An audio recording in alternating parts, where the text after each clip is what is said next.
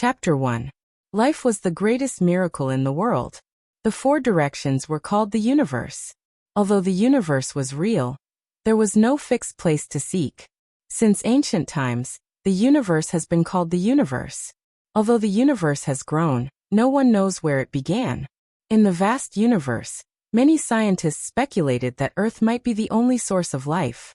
Humans were lonely. Although there were billions of stars in the vast universe, it was difficult to find a second life source. However, humans had never given up on exploration. Since the last century, many space probes had been launched. Voyager 2 was an unmanned space probe launched from the Kennedy Space Center in the United States in 1977. It carried a gold-plated record with the theme, "Greetings to the Universe." The record contained some pop music and greetings recorded in 55 languages on Earth, hoping that one day it would be intercepted and received by an alien civilization. Since the 1970s, Voyager 2 had been traveling alone. In the vast universe, it was as small as a speck of dust. Most of the space probes of the same era had either malfunctioned or lost signal communication, disappearing forever in the lonely universe. 30 years had passed, and technology continued to develop. Humans had developed more advanced space probes. Perhaps in the near future, the exploration of space would be further developed. Even so, for a long time, the new space probe could not catch up with Voyager 2. 33 years had passed, and Voyager 2 was now 14 billion kilometers away from Earth. It had reached the third cosmic speed, and its orbit could no longer guide it back to the solar system. It had become an interstellar spaceship. In the dark and cold universe, the stars were like sparkling and translucent diamonds inlaid in the darkness. Although the Voyager 2 space probe was flying at top speed, it looked like a tiny ant crawling on the dark ground in the cold and boundless universe. More than 30 years had passed, and today, Voyager 2 had made a shocking discovery. In the desolate universe, 9 huge corpses were lying there quietly. On May 22, 2010, NASA received a set of mysterious data sent back by Voyager 2. After a difficult process of deciphering and restoring the data, they saw an incredible scene. At that moment, everyone in NASA's main monitoring room was shocked. They stood motionless like wooden statues. They were shocked to the extreme. It took a long time for everyone to come back to their senses. Then the main control room erupted. "God, what am I seeing? How is this possible? Unbelievable." Voyager 2 could no longer be guided. It could only move forward on its own. After sending back the mysterious data, it hurriedly flew through the pitch-black universe, heading towards the darker and more distant star field. Because that part of the starry sky was too far away. Even if they made a major discovery and captured a shocking image, humans were currently unable to do anything about it. This set of mysterious information was not released to the public. Not long after that, Voyager 2 malfunctioned and lost its signal transmission with Earth. Perhaps this was the end of the story, but sometimes things would go beyond people's expectations.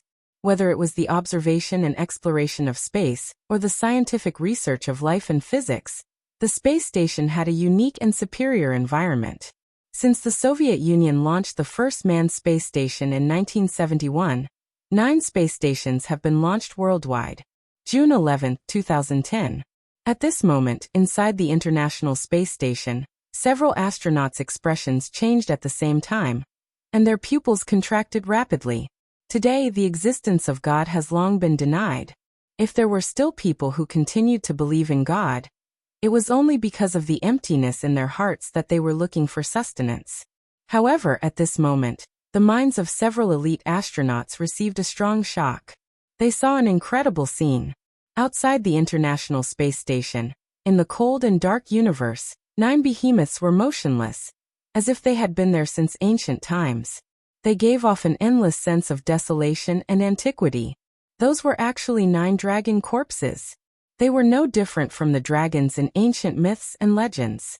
Each dragon corpse was hundreds of meters long, as if they were cast from molten iron. They were filled with a shocking sense of power. The 9 dragon corpses were all 5-clawed black dragons. Other than the dragon horns that were crystal clear and shimmering with purple light, the dragon's entire body was black, and its scales flickered with a mysterious brilliance in the darkness. dragons, legendary existences that stood side by side with God and were above the laws of nature. However, with the development of science, who would still believe that dragons really existed? The astronauts in the International Space Station received a strong shock. What they saw in front of them was unbelievable. In the lonely universe, the ice-cold dragon corpses were like an indestructible steel wall. One could even feel the terrifying power contained in the corpses. However, they had already lost their vitality and were forever resting in the cold universe. That is, after being deeply shocked, the pupils of the few elite astronauts contracted again. They saw an even more shocking scene. The 9 dragon corpses were all hundreds of meters long, and their tails were tied with black iron chains that were as thick as the mouth of a bowl. They were connected to the dark universe behind the 9 dragon corpses, and there was a bronze coffin that was about 20 meters long quietly suspended there. The giant chains had been tempered hundreds of times, thick and sturdy. The spots of black light made it look extremely cold. The bronze coffin was simple and unadorned. There were some blurry ancient patterns on it, and it was filled with the vicissitudes of time. It was unknown how many years it had been floating in the universe. 9 dragons pulling the coffin. In this dark and cold universe, the 9 dragon corpses and the bronze coffin were connected by the thick black iron chains. It was an extremely shocking scene. After a moment of absent-mindedness in the face of the unbelievable surveillance image, a few elite astronauts immediately sent out a distress signal. Calling Earth. Chapter 2. The people of ancient times lived for 100 years in spring and autumn, but their movements did not decline. Yi Fan closed the inner canon of the Yellow Emperor, and was fascinated by the ancient times recorded in the Plain Questions chapter. There were no detailed and accurate written records about the ancient times. For modern people, it was an ancient history filled with endless fog, causing people to be lost in reverie. A cool breeze blew, and the parasol trees in the courtyard gently swayed. The lush branches and leaves made a rustling sound, and fresh air blew in from outside the window. Yi Fan liked to read strange books very much. He made a cup of light green tea, and continued to read the ancient book in his hand. Mortals can live for 100 years, but their movements do not show signs of aging. The ancient times, what kind of mysterious ancient history is this? As a modern person, he naturally did not believe in the age of the ancients recorded in the Plain Questions chapter. What he was curious about was why the ancient era that the ancients yearned for was vaguely mentioned in many ancient books. It seemed that there was an ancient civilization shrouded in endless fog that disappeared in the long river of history. Could it be that there really was an unknown ancient history? After a short moment of reverie, he continued to read. The Inner Canon of the Yellow Emperor was a rare ancient book. It was written thousands of years ago, and was one of the 3 great ancient books of China. Although the whole book could not be completely trusted, it could be said that it was extremely valuable. Raise the heaven and earth, grasp the yin and yang, breathe the essence, guard the mind independently, and the muscles as one. Therefore, one can live as long as the heaven and earth. There is no end, and this is the way of life. The Plain Questions chapter mentioned many times that in the ancient times, there were people who understood the changes of the heaven and earth, cultivated essence, and could live forever. Modern people simply could not believe it. Unknowingly, the red sun gradually set in the west, and the evening glow sprinkled down, dyeing the lawn and parasol trees outside the window with a faint layer of red. Yi Fan put down the Inner Canon of the Yellow Emperor in his hand, and prepared to attend an important class reunion. It had been 3 years since he left the university campus. Yi Fan had stayed in this city after graduation. Looking back, the simple and pure school days were gone forever. 3 years wasn't a long time, but it wasn't a short time either. His former classmates had already gone their separate ways, and everyone had their own paths in life. The melodious ringtone of his cell phone interrupted his train of thought. It was a call from his classmate, Lin Jia. She was a very smart and beautiful woman. After graduation, she went to a neighboring city. Relying on her extraordinary methods, she had been promoted to a department manager a year ago. Just as he pressed the answer button, he heard Lin Jia's teasing tone. Back in university, Lin Jia had displayed outstanding social skills, and it was very easy for her to get close to others. What? Did you miss me? Yi Fan easily countered. A melodious laughter came from the other side. I'm not too sure about the location of the gathering. Let's go together later. After deciding on a place to meet, Yifan drove out. When he was in university, he had once pursued Lin Jia, but he was tactfully told that the two of them weren't suited for each other. Lin Jia was a very beautiful and moving woman. Moreover, her shrewdness and rationality far surpassed her beauty. She clearly knew what she needed and what she should do. It could be said that she was very realistic. There were still 10 minutes until the appointed time. Yifan found a parking space in front of the Parkson shopping mall, got out of the car, and went to the roadside to wait for Lin Jia. The entire city was bathed in the afterglow of the setting sun. Many of the buildings were covered in a layer of pale golden luster. The streets were filled with an endless stream of cars and streams of people. 7 or 8 minutes later, a Toyota stopped by the roadside, revealing a beautiful and delicate face. Lin Jia opened the door and walked over. Yifan greeted her with a smile. There's even a private car to pick you up. Don't be sarcastic. I don't have a private car driver. That's our classmate Lu Yunji. Although they had kept in touch from time to time in the 3 years since graduation, they had only met once 2 years ago. Lin Jia was as youthful and beautiful as ever. She was dressed very casually. Skinny jeans paired with a purple t-shirt outlined the curves of her slender and beautiful body, making her look even more graceful. It's been more than 2 years since we last met. How are you? Lin Jia's beautiful hair fell to her shoulders, black and supple. She was born with a pair of red phoenix eyes. Under the cover of her long eyelashes, they were slightly slanted upwards. Naturally, she had a special charm, charming and moving. I'm fine. Yifan smiled and teased. Lin Jia, you're a natural beauty. If you don't go into the entertainment industry, you'll be letting yourself down. You're asking for a beating, aren't you? Lin Jia's smile was very moving. Her red phoenix eyes were slanted, rippling with light. Her red lips were also very sexy and charming. At this time, the window of the Toyota stopped by the roadside rolled down. A familiar face appeared in the driver's seat. It was his former classmate, Lu Yunji. Like Yifan, he stayed in this city after graduation. Thanks to the care of a relative with some background, he opened a small company and could be considered as someone with some achievements among his classmates. Although they were both in the same city, he had practically no contact with Yifan. The main reason was because of a conflict during their university days. Lu Yunji did not get out of the car. He faintly smiled and said, "Long time no see. Yeah, let's meet up when we have time." Seeing that the other party had not even gotten out of the car, Yifan also calmly greeted him. "You took a taxi here?" Yifan was too lazy to bicker with this kind of natural contempt, so he casually responded with a grunt. Lin Jia was a very astute and quick-witted woman. Naturally, she could feel the atmosphere before her. She smiled at Yifan and said, "This time, I rushed here in a hurry. I called several of my old classmates who stayed in this city. Let's take Lu Yunji's car and leave together." Before Yifan could say anything, Lu Yunji already spoke up first with a slightly apologetic tone. "I'm really sorry. I've already made an appointment with 2 other old classmates. It's just up ahead at the intersection, but it seems there aren't enough seats. It's fine. You go first, I'll be there soon." Yifan finished speaking and turned to Lin Jia with a smile. "Come with me or," as Lin Jia hesitated, Lu Yunji urged, "Beauty Lin, why don't you take my car first? Otherwise, I'm afraid I'll be drowned in people's saliva."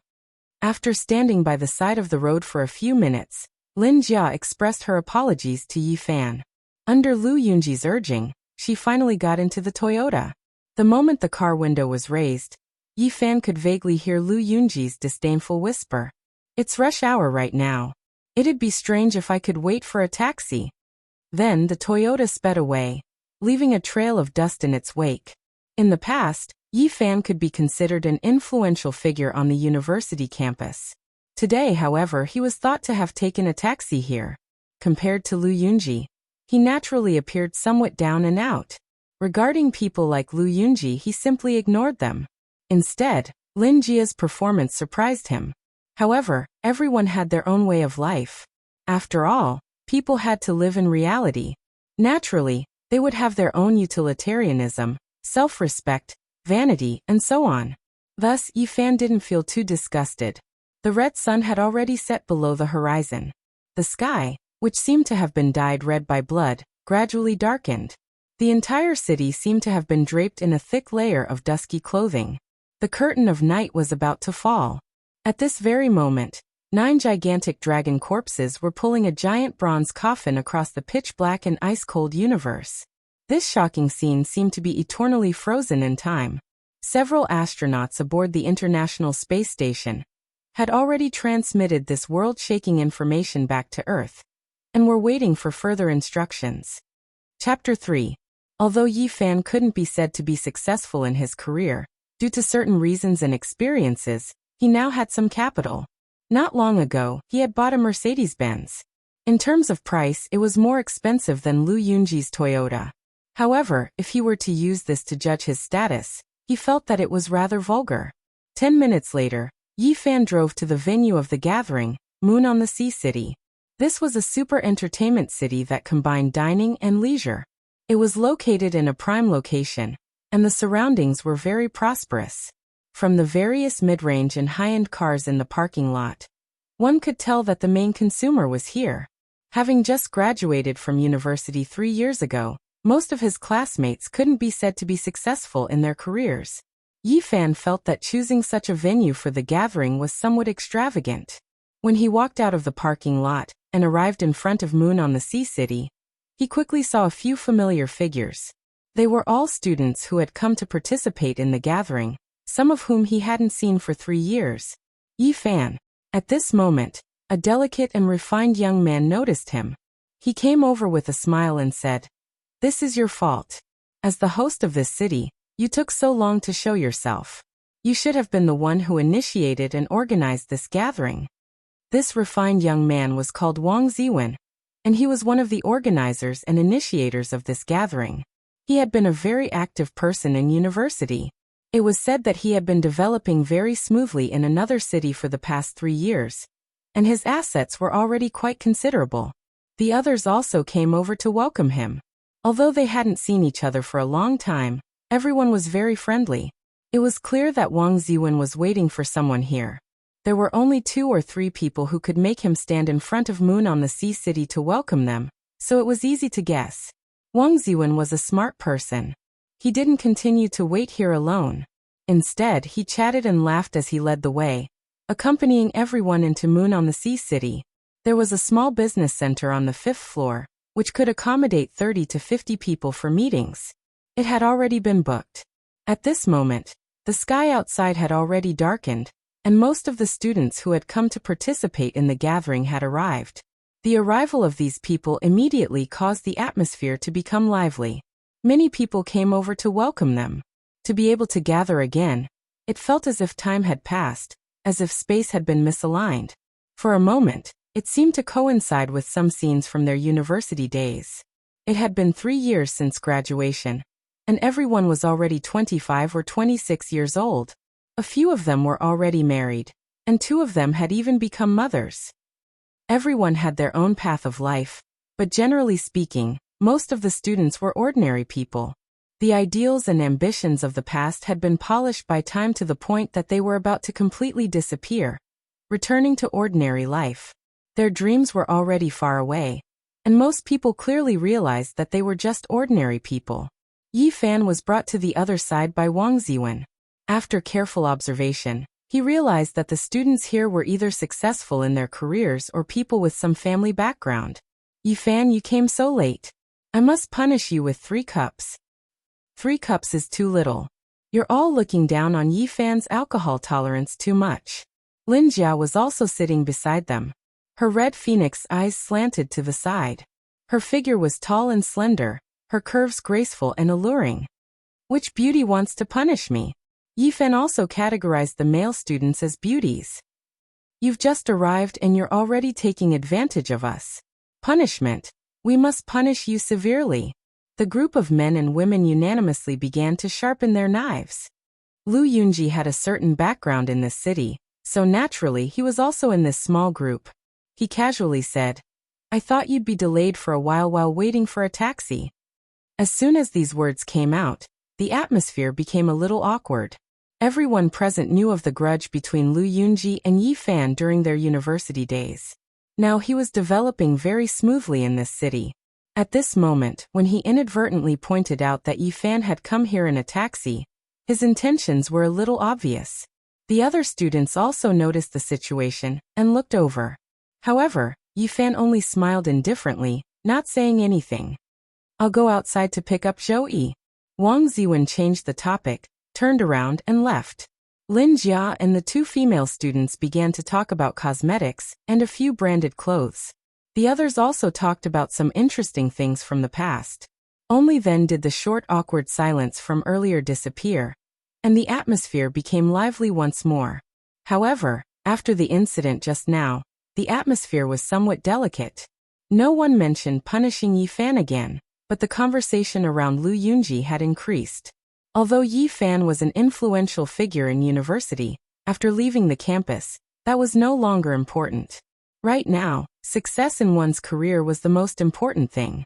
From time to time, there would be gazes directed at them. This was a special small group. Those present were all students who were currently developing their careers well. At this moment, however, Yi Fan seemed to be marginalized. Regarding this, Yi Fan was very calm. However, in the end, he still stood up and left, sitting together with some other students. He did not want to be labeled as a special group by the other students. Cosmetics and branded clothes were always the favorite topics of the female students. The male students, on the other hand, talked about everything from football to the news and current affairs. Half an hour later, all 25 people who came to the party had arrived. There were a total of 33 students in the class. Among them, 3 were studying abroad, while the other 5 were unable to make it due to some special reasons. The initiators and organizers of this party gave their speeches one after another. The atmosphere was very lively. Afterwards, everyone divided into several small groups and chatted freely. After a long time, everyone finally left the small business center and was about to raise their glasses to celebrate this reunion. There was no deliberate arrangement, but the seniority of each table was clearly displayed. Yi Fan did not sit together with Lin Jia, Lu Yunji and the others. Instead, he sat at another table. After another round of speeches, the rest of the party was very casual. Some people toasted each other, while others were surrounded in front of the table, unable to move a single step. They were toasted again and again. Many things had happened in the past 3 years. Everyone had changed greatly. Perhaps it was because of the stimulation of alcohol. Many students began to talk about their own lives. Some were proud, while others were disappointed. Some hated their boss for being extremely harsh, always demanding overtime. Yet the pay was pitifully low. One female student said that her boyfriend was a department manager of some famous company. Another student said that her husband had been promoted to the position of vice president. Another said that his fiancée was the niece of some bank's senior executive. After listening to these stories, many people were silent. Many people's lives were not very satisfactory. One of the female students was particularly haggard. Some said that she had married someone she didn't like. Their marriage was not a happy one. Her husband drank all day long. When a classmate passed by her city to visit her, he saw that she had bruises on her body. If there's anything you need help with, feel free to look for me. Yi Fan felt pity for this haggard female student. He still remembered her bashful and innocent appearance in university, standing outside the football field and waving her hands vigorously to cheer him on. It was obvious that her life was not going her way. She nodded her head sadly and gratefully, whispering a word of thanks. Yi Fan, you should change yourself first. The female classmate who said that her husband had been promoted to the vice president of the company said rudely under the influence of alcohol. Look at how smoothly Lu Yunji is developing now. The students at this table all looked at Yi Fan at the same time, and then looked at the table where Lu Yunji was sitting not far away. There were students who were progressing well. Yi Fan, I don't mean to criticize you. You were indeed someone in university, but everything will change after you leave the campus. You have to work hard. At this table, the male student who said that his fiancée was the niece of a bank's senior executive also preached. When it came to the people at Lu Yunji's table, some of the students here sighed. They said that some people were far inferior to them in school, but now they couldn't be compared. There were also people who were cynical and very extreme. They said drunkenly that those people had returned home in glory and were showing off their wealth. There were even female students who joked with Yi Fan. They said that it was fortunate that they only liked him secretly when they were in school. Now they regretted rejecting Lu Yunji's pursuit. It was still the same city and the same people, but after meeting again, everyone's mood was very different. Chapter 4. Night had long fallen. Neon lights flashed on both sides of the road. The city at night still exuded endless vitality. Row upon row of skyscrapers towered high into the sky. However, if one were to look down from space, all of this would seem insignificant, just like a square inch of land. This was a very unusual night. It was destined to be difficult to calm down. Dozens of main monitoring rooms on the ground had completely locked on to the dark sky. In the lonely universe, the 9 dragon corpses shone with a cold metallic luster. Their bodies were covered with black scales the size of palm leaf fans. Dragons, a legendary existence, should not have appeared in the world at all. But at this moment, they were really lying in the sky. The images captured from the dark space were breathtaking and intimidating. The huge dragon horns were like forked ancient trees, powerful and mysterious. Its body was like a mountain ridge, strong and powerful. Its scales were like blades, shining with cold light. It looked majestic. The 9 huge lifeless corpses had a huge impact on human cognition.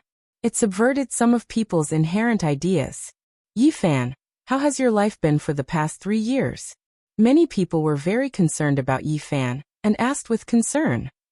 It's all right. My life has been very ordinary. Nothing special has happened in the past 3 years. At this moment, people at Lu Yunji's table came over to toast. They said a lot of congratulatory words. Everyone clinked glasses again and again. It was very lively. The people who said they wanted to punish Yi Fan did not come to him alone. It was not until later that Lin Jia and Wang Ziwen came over one after another, and each had a drink with Yi Fan alone. Later, many people became drunk. Then everyone went to karaoke. The singing seemed to bring everyone back to their young and inexperienced school days. How many people have admired your youthful appearance? Do you know who is willing to endure the ruthless changes of time? How many people have come and gone with you? Do you know that I will always be by your side? Perhaps it was because they were really drunk. A pair of classmates who had fallen in love during their school days and had no choice but to break up after graduation looked at each other speechlessly. As the song echoed, the female classmate actually lost control. Tears blurred her eyes and she burst into tears. Everyone tried to comfort her. Due to various reasons, none of the couples among the classmates were able to go through with each other after graduation. Although they had carefully managed their campus romance, none of them had any results in the end. Graduation meant a breakup. Perhaps it was a curse. Every year, the same tragedy would play out among the college graduates. Unfortunately, this kind of tragedy was likely to continue for a long time. It was related to the impulsiveness of youth, the pressure of employment, the current state of society, and perhaps other factors. Almost everyone chose songs from 3 years ago. Some of them sang with great emotion, pulling everyone's thoughts back to 3 years ago. The scenes of their school days were still vivid in their minds. In the end, the microphone hog appeared. The drunk student occupied the microphone for a long time, but his voice was really unflattering. It could be said that the sky was falling and the earth was cracking, ghosts were crying and gods were howling. While destroying everyone's ears, it also brought a happy atmosphere and made everyone laugh. Only when it was very late did the group leave Bright Moon over the sea city. There was still an event the next day, so they would return to their alma mater to take a look. The students who came from afar were almost all booked in the same hotel, and the few students who had cars were responsible for sending them there. Lin Jia, I'll take you back to the hotel. Lu Yunji parked the Toyota next to Lin Jia. Some of the other students wanted to take a taxi, but the seats in the cars next to them were really limited. They were too embarrassed to take the initiative to take Lu Yunji's car. At this time, a Mercedes-Benz stopped by the roadside. Yi Fan got out of the car and walked over to the haggard female classmate. I'll take you back. Yi Fan sympathized with this female classmate. In college, she was a happy and simple girl who liked to cheer for her classmates outside the football field. Sometimes, she would even shyly give them a few bottles of mineral water. But now that life was not going her way, she seemed very gloomy. Her face was pale, and her complexion was very bad. She rarely spoke the whole night. At this moment, when she suddenly saw Yifan stop by the roadside and ask her to get in the car, she immediately felt grateful and at a loss. She hadn't received any attention the whole night, and at this moment, she was not used to being stared at by the surrounding students. On the other side, when Lu Yunji saw Yifan drive over, he was stunned. Then his expression suddenly became gloomy. The surrounding people all had different expressions. Some were puzzled, some were surprised, and some were complicated. Everyone looked at Lu Yunji intentionally or unintentionally. The reality in front of them was completely different from what he had said. At this moment, Lu Yunji felt his face burning, as if he had been slapped hard. The few students who had preached to Yifan in a high and mighty manner also felt extremely awkward. They wanted to say something, but they didn't know what to say. There were also a few people who revealed playful and strange expressions, especially those who had been drinking with Yifan at the same table. They seemed to feel that such a scene had hurt the reputation of Lu Yunji's small group. At this moment, another two people walked over, opened the car door, and got in. They were Yifan's classmates who couldn't be more familiar with him. The Mercedes-Benz gradually drove away with the few people, but many people still hadn't recovered from their shock. Lu Yunji's body was stiff. Facing the strange gazes of the crowd, he felt like there was a knife at his back. At this moment, in the distant space, in the International Space Station orbiting the Earth, several astronauts had grim expressions. Their nerves were always in a state of tension, and it could be said that they were extremely nervous. In the dark and cold space, the 9 huge dragon corpses seemed to have existed since ancient times.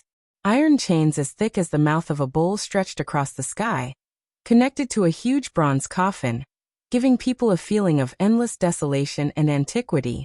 The decision-makers on Earth had long agreed that if there were any major changes, they would immediately destroy the 9 dragon corpses and the mysterious ancient bronze coffin.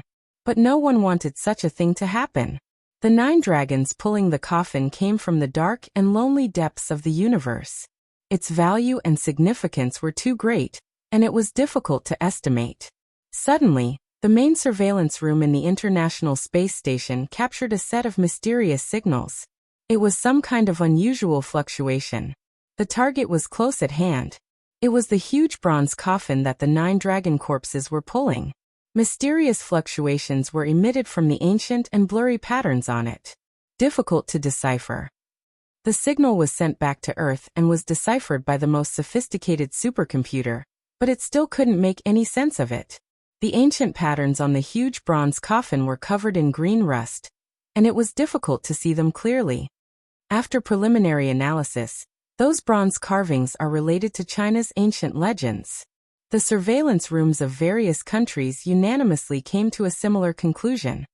The beast-shaped carvings on the huge bronze coffin are similar to some of the primordial beasts recorded in China's classic of mountains and seas, and the figures in the bronze carvings are suspected to be gods. Although they could identify the origins of some of the bronze carvings, they still couldn't decipher the extremely weak mysterious signal. They had no clue at all. Chapter 5. Their alma mater hadn't changed much compared to before. The only thing that had changed was the people who had come and gone. For years of youth had been carved into an unforgettable memory. Under the shade of the trees and beside the grass, some juniors were quietly reading books. It was a very harmonious and tranquil scene. Yifan and the others felt as if they had returned to the past, far away from the impetuous and clamorous life they had experienced for the past 3 years. After graduation, everyone had been busy with their dreams and lives. Quite a few had left the city. Except for Yifan and a few others, this was the first time the others had returned to their alma mater. Not far away, the small lake gently rippled. The scenery was still the same. They could still clearly remember the melancholy, decadent, or high-spirited figures holding guitars and singing campus folk songs by the lakeside. Even after so many years had passed, whenever the melody rang out, it would always remind people of that carefree and innocent era. That faint sadness could make people sad and sweet, easily moving their hearts. The precipitation of time would always leave behind a sour and delicate taste. It was just that they didn't know if those people were still able to pick up guitars and sing. After graduation, it was very difficult to find them. I vaguely heard from a friend that the melancholy guitar expert was a resident singer in a bar in another city. After a few years, he seemed to have changed a lot. Do you still remember the versatile long-legged sister from the school band? She was a very beautiful and pure lead singer.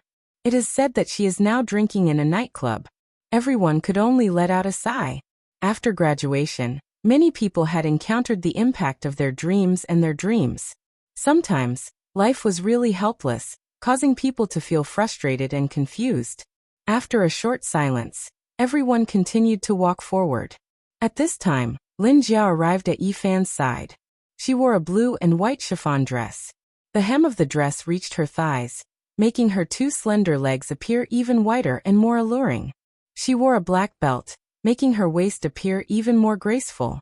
Her long hair hung loosely over her ample chest, accentuating the curves of her figure. She had a beautiful face, snow-white skin, and a pair of red phoenix eyes that had a strange charm. Lin Jia's entire person had a special temperament. You obviously have a car. Why didn't you tell me yesterday? How could I have had the chance to tell you? Aren't you going to invite me to ride in your car today?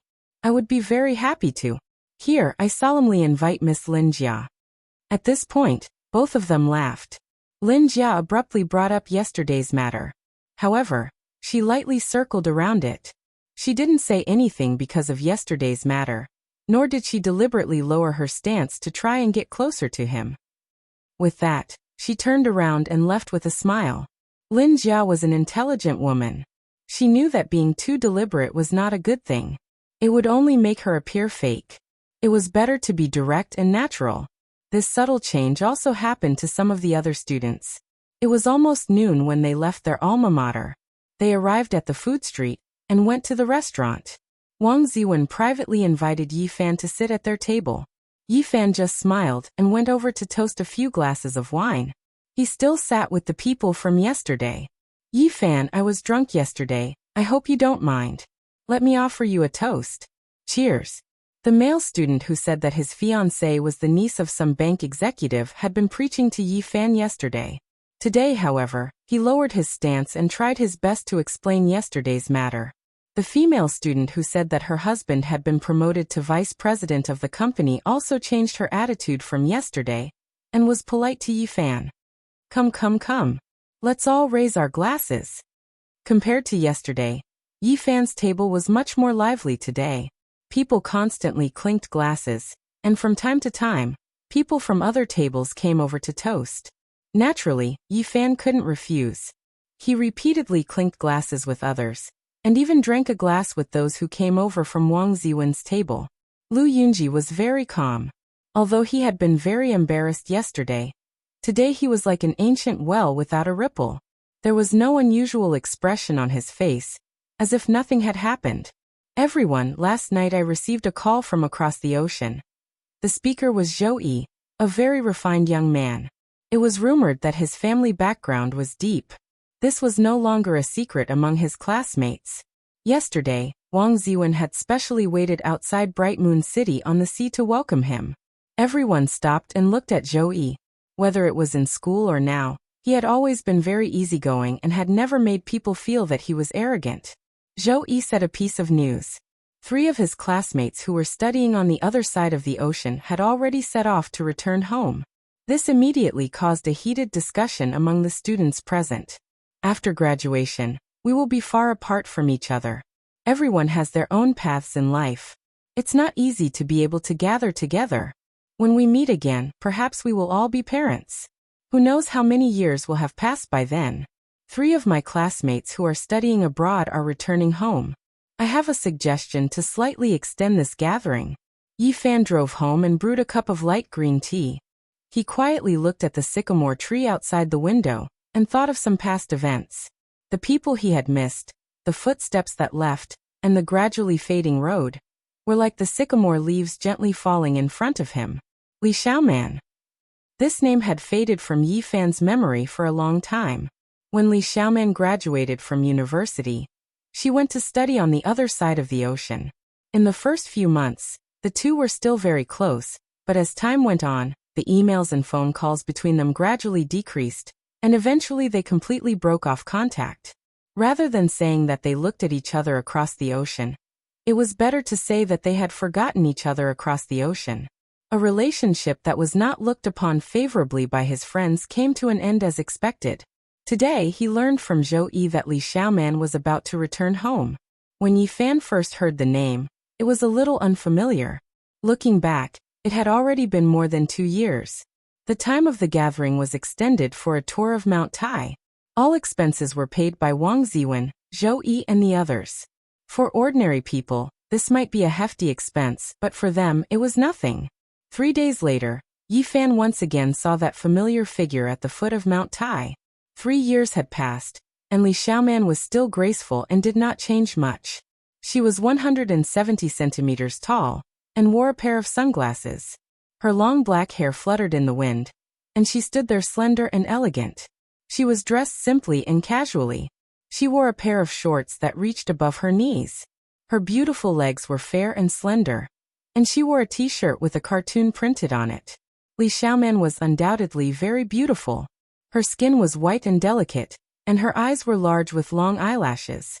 She looked very lively. She was not ostentatious, but she was very confident. She calmly talked with the students around her. She had obviously become the center of attention, but she also gave people a sense of familiarity. Beside Li Xiaoman was a tall young man.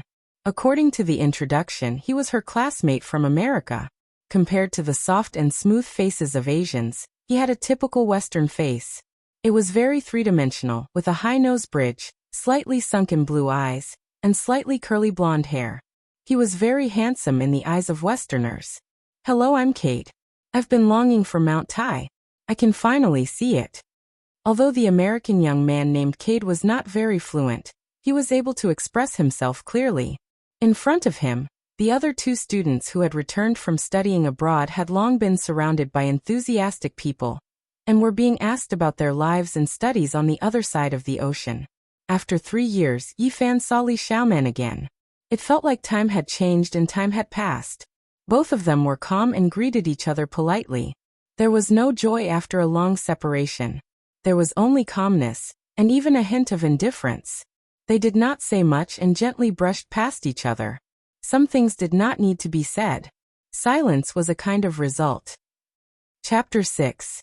In the space where silence and darkness coexisted, 9 gigantic dragon corpses lay in disarray. The bronze coffin was simple and unadorned, yet grand, as if it had existed with the universe since the beginning of time. Several days had passed, but the mysterious signal from the bronze pattern was still undeciphered. There was no reliable way to salvage it and bring it to the surface. It moved, deviated from the orbit, sinking. At this moment, the pupils of a few elite astronauts in the International Space Station rapidly contracted. The coffin pulled by the 9 dragons had deviated from its orbit and was slowly descending. Mount Tai was lofty, heavy and majestic. It was revered as the head of the 5 great mountains, and was known as the #1 mountain in the world. Since ancient times, Mount Tai had been a sacred symbol. It was located in the easternmost part of the Central Plains, surrounded by the Yellow River and the Wan River. In ancient times, it was regarded as the place where the sun was born and all living things grew. No mountain is greater than it, and history is greater than it. Mount Tai was majestic and had a rich history that could be traced back to the era of the 3 sovereigns and 5 emperors. It was a place close to the gods. The heavens are too high to reach. Setting up a ceremony on Mount Tai to offer sacrifices to the gods. The first emperor of Qin, who swept across the world, and the Emperor Wu of Han, who was a man of great talent and bold vision, had both held an unprecedented ceremony on Mount Tai. And before that, in ancient times, there were 72 emperors worshipping on Mount Tai. The ancient book of the Pre-Qin dynasty, Guanzi, recorded. In the past, the Huai clan consecrated Mount Tai, Zhen Yunyun. Fuxi consecrated Mount Tai, Zhen Yunyun. Shinnong consecrated Mount Tai, Zhen Yunyun. Yellow Emperor consecrated Mount Tai, Zhen Yunyan. Yao consecrated Mount Tai, Zhen Yunyan. Yu consecrated Mount Tai. During the primordial times, numerous saint emperors and ancient emperors had chosen to perform their rituals here without exception, causing Mount Tai to be enveloped in layers of mist and emanate a boundlessly mysterious aura. During the spring and autumn period, Sage Kong had once traveled to Mount Tai in search of the remains of the ancient Great Ceremony of Ascension, but regrettably he did not find anything. When his disciples asked him about it, he could not answer. Later generations had made some discoveries. In the 20th year of the Republic of China, General Ma Hongkui led his troops and was stationed at the foot of Mount Tai. By chance, he discovered a 5-colored earthen altar with 2 sets of jade scrolls inside. The scrolls were sealed with stone clay and golden rope, and hidden underground.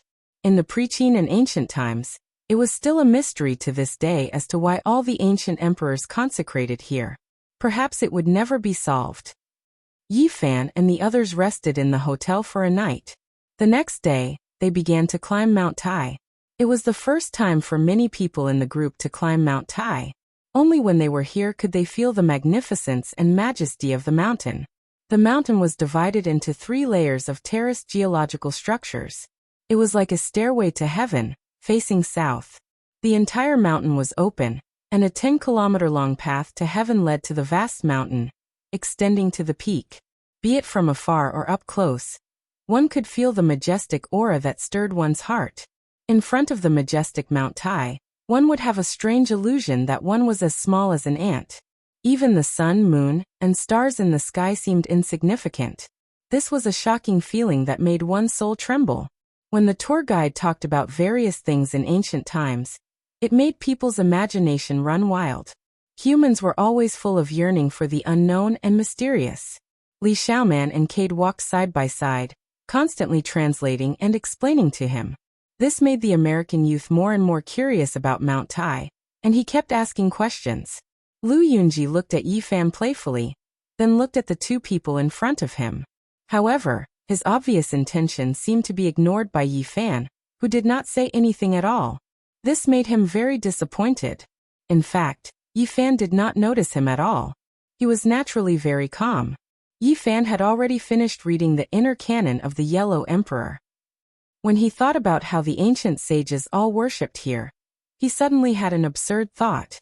Could it be that there really was a lost ancient civilization? If so, Mount Tai was undoubtedly a holy land during that period. However, he immediately shook his head. He felt that he had been too bored recently to have such an absurd thought. Mount Tai was lush with ancient pines, and had many flowing springs and waterfalls. There was no lack of spirituality in its majesty. Coupled with the misty clouds, it naturally added a bit of mystery and profoundness. As they climbed up, there were countless places of interest and historical interest along the way. The cliff steels were breathtaking. From the sacrificial ground, past the Dai Temple, to the heaven-sealing Jade Emperor Peak, it formed an axis that spanned 10 kilometers from the underworld to the human world to the heavens. In the evening, the crowd finally reached the peak of Mount Tai, the Jade Emperor Peak. Looking down at the tens of thousands of mountains below and the Yellow River in the distance, they immediately understood the true meaning of Confucius's, "Climb Mount Tai and look down on the world." When you reach the peak, you will look down on all the mountains. The sage of poetry had also left such a masterpiece. At this moment, the sun was setting in the west. The peaks of the clouds were inlaid with a layer of dazzling gold, sparkling with the brilliance of rare treasures. Such a beautiful scene could not help but be intoxicated. Suddenly, a few black spots appeared in the sky. They gradually grew larger, and the sound of wind and thunder could be heard. 9 huge objects descended from the sky like 9 long black rivers. At this moment, everyone on Mount Tai was so shocked that their expressions froze. They looked at each other in astonishment. They were actually 9 huge dragon corpses pulling an ancient bronze coffin towards the peak of Mount Tai. Dragons, a legendary existence, stood side by side with the gods and were above the laws of nature. However, with the development of science, who would still believe that dragons really existed? The tourists on the mountain were so shocked that they held their breath, and even forgot to shout. After a short silence, Mount Tai boiled. Everyone fled in panic. rushing in all directions to avoid the huge dragon corpses that were approaching. This was a shocking scene. Under the blood-red sunset, 9 dragons pulling a coffin descended to Mount Tai. Terrified screams and helpless cries rang out as everyone fled. The 9 dragons pulling the coffin did not fall very quickly, but when it landed, it still heavily shook the peak of Mount Tai. Boom! The 9 huge objects fell like 9 mountain ridges, shaking the Jade Emperor Peak until a large crack appeared. Soil and stones flew everywhere, and dust and sand filled the air. The ancient bronze coffin also smashed onto the peak of Mount Tai with a clang sound. The mountain shook as if there was an earthquake. Many mountain rocks rolled down from the mountain, making a rumbling sound as if thousands of horses and soldiers were galloping. Many people were affected. They were badly mutilated by the mountain rocks and fell down the mountain. Cries of fear rang out everywhere. The shaking stopped, and the mountain quickly calmed down. However, Mount Tai was already in chaos. Many people fell down while fleeing. This was an extremely chaotic scene. Many people were bleeding from their heads as they ran down the mountain in fear. 9 huge dragon corpses that were over 100 meters long. Most of their bodies were quietly lying on the mountain peak, while the other half of their bodies were hanging down the cliff. They were like a black steel wall, full of a shocking sense of power and extremely impactful to the eyes. The Jade Emperor Peak of Mount Tai was shattered, and there were many terrifying cracks on the ground. The 20-meter-long bronze coffin was simple and unadorned. There were some vague ancient patterns on it, full of the vicissitudes of time. There was a mysterious aura circulating around it. Chapter 7. Everything had happened too suddenly. Everything in front of them was beyond everyone's imagination. Everyone could not believe it. However, the 9 dragon corpses and the bronze coffin were right in front of them. The iron-like truth was right in front of them. All of this went against common sense and subverted everyone's understanding. Everyone's thoughts were strongly impacted. During the chaos just now, Yi Fan's group did not flee. Everyone gathered together until Jade Emperor Peak calmed down. Although everyone had fallen to the ground, there were no major casualties. Only a few people had bruised arms. At this moment, shock was written all over their faces. The incredible scene in front of them was something they would never forget for the rest of their lives. 9 huge dragon corpses laid quietly in front of them. That huge bronze coffin was truly a visual shock. All of this was too shocking and mysterious. Everyone was speechless. Their hearts were in turmoil. Their faces were filled with shock, panic, fear, and other emotions. It was difficult for them to calm down. After a long time, Lin Jia said in a low voice, "Let's hurry down the mountain." Everyone nodded. They felt that they should leave this place immediately. No one was willing to stay a moment longer. The atmosphere on Jade Emperor Peak was chilling. Why were there 9 dragon corpses pulling the bronze coffin here? Why did they land on Mount Tai? Even though the truth was right in front of them, it was still difficult for them to accept. They felt extremely uneasy. Under the bloody sunset, Jade Emperor Peak was a scene of devastation. The area around the bronze coffin was the most severely damaged. A huge pit had been smashed there. The cracks around it were a meter or 2 wide, spreading in all directions like a spider web. One of the cracks was like a wriggling centipede, extending to the feet of Yi Fan's group. Fortunately, the end of the crack was less than the width of a palm, so it did not create a pit. Just as everyone was about to leave, Li Xiaoman pointed ahead and said, "What is that?" Half of a jade slip was exposed under the cracked ground, reflecting light under the setting sun. Although everyone was a little afraid, they still took a few steps forward. They saw a corner of a round altar under the 1-meter-wide crack. The broken half of the jade slip was displayed on it, shaped like a jade book. How can this be? Is there something buried down there? The round altar was not large. It was simple and unadorned. It was made of strange soil of 5 different colors. It was filled with the aura of time. It was unknown how long it had existed. "Look, there's more ahead." Wang Ziwen, who was standing at the front, revealed a shocked expression as he pointed at the wider crack ahead. Under the 2-meter-wide crack, there was also a 5-colored earthen altar. The round altar had already been shattered, and a jade plate sealed inside was revealed. There were many complicated characters and symbols carved on it, but no one could recognize them. At this moment, everyone revealed shocked expressions. In that instant, they thought of the two words pilgrimage. It was extremely likely that this was an altar used to offer sacrifices to the heavens in ancient times. The jade booklet was sealed within the five-colored round altar.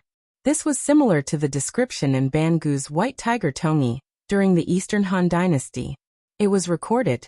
Sometimes it is said to be sealed with gold mud and silver ropes. Sometimes it is said to be made of stone mud and gold ropes, the seal of the seal. Sima Qian's records of the Grand Historian of the Western Han Dynasty also had a record of soaring heroes, golden mud and stone. In just a moment, everyone was shocked to discover that there were such five-colored altars under the large cracks around them. There were actually quite a few of them, and there were actually dozens of them. Every five-colored earthen altar was very simple and unadorned. They were engraved with the marks of time, and one could tell at a glance that they had existed for countless years. The five-colored earthen altars were either sealed with jade plates or sealed with stone plates, and on them were engraved ancient symbols that were difficult to recognize. Everyone was deeply shocked. They vaguely felt that there might be some connection between the dragon corpses and the bronze coffin. Yi Fan liked to read strange ancient books, so he knew much more about the pilgrimage ceremony than the others. His heart was incomparably shaken. Could it be that the 3 sovereigns, 5 emperors, and 72 kings had really carried out the pilgrimage ceremony here in ancient times? Perhaps the legend was true. Otherwise, how could there be so many five-colored round altars? Judging from the characters on them, most of them were oracle bone script, which seemed to confirm this conjecture. Everyone should have immediately retreated, but they were unwittingly attracted. They had already circled around the bronze coffin. They were frightened by the 9 enormous dragon corpses, shocked by the 20-meter-long ancient bronze coffin, and shocked by the five-colored altars underground. There doesn't seem to be any danger, but these dragon corpses, after circling around for a long time, the fear in their hearts gradually decreased, but they still felt a little uneasy. They decided to descend the mountain as soon as possible. Look, there is a giant sacrificial altar in the center of the huge pit. The ancient bronze coffin smashed a huge pit in the ground. Everyone had already turned to the other side of the huge bronze coffin, and when they looked down, they once again revealed a shocked expression. There was a super sacrificial altar in the deep pit. It wasn't made of mud, but completely made of five-colored boulders. It steadily supported the 20-meter-long ancient bronze coffin without the slightest crack. This super-large five-colored stone altar was clearly different from the other earthen altars. It was located in the center of the Jade Emperor Peak, and it was majestic and far larger than the other earthen altars.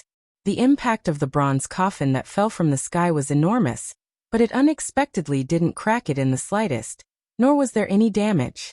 It was hard to imagine what kind of strange stones it was piled up. On this super-large five-colored altar, other than the ancient bronze coffin, there were many jade pieces and stone slabs piled up, all of them filled with an ancient aura. Whether it was the jade pieces or the stone slabs, they were all engraved with extremely mystical ancient characters. They were even more primitive than the oracle bone inscriptions seen on the earthen altars. Those were mysterious symbols that were almost like drawings from the heavens.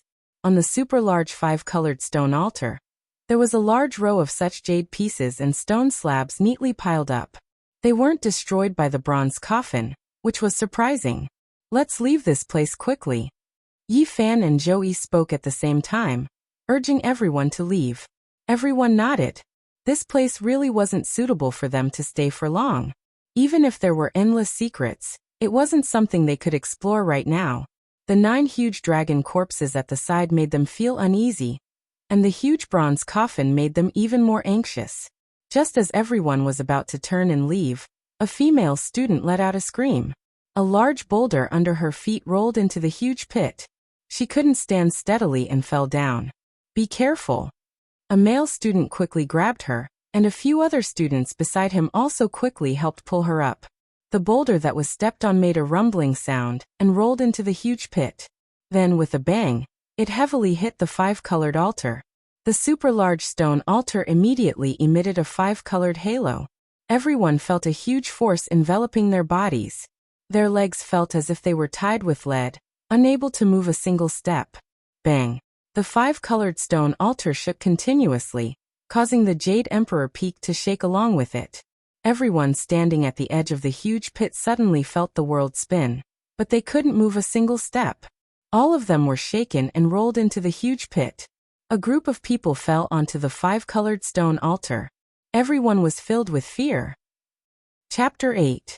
Everyone fell onto the multicolored altar, knocking over a pile of ancient books carved from jade and stone slabs. With a loud crash, the altar was in a mess. The ancient bronze coffin was lying on the side. There were many greenish copper rust stains on it, but they couldn't cover the vague bronze engravings. They seemed to be ancient deities, and they all had tear stains on them. They were so close to each other that they could touch them with just a stretch of their hand.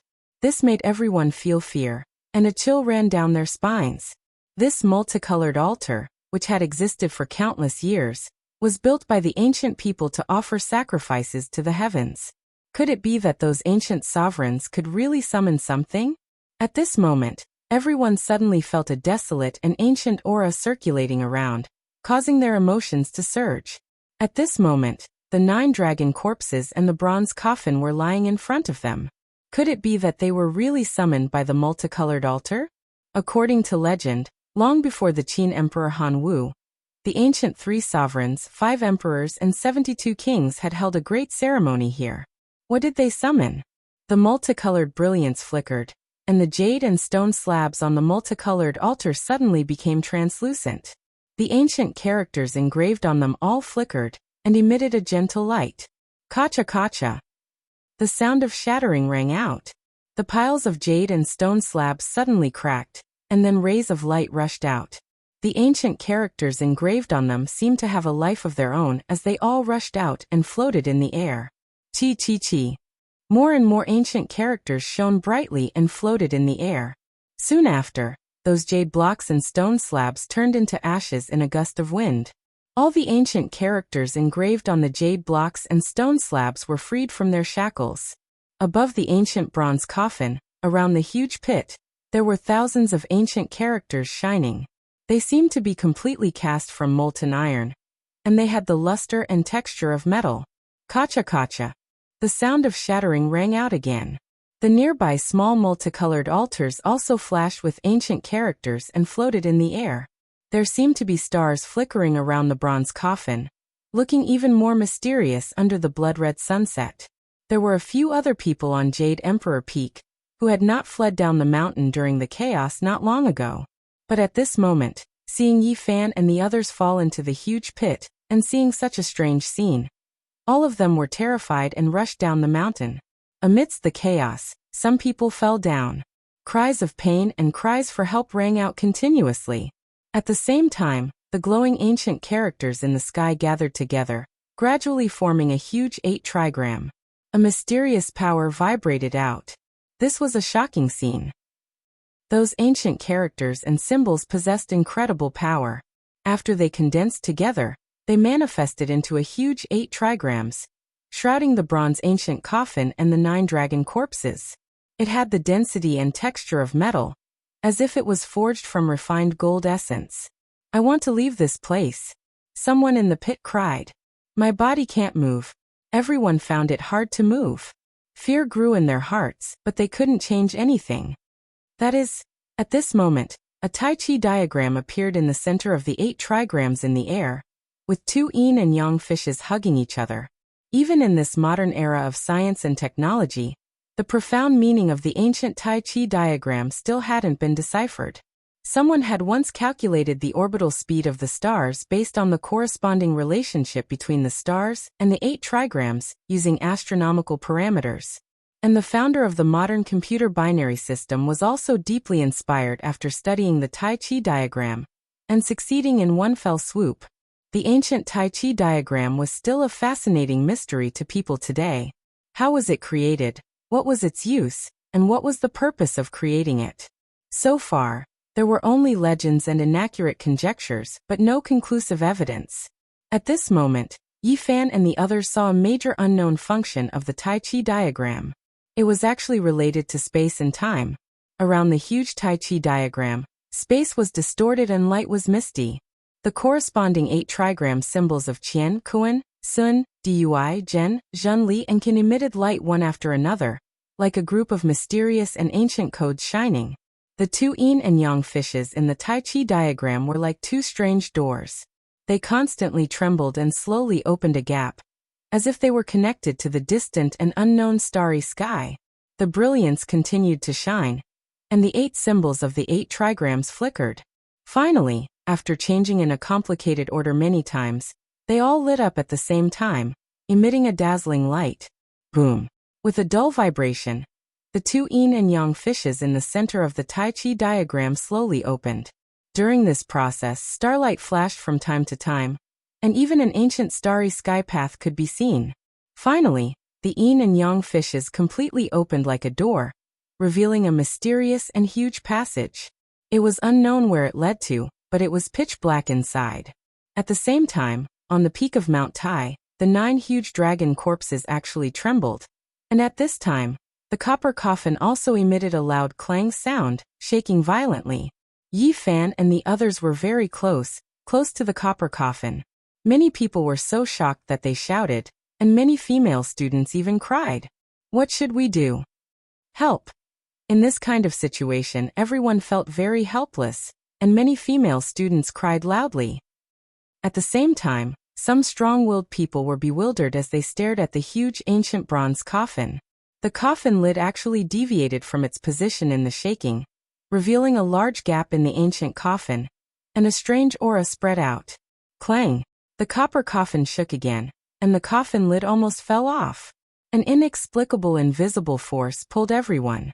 In the next moment, everyone felt the world spin, and then everything went black. Everyone had entered the copper coffin. Help! Some people were on the verge of breaking down, crying out in fear. Bang! The 9 huge dragon corpses hanging on the cliff were shaking. At the same time, the lid of the ancient bronze coffin made a loud sound, and then completely returned to its original position. Then the 9 dragon corpses that were like mountains soared into the sky. Although they still did not show any signs of life, they pulled the bronze coffin and slowly entered the dark and mysterious passage constructed by the 8 trigrams of Taiji. Boom! The entire Mount Tai shook violently, as if the sky was about to collapse. On the Jade Emperor Peak, a 5-colored divine light shot into the sky, connecting the heaven and the earth. Then, the moment the blood-red sunset disappeared, the peak of Mount Tai also dimmed in an instant. The huge Tai Chi diagram in the sky completely closed and slowly disappeared. The 9 dragons pulling the coffin disappeared without a trace. All the jade pieces and stone slabs on the 5-colored altar were turned into ashes.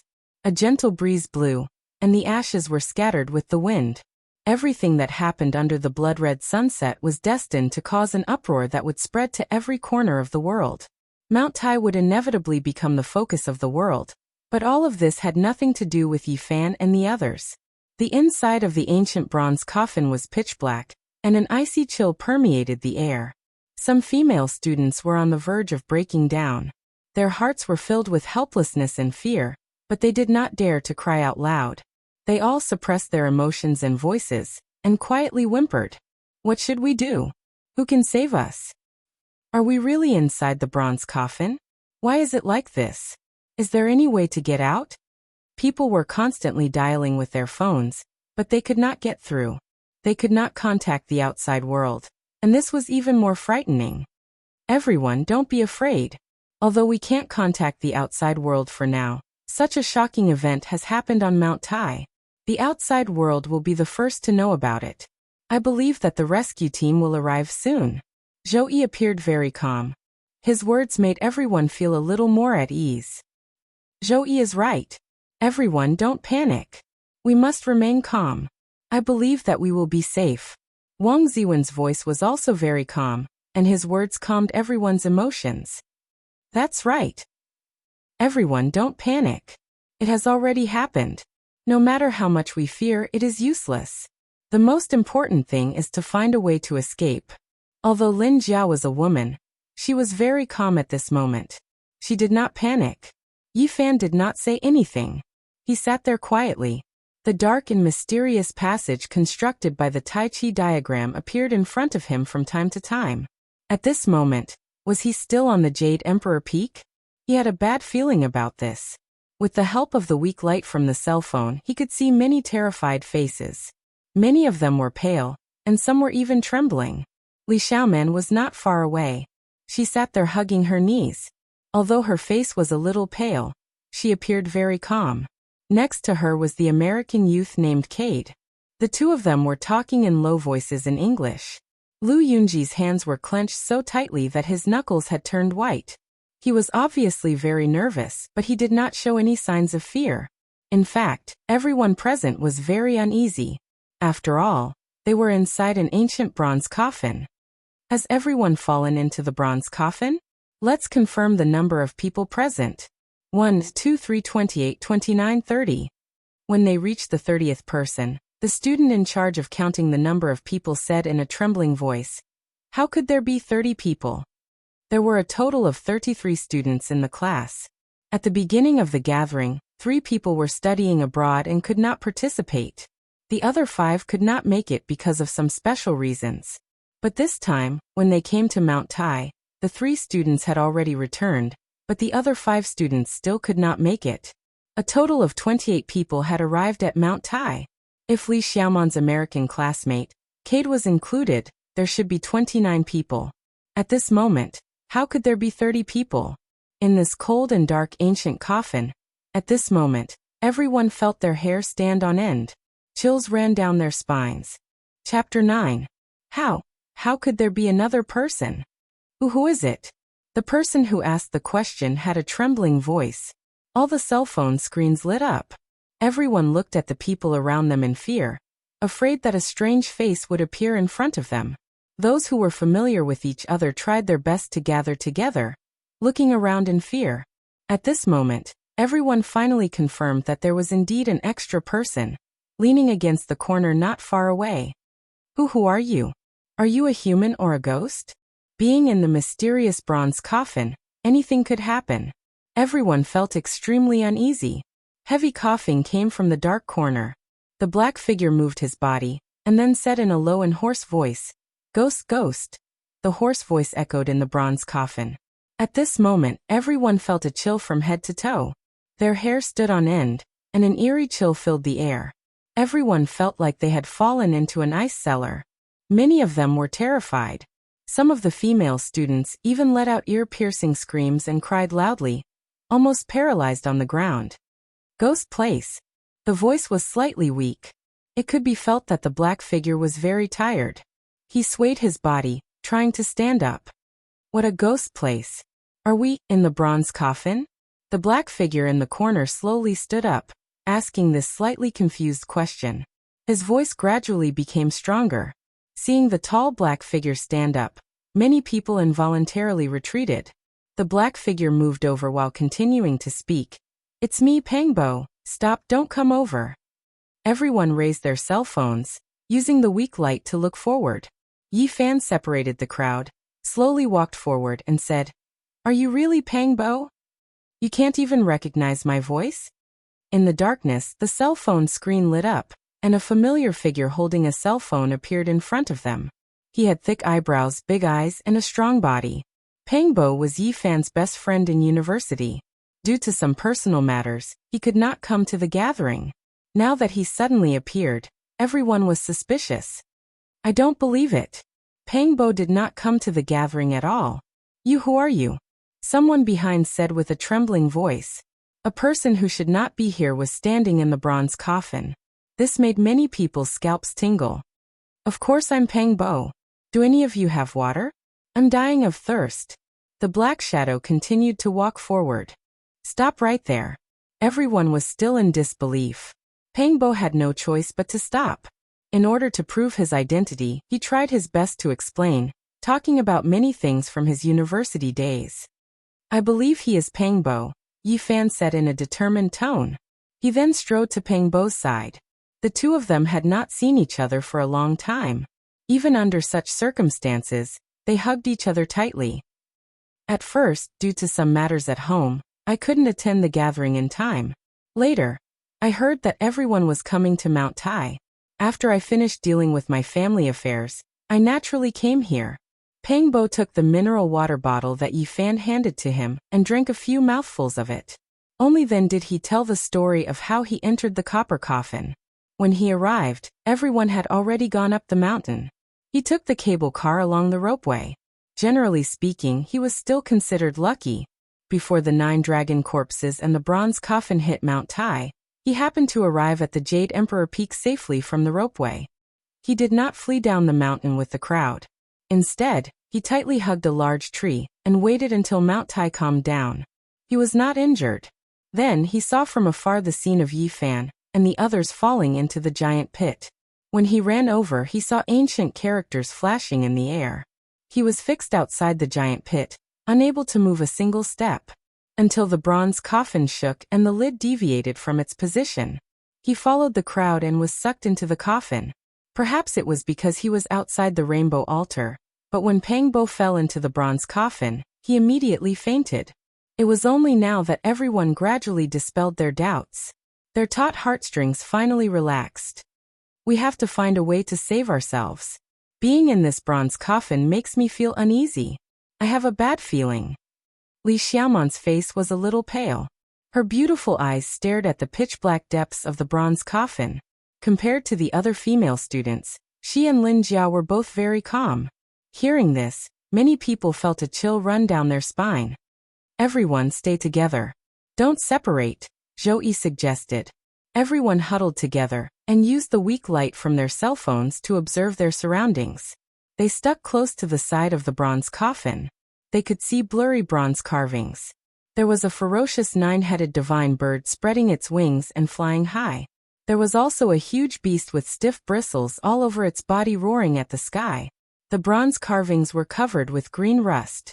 Some of them were actually ancient beasts recorded in the classic of mountains and seas, such as Tao Tai, Cheongqi, and Bayan. They were huge, and their faces were ferocious. They were lifelike and intimidating. After walking along the inner wall of the bronze coffin for a while, the crowd also found many carvings of people. They seemed to be ancient people and some ancient gods. Then the crowd found a large number of strange carvings. They were densely packed and dotted like stars. It looked like a star chart. The bronze coffin was 20 meters long and 8 meters wide. The carvings that the crowd saw were just a corner of it. They did not continue to observe. At this time, they sensed that there seemed to be something else in the depths of the bronze coffin. All the cell phones were raised together. The crowd gathered their courage and took a few steps forward. They could vaguely see the center of the bronze coffin. There was a blurry rectangular object in the darkness. It was obvious that it was not a corpse, nor did it look like a living thing. This made the crowd feel a little relieved. They continued to take a few steps forward. There's a coffin inside a coffin. It's actually another bronze coffin. After seeing the object in front of them clearly, many people gasped. In the centermost position was another bronze coffin. It was less than 4 meters long and less than 2 meters wide. It was simple and dull. There were ancient carvings on it. It was covered in green bronze. It was engraved with the wind and frost of time. It sent chills down people's spines. It's not a coffin inside a coffin. This is the real coffin. It's a tool to hold a corpse.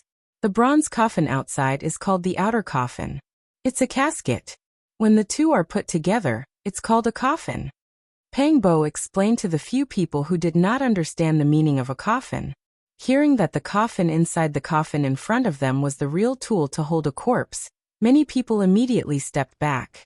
They were extremely afraid. What kind of person was buried in such a mysterious ancient bronze coffin? Everyone's hearts were filled with bewilderment and fear.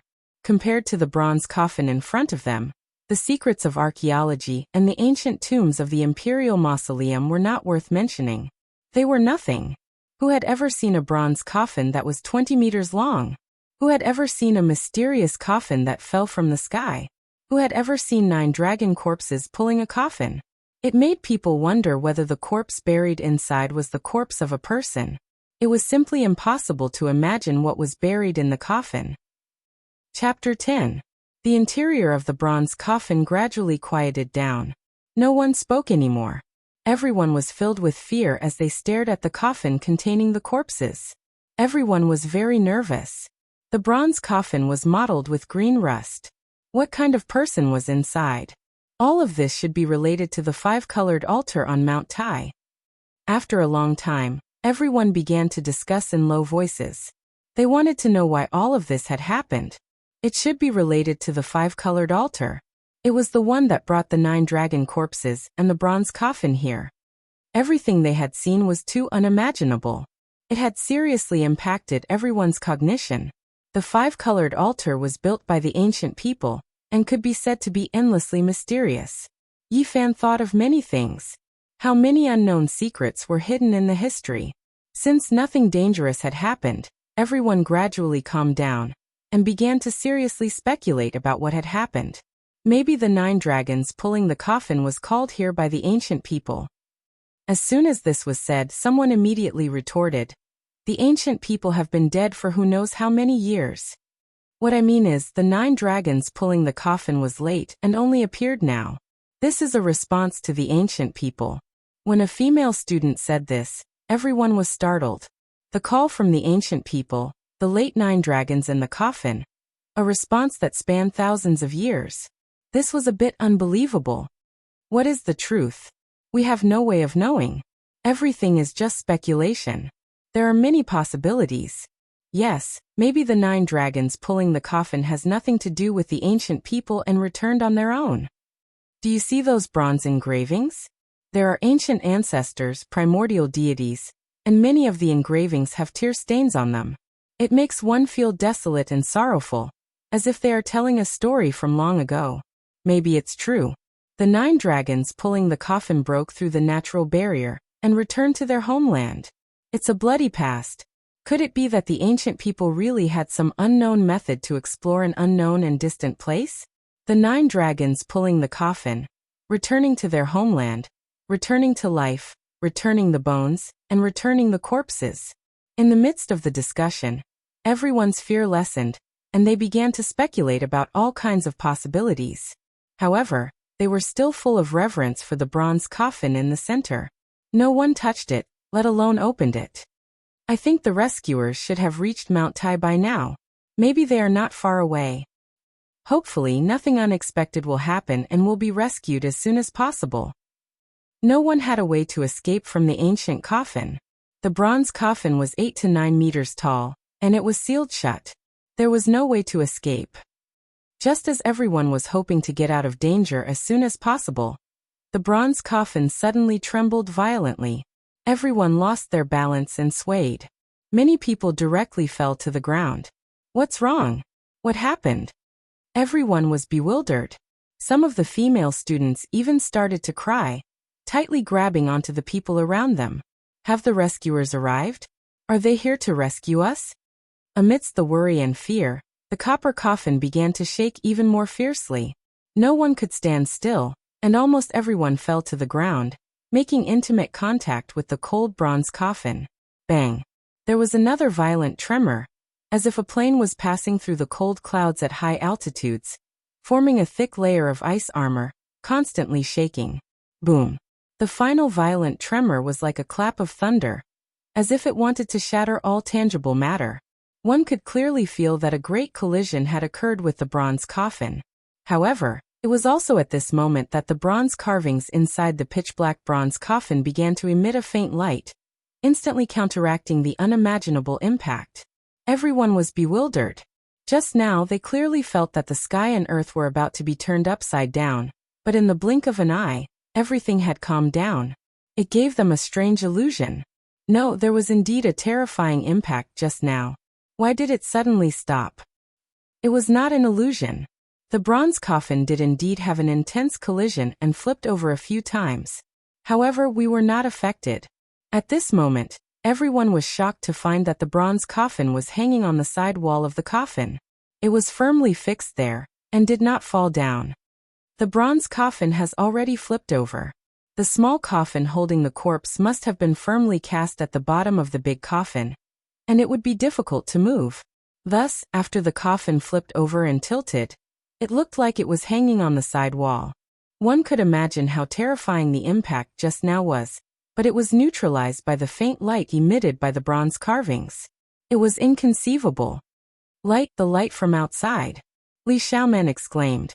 Everyone turned their heads and looked in the direction that Li Xiaoman was looking at. In front of them, there was indeed a faint light shining in. The bronze coffin flipped over, and the coffin lid tilted, opening a gap. We are finally out of danger.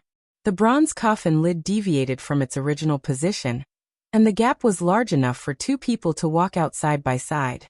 However, it was very dark outside, so the light that shone into the bronze coffin was not obvious. Everyone let out a cheer and rushed forward, wanting to escape this pitch-black and terrifying space. They did not want to stay for even a second longer. However, when everyone rushed out of the bronze coffin, they were all stunned like clay sculptures. The ground seemed to have been soaked in blood. It was reddish-brown, cold and lonely. What entered their eyes was a vast and desolate expanse. There were a few large rocks scattered on the ground, and they looked like tombstones as far as the eye could see. The light in this world was dim, and it was dusky. It was like a lifeless dusk, and there was a faint black fog lingering around. Everyone was dumbstruck. This place could not be the peak of Mount Tai. The reddish-brown land that stretched as far as the eye could see was remote and deathly still. There was not a single sign of life. It was not a place that they knew of at all. They had never seen it before, and they had never heard of it. It was a completely strange and mysterious place. Where is this? Have we left Mount Tai? The voice of the person who spoke was trembling. The rescuers isolated us in a no-man's land. Are they afraid that the 9 dragon corpses will be in danger? The student who said these words could not even convince himself. Everyone had a bad premonition, as if something extremely bad was about to happen to them. At this moment, many people used their phones to call out at the same time, but it was impossible to get through. There was no signal at all. This is not Mount Tai. Where are we? Many people revealed a panicked expression. There was no joy after escaping, only fear. From being trapped in the bronze coffin to walking out again, only a quarter of an hour had passed. However, the scene in front of them had completely changed. The majestic Mount Tai that could overlook tens of thousands of mountains had disappeared. In front of them was a boundless desert covered with gravel. Yi Fan watched all of this quietly.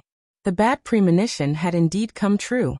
When he saw the 8 trigrams of Tai Chi condense on Mount Tai and form a dark and huge passage, he had a bad feeling. Although he did not see the 9 dragons pulling the coffin into the passage that led to an unknown area, there was no need to think too much at this moment. The scene in front of him was enough to explain everything. This was not Mount Tai, and it was not even on Earth for a long time. Chapter 11. Where are we? I want to go home. Some of the girls couldn't help but cry. Another 5-colored altar. Pangbo and Yi Fan stood together. They looked at each other, and then shook their heads. They were best friends in university and often met after graduation, so they understood each other very well. Now, both of them felt that the situation was not good. Everyone's situation was worrying, and it was full of unknowns and variables.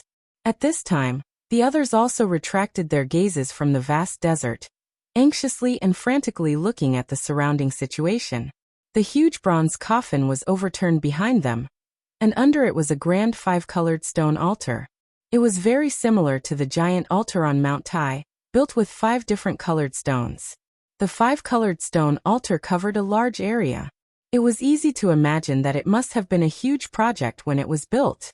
However, after years of being attacked by sandstorms, the altar that should have stood tall above the ground was almost completely submerged. Now, it was level with the ground covered with reddish-brown sand.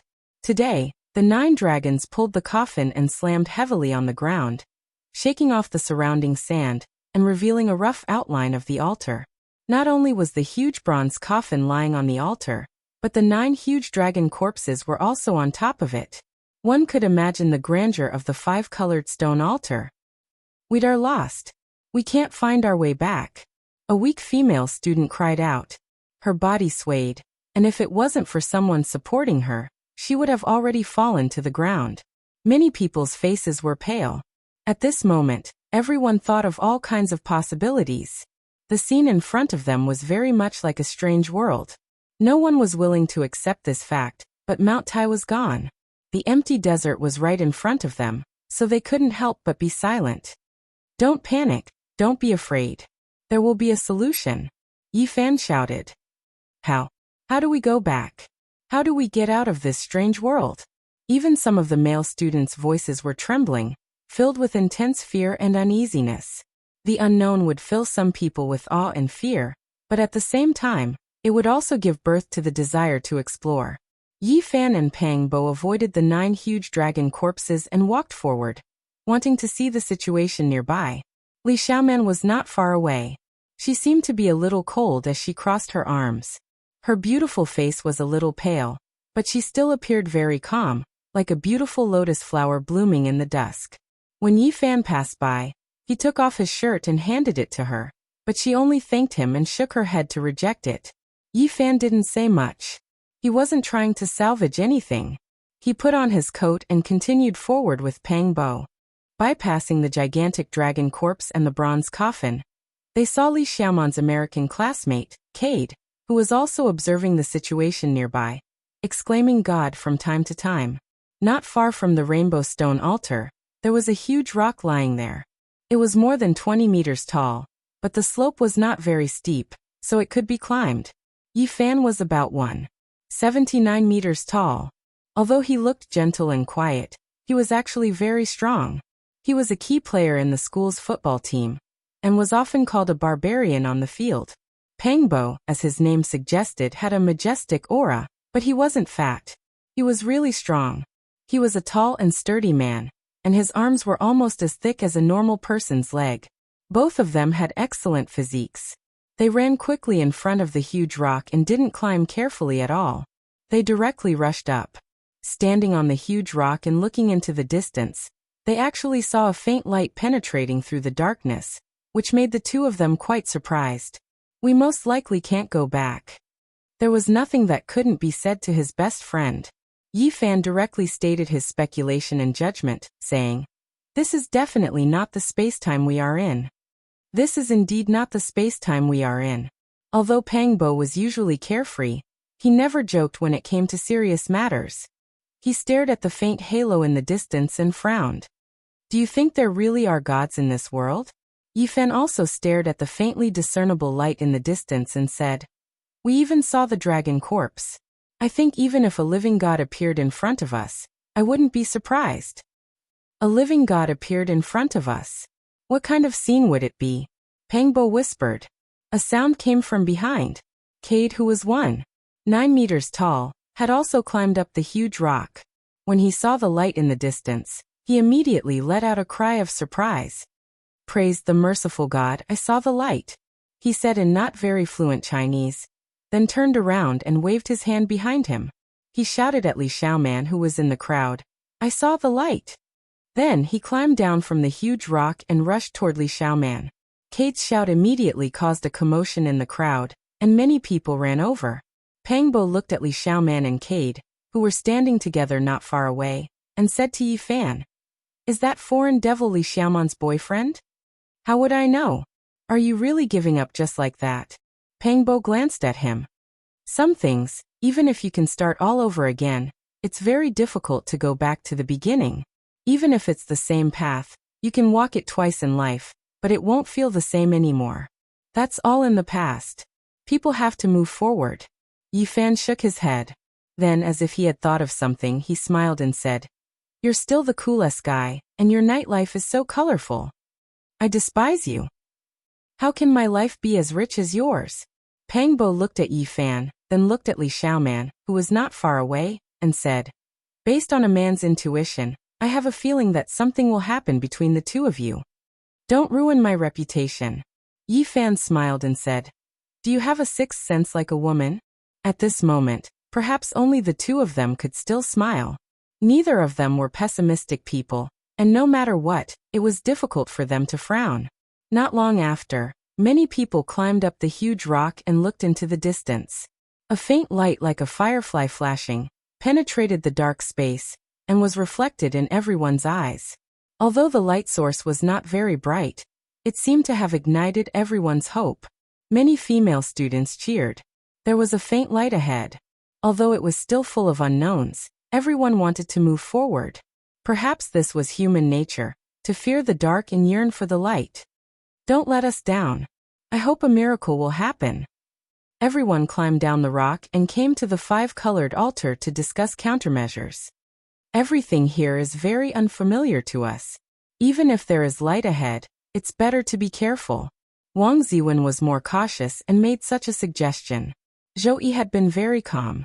Hearing this, he nodded and said, "That's right. Let's send a few people to scout the way. After all, that ball of light doesn't seem to be very far away. Just in case."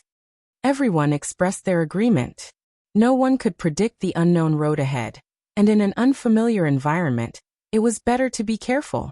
Bang! Suddenly, a violent vibration was heard. The copper coffin on the 5-colored altar made a metallic sound. What happened? I feel like it's coming from inside the copper coffin. A female student closest to the copper coffin said with a pale face.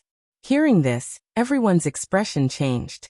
One should know that there was a small copper coffin inside the giant coffin. Chapter 12. Don't talk nonsense.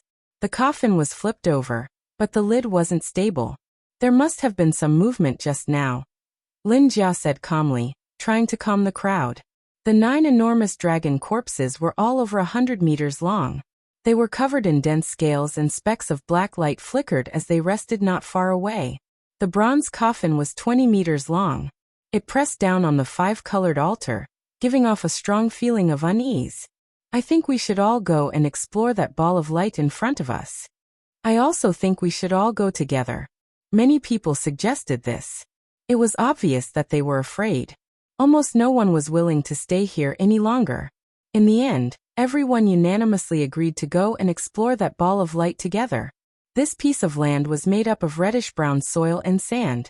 It was vast and empty, with only a few large rocks dotted here and there. When they walked past the boulder from which they had climbed, Lu Yunji exclaimed in surprise, "There are words on that boulder."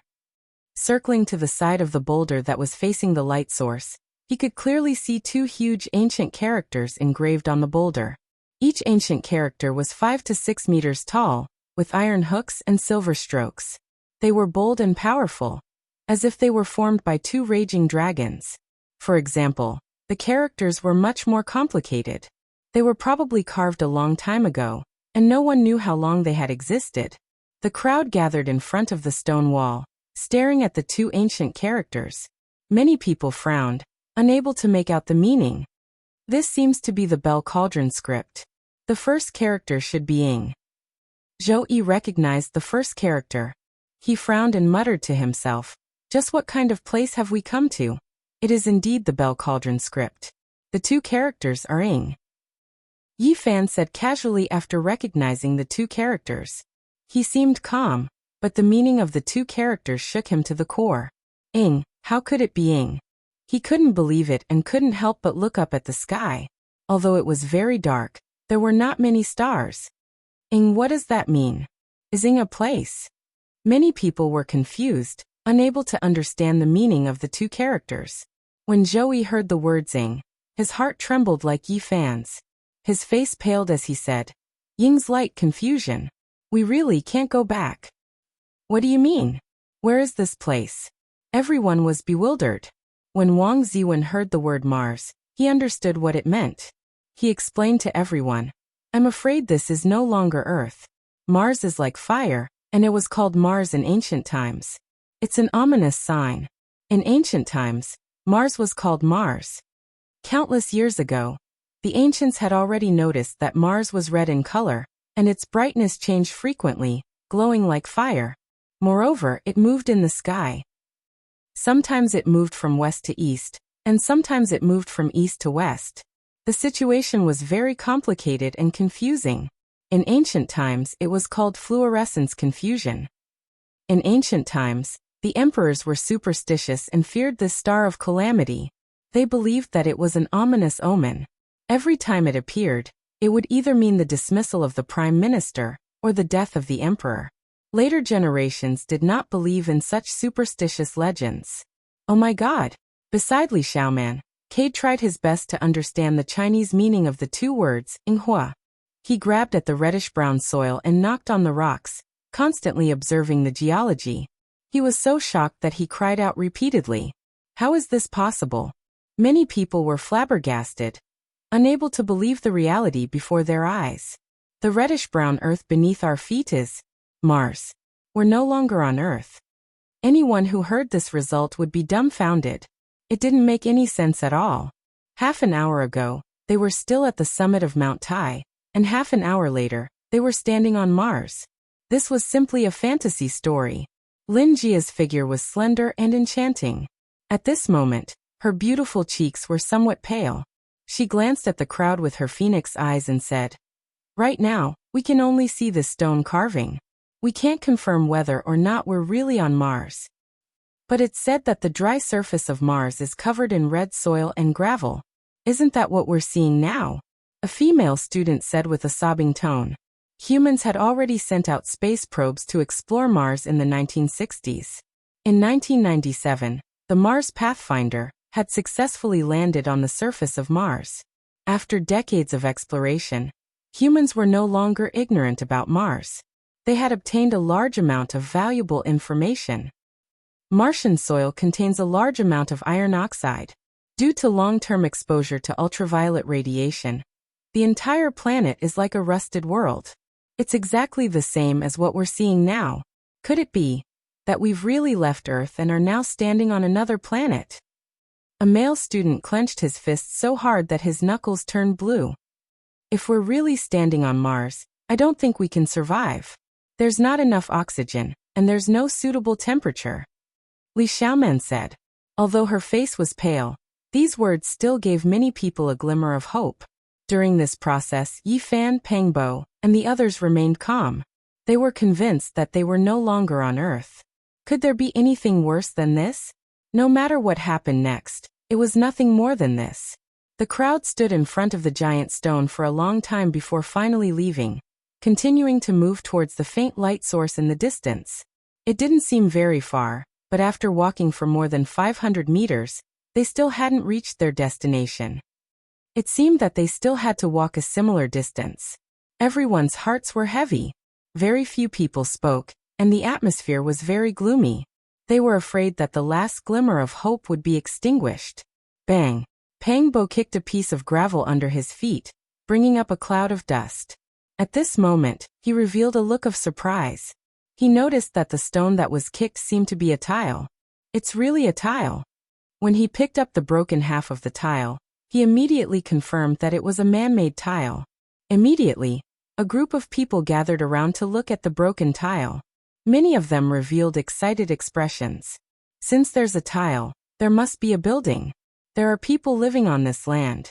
It's not as simple as a 5-colored altar. We're saved. We can definitely get out of danger. The pessimism lessened and joy increased. Everyone saw the hope of survival. At this moment, the sky had already darkened, and the sky was dotted with stars. Yi Fan looked up at the starry sky and saw a blurry disk hanging in the sky. It was half the size of the moon seen on Earth, which was enough to prove that this place wasn't Earth. And in another direction, there was a bright star the size of a fist. It was much brighter than the average star, but slightly dimmer than the smaller moon. It was too bright to be called a star, but it was too small and dim to be called a moon. Zhou Yi, Wang Ziwen, and Lu Yunji were standing nearby. They noticed Yi Fan's actions and couldn't help but look up. When they saw the 2 small moons hanging in the sky, their expressions changed. Chapter 13. This is. Although they were mentally prepared, their faces were still filled with disappointment. Influenced by these people, the others also looked up at the starry sky and soon discovered the fact that there were 2 moons hanging in the sky. How could this be? Many people could not help but scream. The last glimmer of hope of returning home had been shattered. They would never be able to see their loved ones again. Many female students burst into tears. Everyone had already understood that at this moment, they were really far away from Earth and could not return. Mars has 2 moons equivalent to the moon that we see on Earth. Cade said to himself in broken Chinese, then quickly said a lot of things in English, conversing with Li Xiaoman. Over the past few decades, some space probes had sent back a lot of precious information about Mars to Earth. The 2 moons orbiting Mars were extremely small celestial bodies. Coupled with the influence of factors such as the height from the ground, if observed from Mars, Phobos would appear to be about half the size of the moon seen from Earth. Phobos too was smaller, but it was brighter than the other stars. It was a miniature moon. After hearing all this from those who knew about Mars, everyone was deeply disappointed. It seemed that there was no way home. Now the most important task was to find a way to survive. They were already 600 meters away from the five-colored altar, and much closer to the faint light source. It seemed that it was only 500 meters away. Everyone didn't delay any longer and continued forward. Under the night sky, a gentle breeze blew, bringing a hint of coolness. After walking for another 100 meters, they were getting closer and closer to the light source. And at this moment, someone cried out in alarm. They discovered a collapsed building. It seemed to be an ancient pavilion that had collapsed under the corrosion of time. A pavilion built by man. There should be humans on this desolate planet. We can definitely find a way to survive. Is this really Mars? Why are there human buildings? The air, temperature, gravity, and so on are not much different from Earth. It is just like a desert on Earth. Although there was endless disappointment, everyone did not despair. They had many doubts. We even saw the dragon corpses. This is nothing. Maybe this is a special area on Mars. Maybe. There is a huge five-colored altar built here, which can receive the 9 dragon corpses and the copper coffin. It is not impossible to say that this is the sealed place of God. If our guess is correct, this is just a special area on Mars. Then our living space will probably not be very large. As soon as these words came out, everyone fell silent. If this is just a small piece of pure land on Mars, then what other way out do we have? Everyone's emotions were in turmoil. This concerned their lives and futures, so no one could remain calm. Ah! A female student suddenly let out a scream, and it traveled especially far in the night sky. What's wrong? Everyone's expression changed and they hurriedly asked. Skull. It's a human skull. The female student's beautiful face turned pale. Her body trembled as she retreated. Not far from the collapsed pavilion, half a snow-white skull poked out from the sand. It had been stepped on by the female student just now. No wonder she was so frightened. All the male students gathered around. Pangbo used his foot to kick the skull out of the sand. It was obviously the skull of an adult. It was unknown how long it had existed, but it was almost weathered. The bone was no longer smooth, and there were many rough cracks on it. And what was surprising was that there was a very regular round hole on its forehead. It was as thick as a finger, as if it had been pierced by a sharp weapon. The surrounding area of the hole was very flat. It seems that this place is full of unknowns and variables. Although this is a skeleton, left behind many years ago, we still have to be careful. The unfamiliar environment and all kinds of uncertain factors made people feel a chill in their hearts. What are those in front? Under the hazy night sky, the stars and moon were not very bright. They could only vaguely see an undulating shadow in front of them. It was like a pile of rocks connected together, uneven in height and crisscrossed. When they walked closer, everyone was stunned. It turned out to be a ruin, and what was in front of them was only a small part. The larger ruins stretched horizontally into the distance. The broken walls and rubble on the ground seemed to be telling an unknown story of the past. Under the night moon, the place seemed particularly quiet. In the past, it should have been a continuous stretch of magnificent palaces, but now it was a desolate scene. This was a huge ruin, covering a large area. The solid foundation was all made of huge stones. One could imagine the majesty and vastness of this palace in the past. And the light was at the end of this ruin, behind a broken wall. Are we really on Mars? There used to be a group of magnificent palaces here? How much manpower did it take to complete such a huge project? What caused this place to become a ruin, and all the tall and magnificent buildings to collapse? Everyone had almost forgotten their fear. The huge ruins in front of them made everyone exclaim. If they were really on Mars at this moment, all of this would be too unbelievable.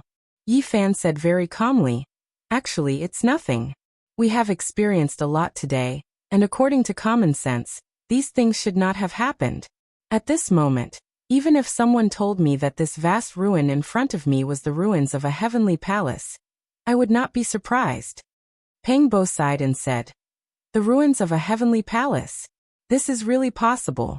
After all, we even saw the dragon corpse. Hearing these words, everyone could not help but be stunned. The ruins of a heavenly palace might not be nonsense. The light was in front, gently rippling from behind the broken wall, causing a faint halo to appear there. It was indescribably hazy and holy. What on earth is that? The light was flowing at the end of the ancient ruins, causing the broken wall to look even more desolate and desolate. Naturally, it made people feel extremely mysterious. Cha! Cha! Cha! When everyone stepped on the rubble, there was a burst of noise, which spread very far in the empty night sky. They passed by collapsed palaces and finally passed through the huge ruins. Right in front, although the broken wall was damaged, it was still 4 to 5 meters high. It was really hard to imagine how majestic it was in the past. Let's see what the light is. The group carefully bypassed the huge broken wall and came to the end of the ruins. Suddenly, they felt a breath that made them feel comfortable all over. It was as if a divine light had crossed the void and was reflected in everyone's eyes. Everyone had completely walked out of the ruins and appeared behind the broken wall. They could clearly see the light in front of them. Just 50 meters in front of them, an ancient temple sat there quietly, with green lamps and ancient Buddha statues. The light was as small as a bean. In front of the ancient temple, there was an ancient Bodhi tree that was strong like a horned dragon. Its whole body was dry, and there were only 5 or 6 green leaves scattered about 2 meters from the ground. Each leaf was crystal clear, shining with a green light, like a divine jade. Chapter 14. At the end of the ruins, an ancient temple appeared. It was quiet and small, not grand at all.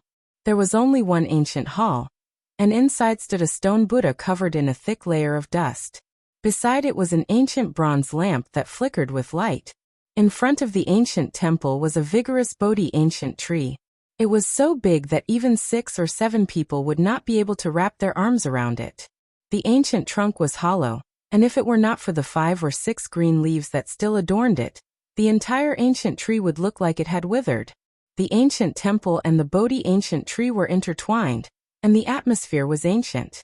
It made people feel like time was passing by, and the vicissitudes of time brought endless tranquility and ancientness. When they arrived here, everyone could not hide their amazement. The magnificent and vast palace complex behind them had long since been reduced to ruins, but this small ancient temple still existed, giving people a feeling of calmness and returning to the true nature. How can there be such an ancient temple? The few remaining leaves of the Bodhi ancient tree actually have a crystalline green glow. The Bodhi ancient tree could almost be called a Buddha tree, and it had a deep relationship with Buddhism. According to legend, more than 2,500 years ago, Gautama Buddha achieved enlightenment under an Bodhi ancient tree and achieved Buddhahood. The Bodhi ancient tree in front of them and the ancient temple accompanied each other. Both were extraordinary, and people could not help but be amazed. Why do I feel like the long river of history is surging? Everything in front of me seems to be from a long time ago, as if it had experienced the precipitation of history. The distance of 50 meters was very short, and the crowd quickly approached it. A strange feeling welled up in everyone's heart. What they saw was like an old historical painting, and the aura of time filled the air. Could this be a temple where the gods lived? There can't really be Buddhas in this world, right? Although the ancient temple is deserted, it still gives people a sense of tranquility and peace. The ancient temple was silent, and there was only tranquility. There is a bronze plaque over there, and there are words on it. There was a rusty bronze plaque in the desolate ancient temple, and there were 4 ancient words carved on it. They looked like dragons and snakes coiling around it, and the meaning of Zen was endless. It was still complicated and difficult to decipher Zhongding script, but the first word, de, was easy to recognize. Many people could recognize it even if they did not understand Zhongding script. The last word is temple. Zhou had a certain understanding of the Zhongding script and could recognize the last word. These 4 words are Great Tempest Temple. At that moment, Yifan read out the 4 words. Everyone was shocked, and they revealed expressions of disbelief. Great Laying Temple. Am I hearing things? How is this possible? Legend has it that the Great Lane Temple was the residence of the Buddha, the supreme holy land of Buddhism. However, the dilapidated temple in front of him was so small and did not have any grandeur. It was just an ancient temple. How could it be called the Great Lane Temple? Having personally witnessed the 9 dragon corpses pulling the coffin, everyone was already mentally prepared. They almost believed in the existence of gods. But at this moment he was still a little shocked. An ancient temple on Mars was called the Great Tempest Temple. What did this mean? Perhaps many histories and legends would have a new interpretation, and a corner of the mysterious veil of ancient history would be unveiled. The sound of Buddha preaching is like thunder. It was the Great Thunderclap Monastery. Could it be that the ancient temple in front of him was the one in the legends? If the speculation was true, this would undoubtedly be extremely shocking. On Mars, which was covered in reddish-brown soil and gravel, an ancient temple was covered in dust. It actually had a shocking origin. The more people looked at it, the more they felt that this ancient temple was extraordinary. The heavenly palace behind them used to be so majestic, vast, and magnificent, but it was destroyed in the end, leaving only rubble on the ground. And this ancient temple seemed to be in ruins, but it still stood tall, forming a strange contrast. The Bodhi tree accompanied it, the ancient Buddha lamp, and the little light was like a bean. It was plain and quiet, able to withstand the trials and tribulations of time. What was left behind was the truth, and the extravagance was just a passing cloud. A lamp, a Buddha, a temple, and a tree seemed to exist forever in this world.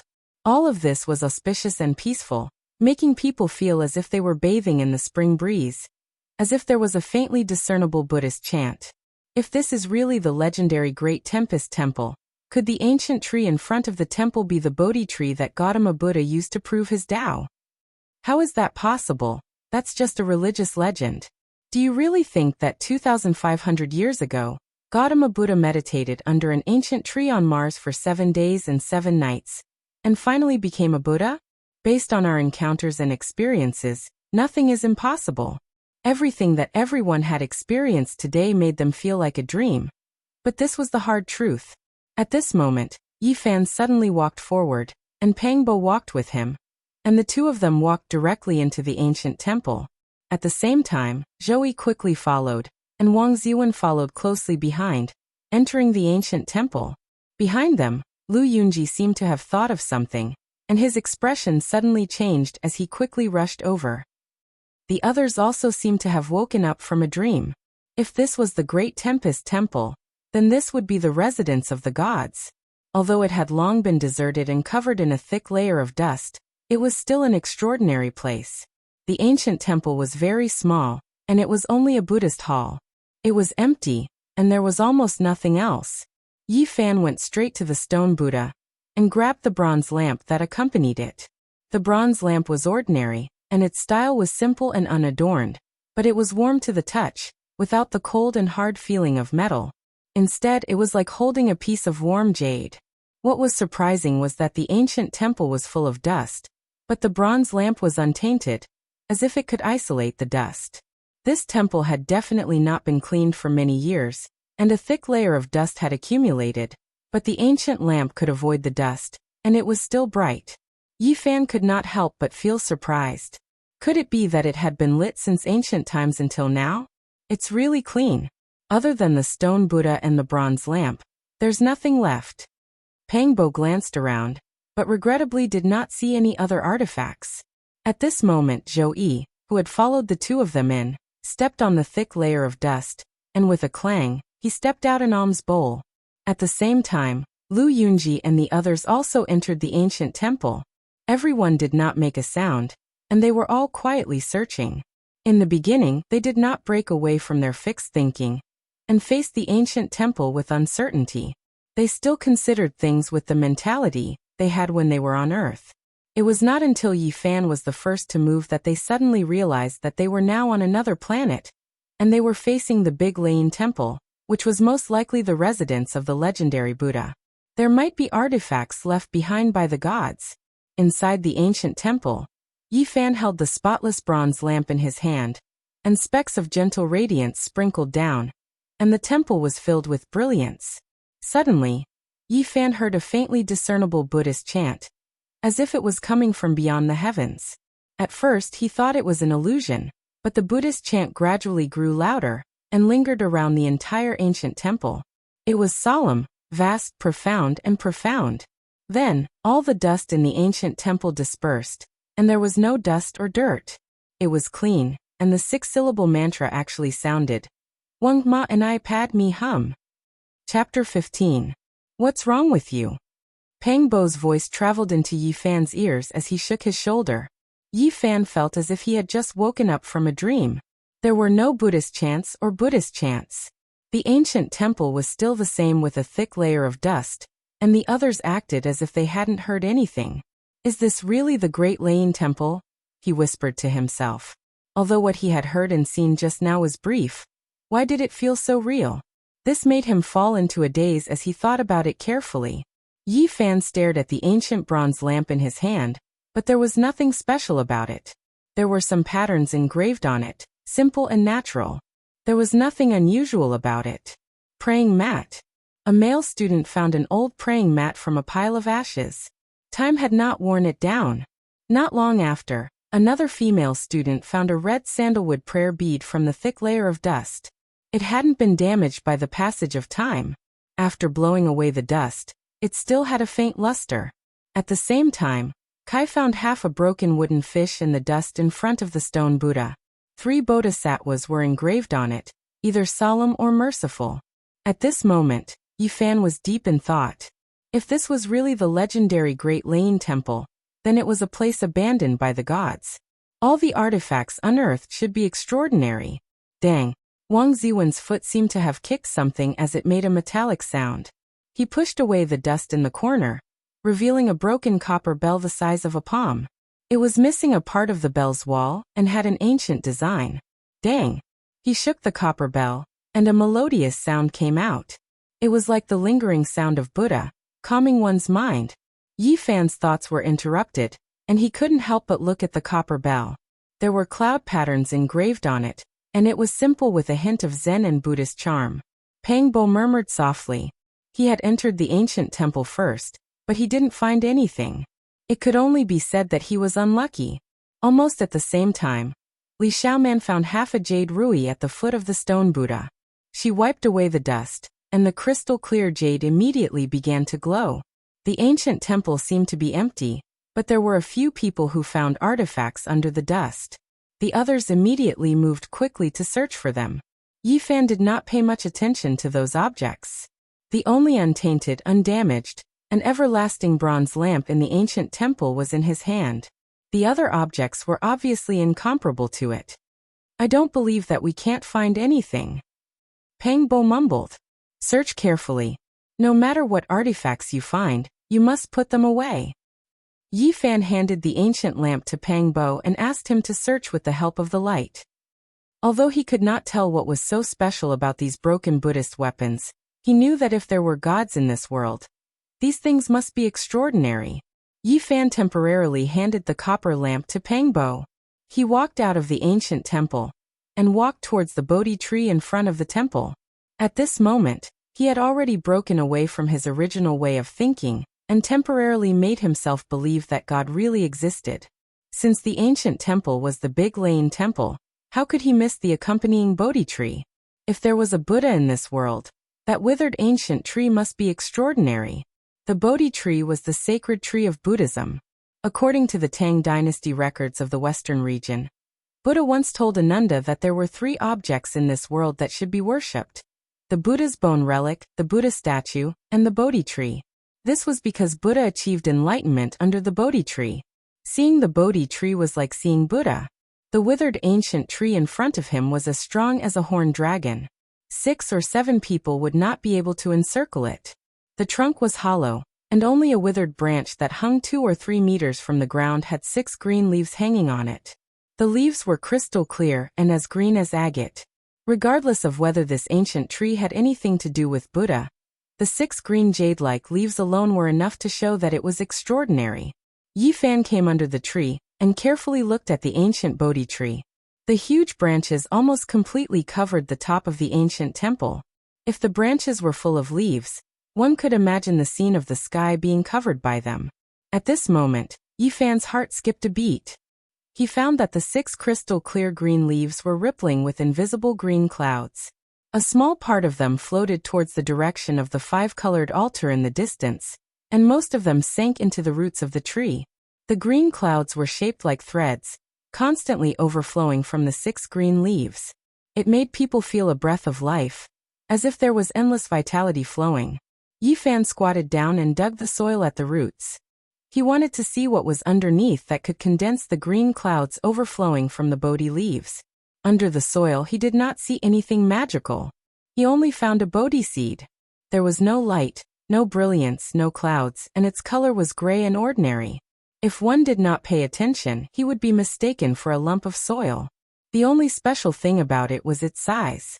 An ordinary Bodhi seed was only the size of a fingernail, but this gray Bodhi seed was as big as a walnut. Yifan was surprised. Could it be that the green clouds overflowing from the Bodhi leaves were absorbed by it?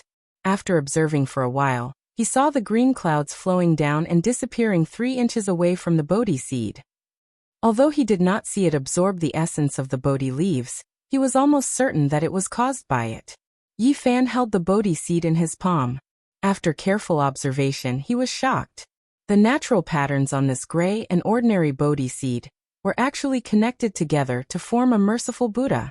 The Buddha was naturally formed.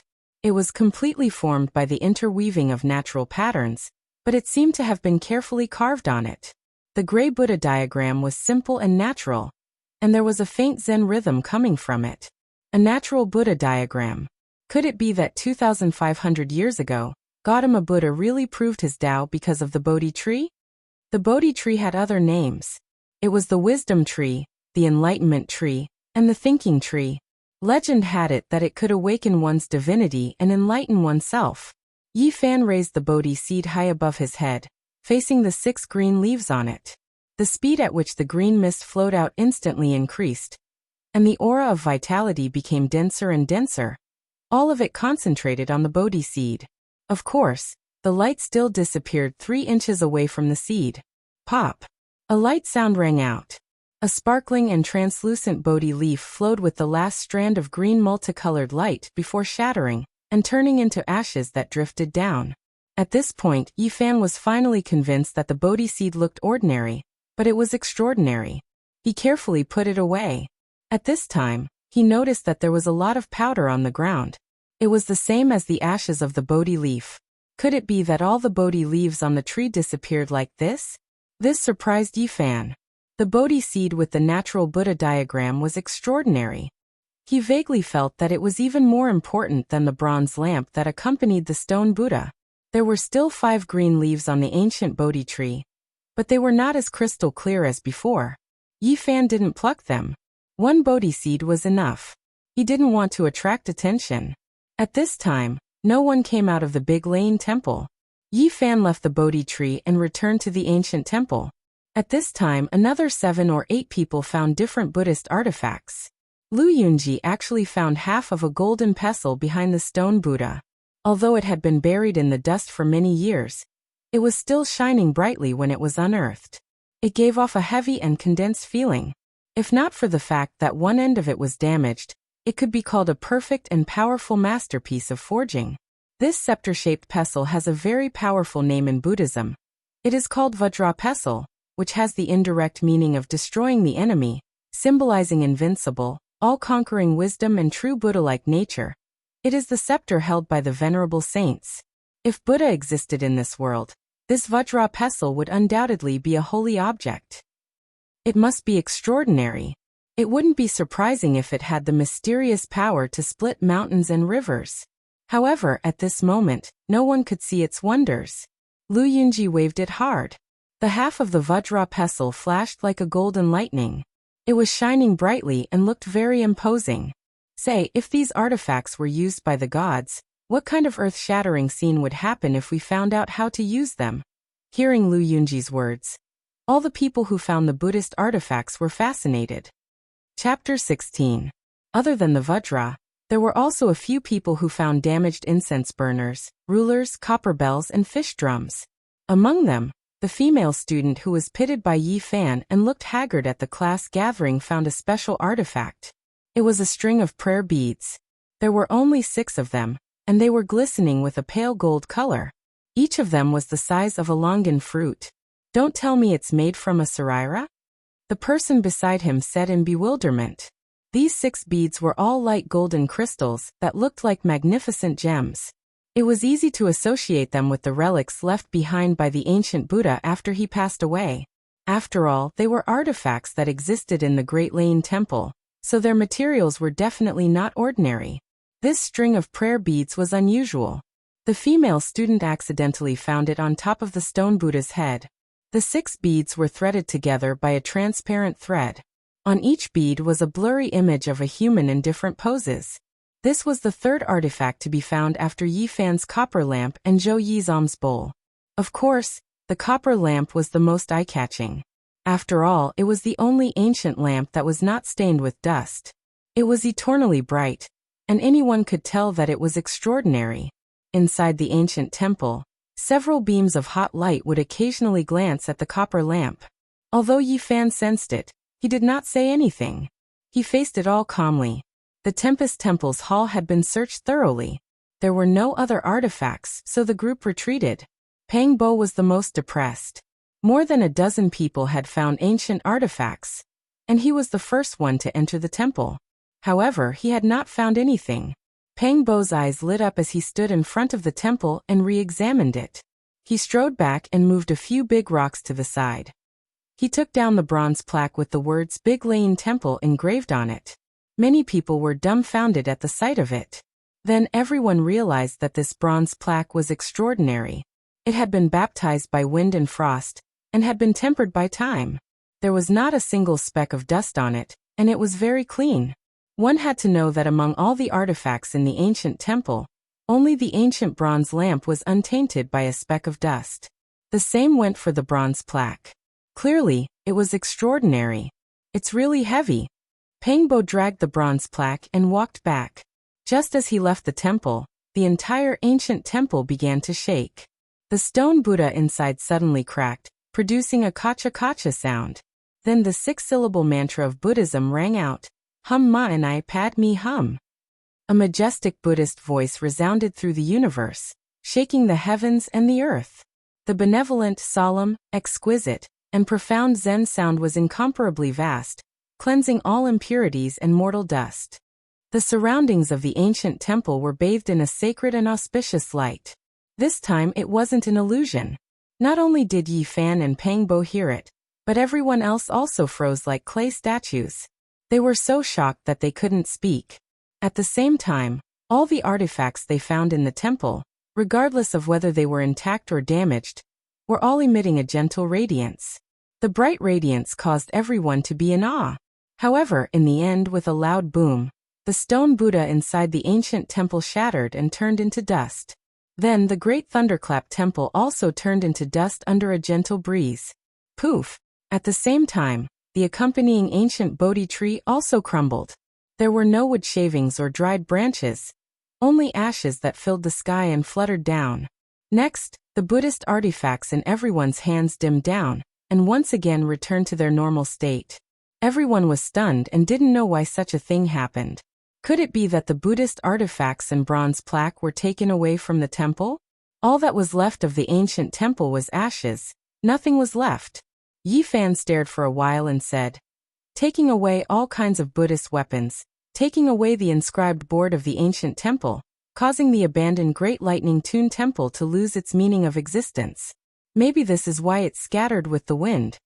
Zhou Yi was usually gentle and refined, but at this moment he was very excited. His eyes shone with a strange light as he said, I'm even more certain that there really are gods in this world. Perhaps we can follow the footsteps they left behind and move forward. What we've encountered today may be a great opportunity for us. Gods, Buddha, immortality. These absurd legends were now brought up, but no one would find it too absurd. The facts before their eyes indicated that many common sense could be subverted, and that gods did not absolutely not exist. Follow the footsteps left behind by gods. It's easy to say, but I don't see any hope. Pangbo glanced at Zhou Yi and said, right now the most important thing is to find a way to survive. There are no villages or shops in this desert, no water source, no food. In another 7 or 8 hours, the situation will become extremely bad. All the signs show that this planet is most likely Mars, and we all know that it's impossible for Mars to have a habitable environment. Li Xiaoman was beautiful and moving. After a series of events, she had become calmer and calmer. She continued, if gods really exist, then perhaps all of this can be explained. This is just a small piece of pure land on Mars. As soon as she finished speaking, a series of rumbling sounds suddenly came from the reddish-brown ground. The vast land began to shake, as if there were thousands of soldiers and horses galloping, or as if there were raging waves surging in the sea. Sandstorm, a superstorm on Mars. Beside Li Xiaoman, Cade's expression changed drastically as he shouted in broken Chinese. Every year, a quarter of Mars would be shrouded in violent sandstorms. A typhoon on Earth could reach speeds of more than 60 meters per second, but a storm on Mars could reach speeds of 180 meters per second. A superstorm could sweep through the entire planet. Even a heavy tank would be swept into the sky, let alone a human. In just an instant, the stars and moon that filled the sky disappeared. An endless reddish-brown sand completely covered the sky. A huge storm that swept through the entire Mars had begun. No, we don't have a storm here. Just a moment ago, many people were terrified, thinking that a catastrophe was about to befall them. However, at this moment everyone realized that the storm was raging in the distance, but it was calm and peaceful in front of them. With the 5-colored altar and the Tempest Temple as the axis, a hazy round cover with a diameter of more than 1,000 meters was formed, covering the sky above this area and isolating this place from the outside world. Li Xiaoman's words had come true. This was indeed a small piece of pure land, and a supernatural force had blocked the storm.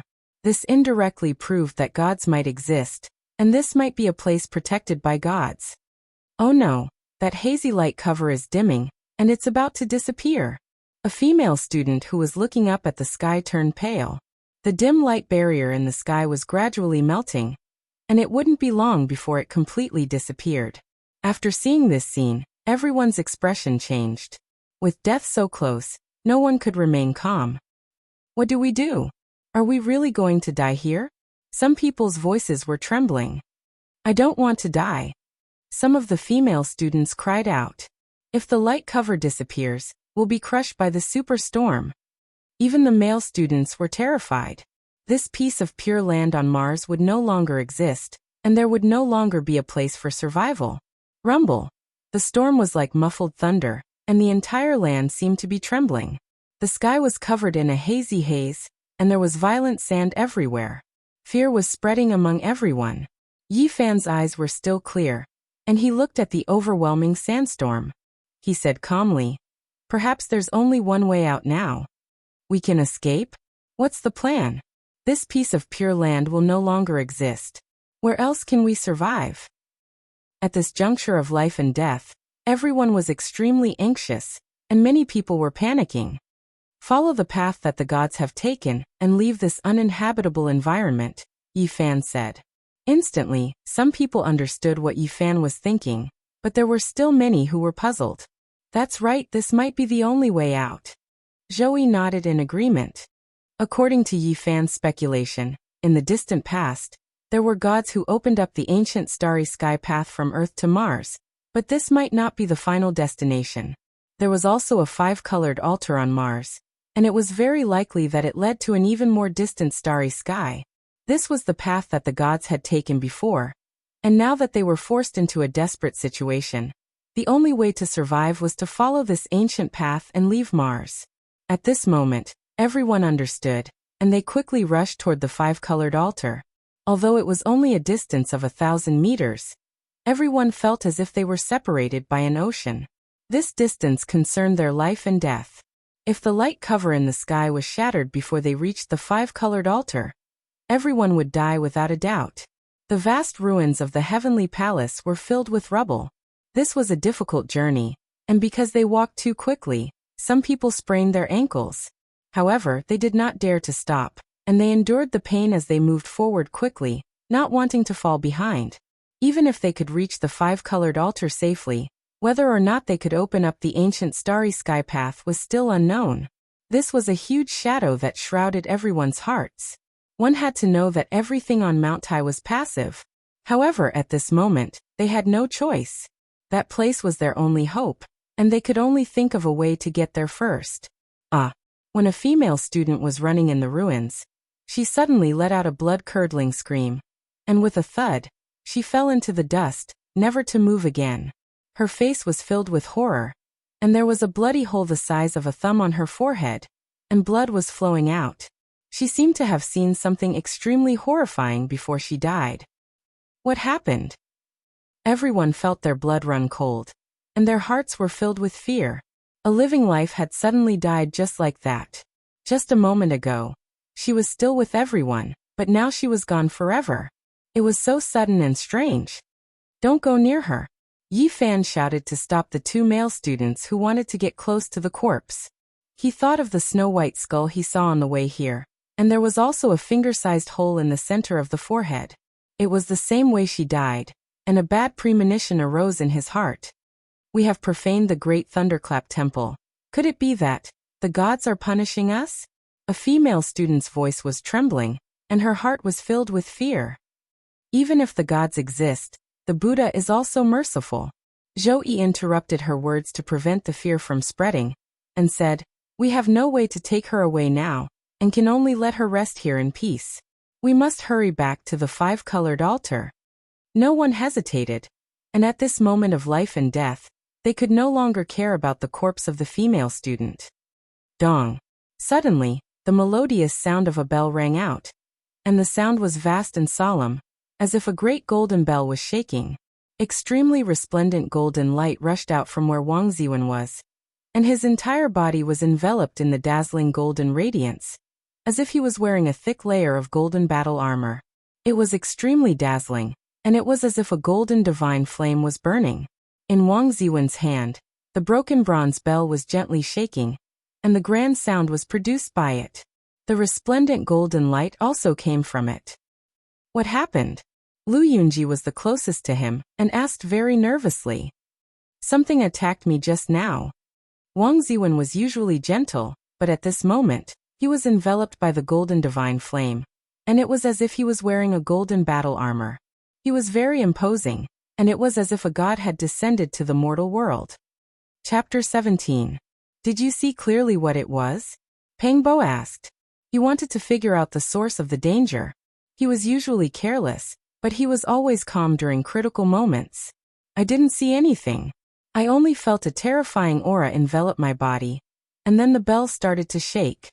At this moment, Wang Ziwen was enveloped by the golden light, but he still felt a lingering fear. After hearing these words, everyone who had obtained something from the Tempest Temple tightly grasped the broken Buddhist tools in their hands. These things were proven to be extraordinary.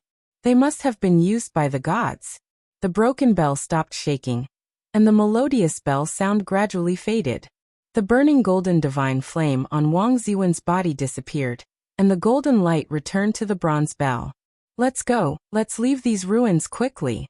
Yi Fan held the bronze lamp in his hand, sprinkling some divine light as he led the way to the five-colored altar. Everyone followed closely behind.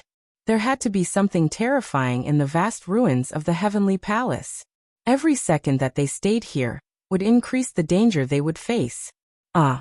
Another scream rang out. As they approached the edge of the ruins, a male student fell to the ground on his back. There was a finger-sized hole in the middle of his forehead. Fresh blood flowed out of it. He died the same way. He died with everlasting regret. His eyes were wide open, and the terrified expression on his face before he died was frozen in place. At this moment, many people were terrified. Another student suddenly died. They could only watch helplessly, but they couldn't do anything to stop it. They didn't even know what killed him. Life and death were easy to say, but when they experienced it themselves, they felt incomparably bitter. Their close classmates didn't even have the chance to say their last words before they died in such an inexplicable way. It was hard to accept. Many female students were on the verge of collapse. They began to cry quietly. They had never seen such a scene before. Let's go. They didn't stop, and they couldn't stop. They quickly rushed to the five-colored altar. They finally escaped from the ruins, but 2 lives were left there forever. They would never see them again.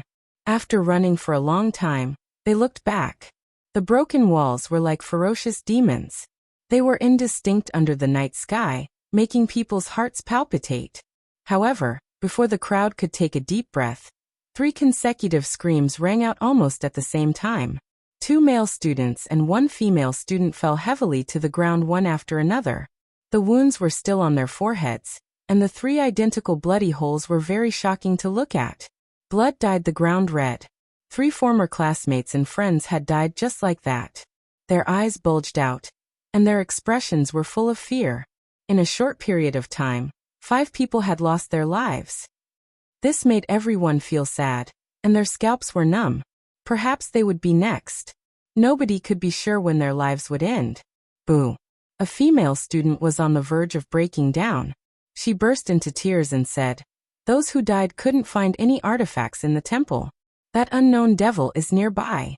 If we don't have the holy artifacts left behind by the gods, we will die sooner or later." This was a fact. The 5 people who had died in the temple had found nothing, and Wang Ziwen, who had also been attacked, was safe and sound because of that broken bronze bell. Help us. Those who didn't find any artifacts in the temple were all terrified. Those who had found something used pleading tones to beg for help. Help us. However, who would give up their only life-saving Buddhist artifact at this critical moment? Some people didn't stop and didn't even look back. They rushed toward the 5-colored altar with large strides. The friendship between classmates was indeed precious, but in the face of life and death, many people chose to face each other coldly in order to protect themselves. The relationship between humans and the contradictions of human nature was facing a difficult test for the first time. "I beg you, save me." The female student who was on the verge of a mental breakdown cried as she ran. She was terrified and extremely pitiful. Her shoes had already fallen off, but she was still at a loss. At this moment, fear had already occupied her heart. Yi Fan shouted, "We can share the objects found in the temple with others." Peng Bo had always been by Yi Fan's side. He stood beside him and also shouted, "That's right, we can share an object found in the ancient temple with 2 or 3 people." Many people looked over, but there was hesitation in their eyes.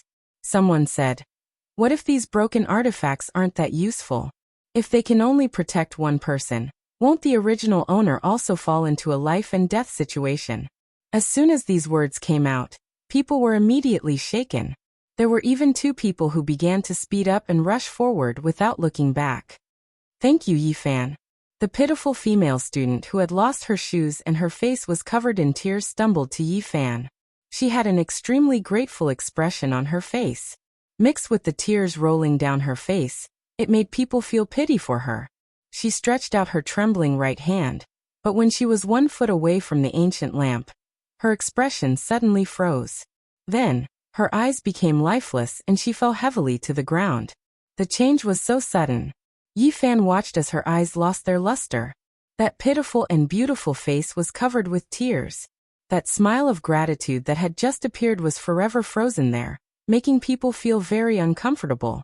Yi Fan wanted to help her up, but in the end, he only stretched out his hand and then retracted it. The back of the poor female student's head was pierced. This time, it wasn't her forehead. Blood flowed out from her long black hair. She was only 1 step away, but she still died in front of Yi Fan. That frozen smile stung Yi Fan's eyes. He slowly retreated, leaving the gradually ice-cold corpse. "What is that thing?" This was everyone's question. With death so close, everyone became even more terrified. 3 or 4 people quickly surrounded Yi Fan and Peng Bo. They impatiently tried to grab the ancient lamp and bronze plaque. It was as if they were fighting over it, wanting to take it for themselves. "What are you doing?" Peng Bo glared at them and shouted, "We are saving you and sharing these things with you. We are not giving up our lives to give you the bronze plaque and the ancient lamp." His body was tall and sturdy, so when he glared at them, he naturally had a terrifying power. Those people immediately stopped and awkwardly stepped forward. placing their hands on the bronze plaque and the ancient lamp. There was no time to waste. Everyone quickly ran, but at this time, there was a restless feeling spreading. Some people's eyes were burning, and they wanted to steal the Buddhist treasures. As for those who had broken Buddhist treasures, they were filled with vigilance and regretted sharing them with others. We come from the same place, and we have been classmates for 4 years. Don't let you live the rest of your life in shame and regret your choice today. Yi Fan shouted. His voice was even more intimidating than Pang Bo's, and many people immediately calmed down. Boom. At this moment, Lu Yunji's body suddenly exploded with hundreds of thousands of lightning bolts. Lightning danced in the air, and he was like a thunder god descending to the world. Lightning covered his entire body, and the lightning flickered, illuminating the surroundings. The Vajra pestle in his hand was even more resplendent, and all of this originated from the broken pestle. Lu Yunji seemed to be wearing a battle armor, made of interweaving lightning. His entire body emitted an incomparably fierce aura, and bolts of lightning curled around his body. He was simply like a thunder god of war. Just now, I was attacked by that indescribable thing. He only said this one sentence, and then he didn't say anything else. His fierce eyes inadvertently glanced at Yi Fan, but when he saw the ancient bronze lamp, the 2 sharp lights quickly disappeared. Only after a moment did the lightning on Lu Yunji's body gradually recede, and the Vajra pestle in his hand became dim again. It was a staff used by a god. The power of this treasured pestle was obvious to everyone, and they were all shocked. Along the way, everyone was silent. Finally, they arrived in front of the multicolored altar. Fortunately, there were no more deaths, and this made everyone slightly relieved. On the multicolored altar, the 9 huge dragon corpses and the ancient bronze coffin were quietly lying there, and they were still as shocking as ever. That is, arriving in front of the altar, everyone was shocked. The multicolored altar had a hazy halo, and there were faint specks of light condensing from all directions, sinking into the stone foundation. The light barrier that enveloped the sky gradually melted and disappeared. It was actually because of the multicolored altar, and it seemed to be accumulating some kind of mysterious energy. Everyone was shocked at first, and then they revealed expressions of joy. This was because the multicolored altar was glowing, and just like on Mount Tai, it was very likely a sign that the ancient path to the stars was about to open. However, this time the energy source was not the stone book, but a hazy and huge light barrier. Rumble! The hazy light barrier in the sky was melting, and the thunderous storm outside was rumbling, and the entire earth seemed to be shaking. The light barrier was dimming, and everyone climbed up the multicolored altar, watching everything anxiously. That unknown and terrifying existence in the dark was like a shadow lingering in everyone's hearts. Although it didn't appear for the time being, as long as they didn't leave this place, it would still be a great threat. Everyone was eager to escape Mars. This lasted for half an hour, and the dim light barrier continued to shrink. In the end, it was only able to cover the multicolored altar, and its diameter had shrunk from over 1,000 meters to less than 200 meters. It was almost pressing down to the ground, and all the mysterious energy had been absorbed by the multicolored altar. Pang Bo lowered his voice and whispered in Yi Fan's ear. Lu Yunji's eyes have inadvertently swept over us a few times. This fellow is very scheming, so we have to be careful. Pang Bo's sharp senses allowed him to detect this situation. Don't worry, I know. Yi Fan turned to look at Lu Yunji, and a warm smile appeared on his face. Lu Yunji was very calm, and he nodded in a friendly manner, as if nothing out of the ordinary could be seen.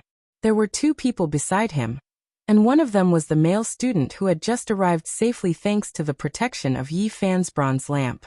This made Pang Bo very dissatisfied, and he said in a low voice, "This ungrateful thing, he's always around Lu Yunji when we were in school. Just now, we were the ones who protected his life, but now he's with Lu Yunji again." Half an hour later, the hazy light barrier outside gradually shrunk, and it was about to press down on the multicolored altar. One could clearly feel the terror of the storm outside. Woo-woo. The wind sounded like the wailing of ghosts, and the sand and pebbles hit the light barrier, producing a thunderous sound. Even some of the sand and pebbles had been blown into the barrier. It was easy to imagine how weak the light barrier was, and it could completely disappear at any moment. Everyone was shocked, and they quickly retreated. If they fell out of the altar, they would immediately be swept up into the sky by the storm. At this time, the male student that Pang Bo said was ungrateful slowly moved from Lu Yunji's side, and he suddenly grabbed the bronze lamp in Yi Fan's hand with one hand, while his other hand fiercely pushed towards Yi Fan, wanting to snatch the bronze lamp and push him out of the multicolored altar. Chapter 18. Yi Fan held the ancient bronze lamp in his left hand, and took 2 steps back. His right hand grabbed the collar of the male student, and almost lifted him off the ground. Pang Bo, who was beside him, was furious. He shouted, "You heartless bastard! You're really an ungrateful ingrate. Have you forgotten who shared the bronze lamp with you just now? Who protected your life and sent you here safely?" Pang Bo reached out and grabbed the male student's collar. He wanted to throw him out of the rainbow altar. The scene before him was truly infuriating. Cough. The male student's face was pale. He began to struggle when Yi Fan grabbed him with one hand, but he couldn't escape from Yi Fan's grasp. Now that Pang Bo had grabbed him by the neck, he almost fainted. The expressions of the people around him were different. Some of them were already restless, but they didn't expect that someone would actually make a move. Furthermore, the target was Yi Fan, who had helped him before. "You ungrateful ingrate, do you still have a conscience? If it wasn't for Yi Fan saving you, you would have died outside." The more Pang Bo thought about it, the angrier he became. He was a temperamental person, and he felt that throwing the other party out like this wasn't enough to appease his anger. He raised his right hand and slapped the other party 4 or 5 times. A male student behind him came forward and tried to mediate. "We've been classmates for 4 years. Don't be like this. Pang Bo, let go." Pang Bo glanced at him and said, "Do you think I'll let go just because you want me to? Didn't you see that he wanted to kill Yi Fan? If it wasn't for Yi Fan's quick reaction, he would have been pushed out of the rainbow altar and into the storm. How can we let such a vicious bastard go? We're all from the same place, so we should be in the same boat.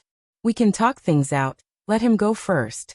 Another male student came forward to mediate. Pang Bo could clearly see that this person was one of the people who had been standing with Lu Yunji.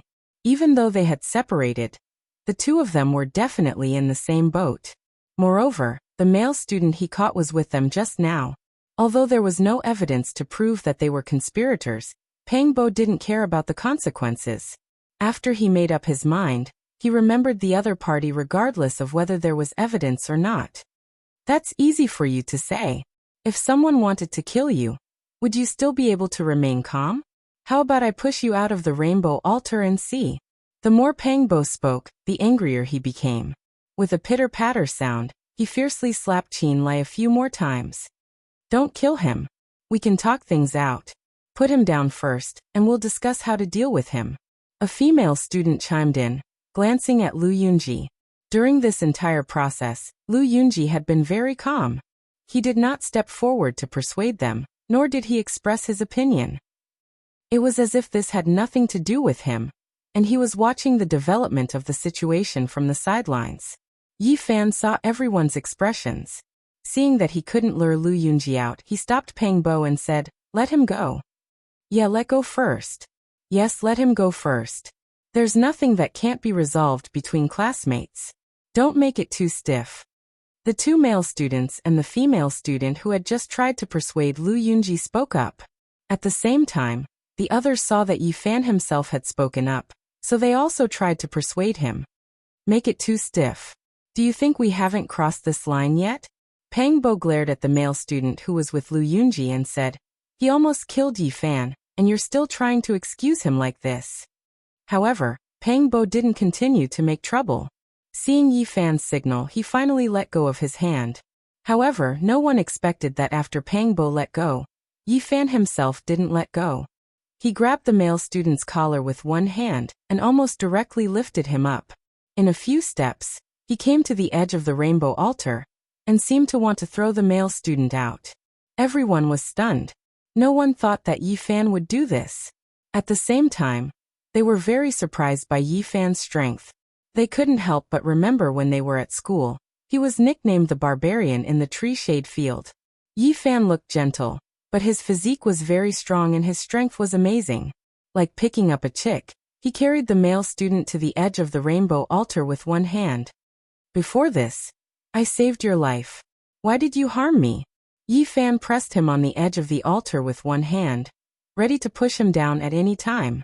He was only half a foot away from the hazy light shield. The male student was frightened and shouted, "Don't push me. I'm a wolf and a dog. I was blinded by greed. I don't know what's good for me. Let me go. I won't dare to do it again." Yi Fan smiled, revealing a mouthful of white teeth.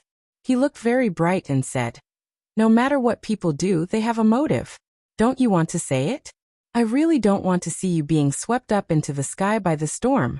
After saying that, he pressed the student with one hand and pushed him out of the rainbow altar. "Help!" The male student was really frightened. He shouted loudly, "Let me go, I'll tell you everything." As a modern urbanite, he had never experienced such a scene. The male student collapsed on the spot. In the face of the storm close at hand, his face was pale, without a trace of blood. "This is not good. Yi Fan, let him go. It's too dangerous." "Yes, everything can be discussed.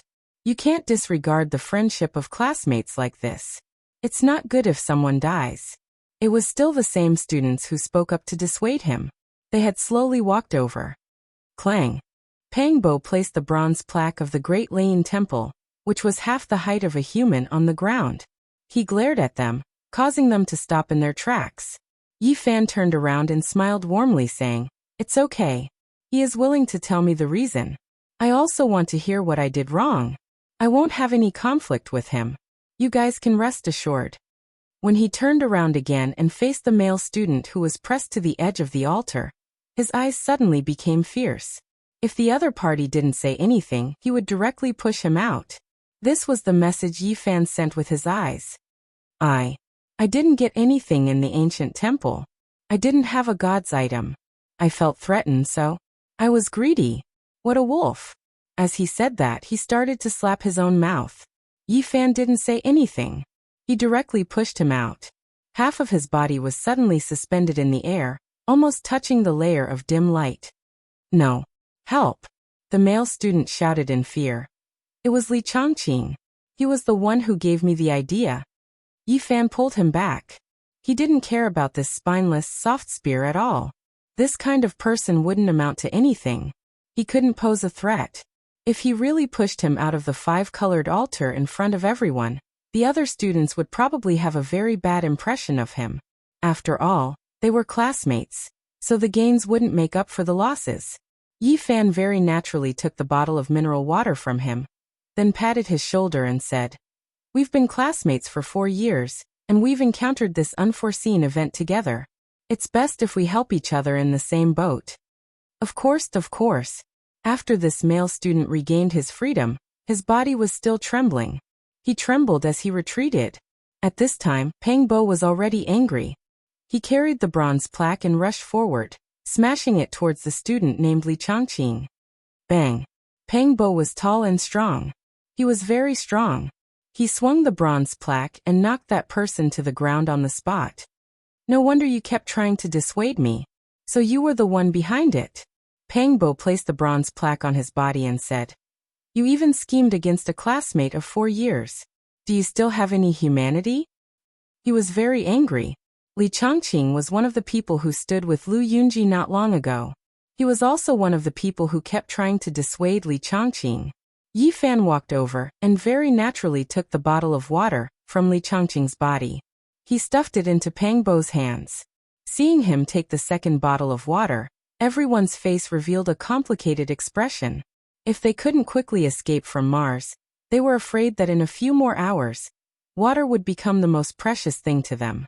Yi Fan felt very regretful that he couldn't find Lu Yunji. Although he knew that it was most likely him who instigated it, he didn't have any evidence. It wasn't good to fall out with him in front of everyone now. Li Changqing was very stubborn. He allowed Pang Bo to teach him a lesson, but he did not admit to anything. He only said that he was hot-headed and that he should not have spoken carelessly, causing that student to covet him and attack Yi Fan. Pang Bo really wanted to directly throw him out of the rainbow altar. However, he could only suppress his anger, and didn't do so in consideration of the other students' feelings. However, he felt that this seemingly peaceful relationship couldn't be maintained for long. If there was another survival crisis, he was afraid that the friendship and face of former classmates would be torn into pieces. This was because some people were already starting to feel restless in their hearts. Yi Fan wasn't angry. He smiled at Li Changqing and said, "Sometimes people are very complicated. Some things can't be controlled, but it's best to be more self-centered. Don't be used as a tool by others." As he said this, he squatted down and calmly grabbed at Li Changqing's waist. His target was a broken fish drum. It was the antique that Li Changqing had found in the Tempest Temple. "What are you doing?" Li Changqing struggled violently. His expression didn't change when he was beaten by Pangbo, but at this moment, he was panicking. He used all his strength to cover the fish drum on his waist. However, his upper body was still being pushed by Pangbo's bronze plaque. He couldn't use any strength and couldn't stop it. Boom. Suddenly, the fish drum on Li Changqing's body emitted a muffled thunder-like sound. Rays of green light shot out like dancing lightning.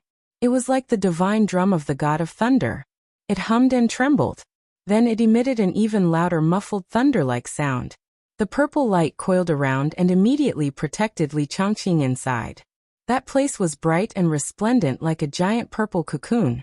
It emitted a dazzling divine splendor and illuminated the entire rainbow altar. The surrounding people were shocked. They felt their ears buzzing. Some people couldn't even stand steadily and almost fell to the ground. At the same time, the bronze plaque in Pangbo's hand erupted with thousands of rays of light. Accompanied by the rumbling of thunder, the 4 words Tempest Temple soared into the sky. Waves of ethereal chanting resounded. The Buddhist chanting was like thunder.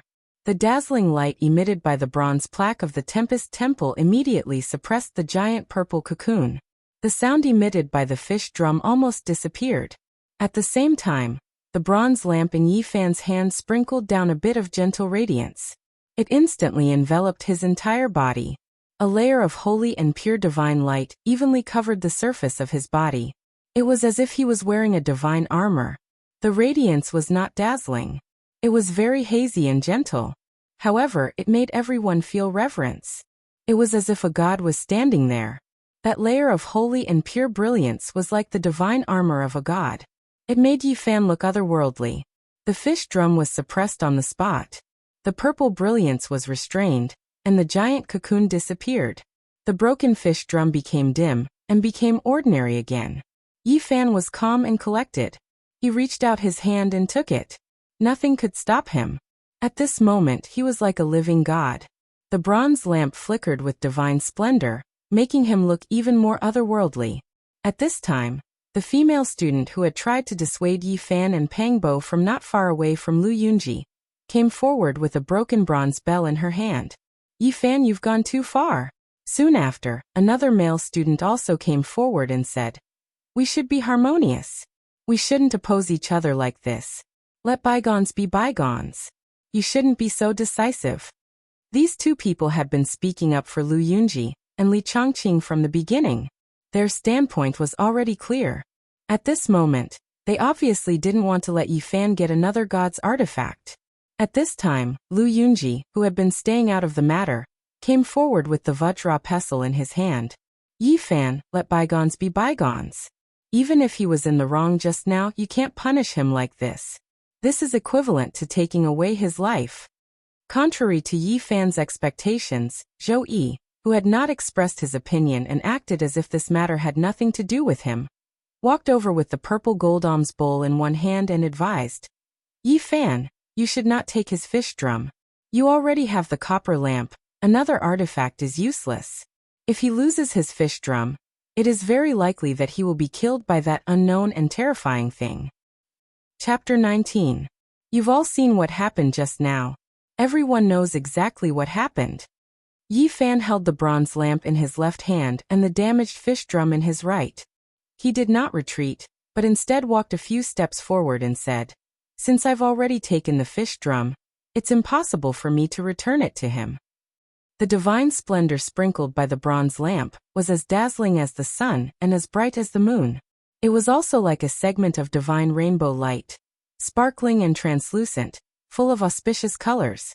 It completely matched Yi Fan. The two seemed to be made by heaven, as if they were one. It made him seem otherworldly, like an immortal in divine clothes. Even though the fish drum in his right hand was damaged and had already lost its luster, the crowd had all witnessed the might of the thunder god earlier. Purple lightning crisscrossed and thunder rumbled. Now that it was being held in Yi Fan's hand, it was truly terrifying. Li Zhongqing really shouldn't have spoken so carelessly and caused others to covet it. This kind of unpleasant thing happened. But Yi Fan, you really went too far by taking away his life-saving item. Lu Yunji came forward. The Vajra pestle in his hand was shining brightly, giving off a heavy and condensed feeling. It was very imposing. There was a man and a woman beside him. They had been stopping Pang Bo from making a move since the beginning and speaking up for Li Zhongqing. At this moment, they all followed Lu Yunji forward. Yi Fan, I know you are very angry. Anyone would be furious after something like this happened, but we should be more tolerant.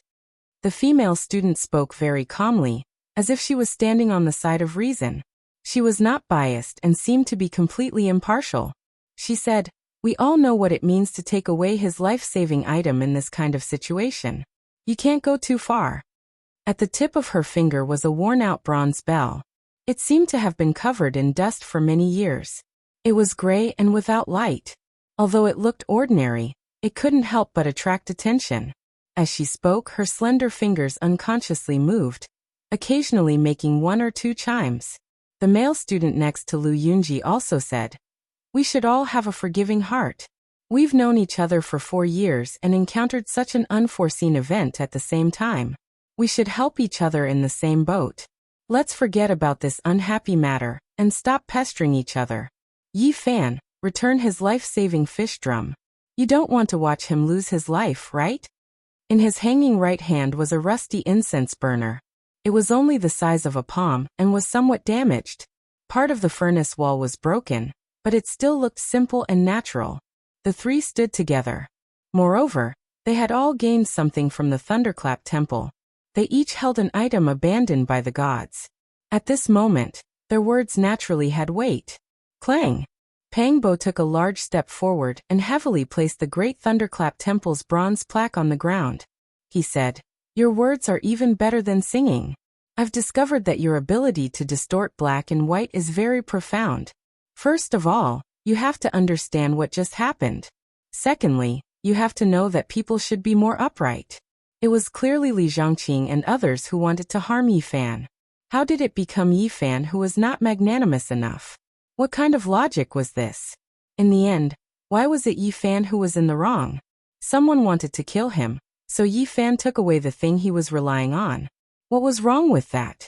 According to what you said, Yi Fan seems to have become a villain, and Li Zhongqing seems to have done nothing wrong. Don't pretend to be righteous. It disgusts me. At this moment, the radiance on Pang Bo's body still hadn't dissipated. The 4 ancient words Great Lane Temple on the bronze plaque emitted rays of light that shot up to the sky. The Buddhist chants sounded like thunder, and faintly discernible Buddhist chanting could be heard. His entire person was like a blazing sun, extremely imposing. Once these words were spoken, the expressions of the man and woman who spoke just now became extremely unsightly. We are not saying that Yi Fan is in the wrong.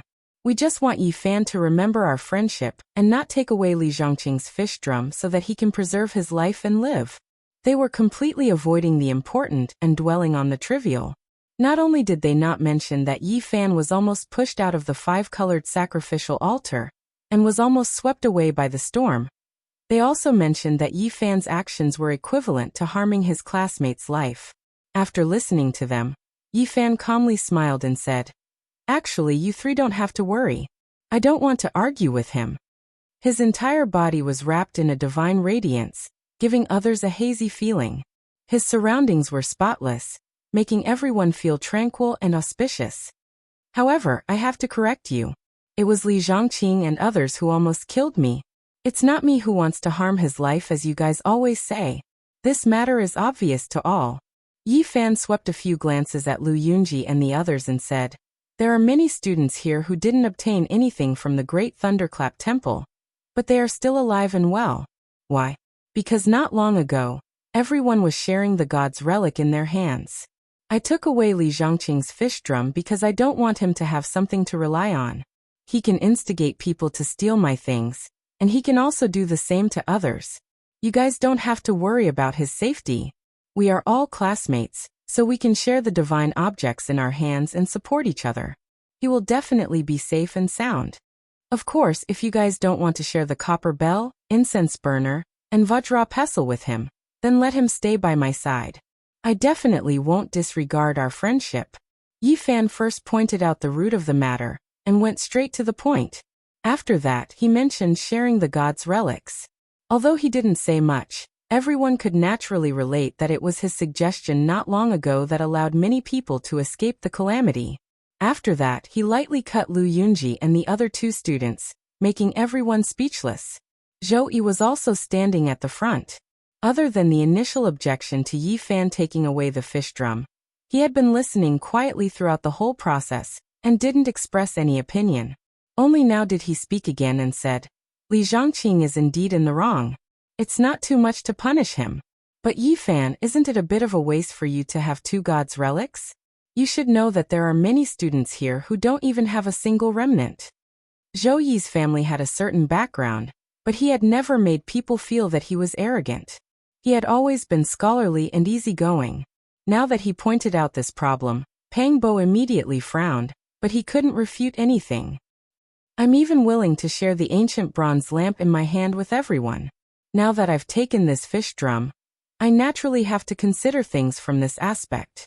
Yi Fan smiled and waved to a male student behind him, saying, I'll give you Zhang Xiling. If there's any danger, you must remember to share it with the person next to you. This student named Zhang Xiling had been standing behind Yi Fan and Pang Bo. Their relationship had been forged on the football field back then, so they were closer than other students. Although he didn't make a move like Pang Bo just now, he was clearly on Yi Fan's side. Yi Fan's decision was very sudden. The corner of Zhou Yi's mouth twitched, but he didn't say anything. Lu Yunji immediately frowned, and the female student beside him immediately objected, saying, Many of the male students here have gained something from the Tempest Temple. Comparatively speaking, there aren't many female students who have found Buddhist artifacts. I think you should have a female classmate. As she spoke, she hinted at a female student behind her. Pang Bo revealed a sarcastic expression and said, What's the difference between classmates? Those who have the relics of the gods have to share it with others. It doesn't matter who you give it to. Are you not willing to help others? Selectively ignoring and focusing on offensive things, Pang Bo gave her a taste of her own medicine. With a mocking expression on his face, the female student choked and became angry. Her face alternated between green and white as she said, Don't misinterpret my meaning.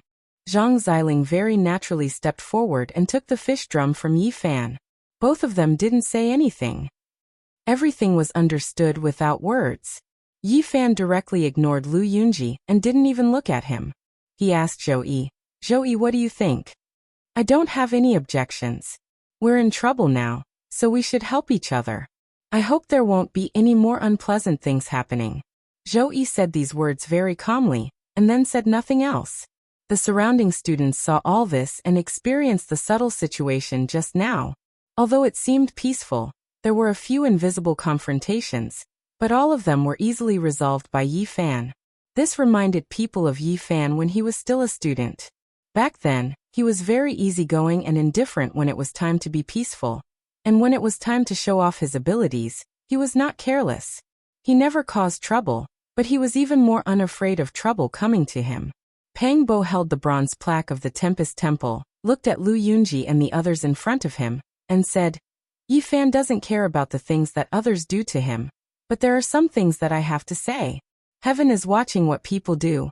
At this point, I think we can no longer deny the existence of gods. It's better for people to be more righteous, and don't do those things that can't see the light of day. This was tantamount to slapping the faces of those in front of him, but no one could say anything because he was standing on the side of reason. Lu Yunji was as calm as an ancient well, without any expression of embarrassment. He only nodded and said, Well said.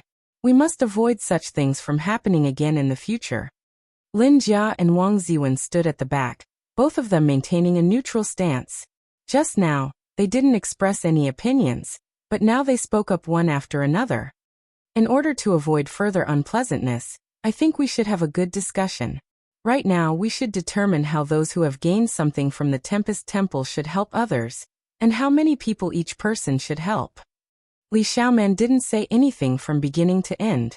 She was watching Yi Fan not far away, watching him calmly resolve everything. Her eyes were very calm and she didn't express anything. She didn't help either side.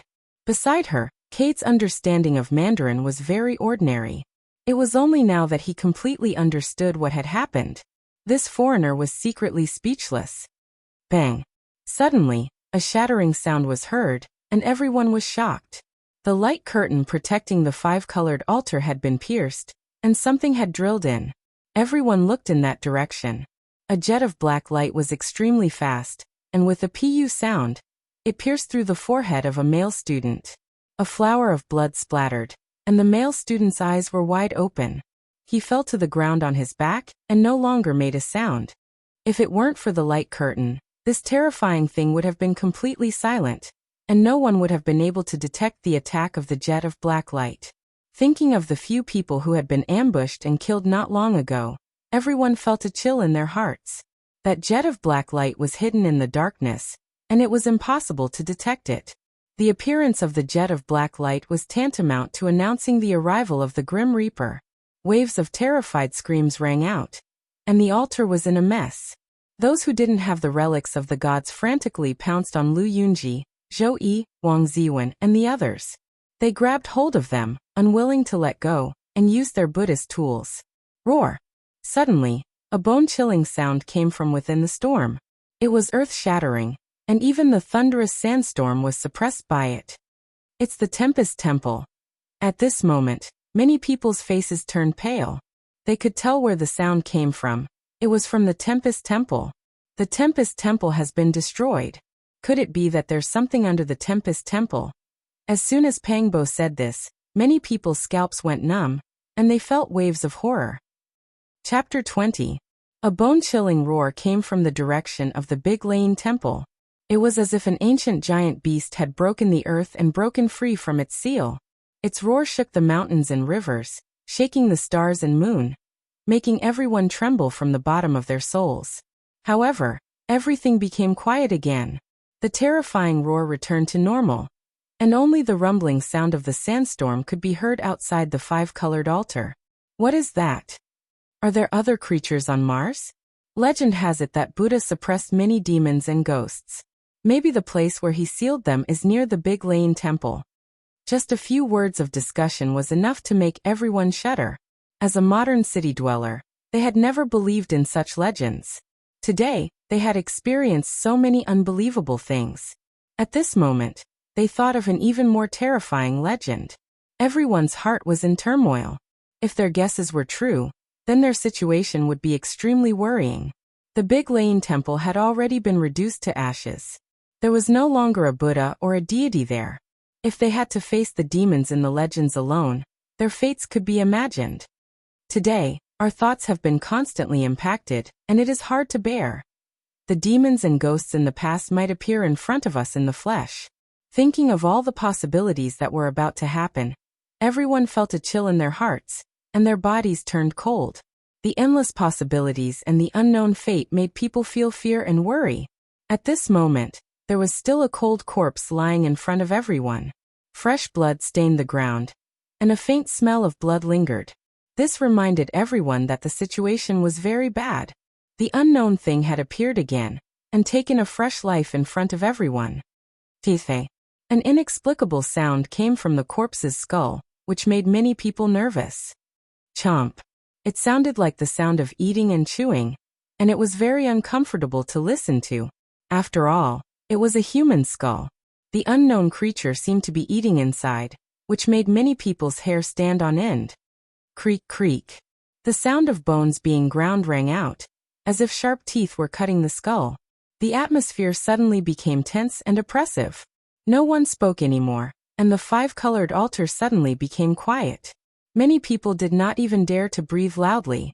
It was extremely quiet, and a horrifying atmosphere filled the air. This was a type of torment. The sound of eating and the sound of a skull being crushed were connected together like a hellish song, tormenting one's mind. Many girls covered their mouths, wanting to cry but not daring to make a sound. This kind of scene almost made them collapse. Of course, not everyone was afraid. Those who possessed the relic of a god were more or less confident. Pang Bo had always been fierce, but at this moment he felt very oppressed. He dragged the bronze plaque of the Tempest Temple, and was about to smash the head open. Yi Fan stopped him and said, "Don't act rashly." Pooh.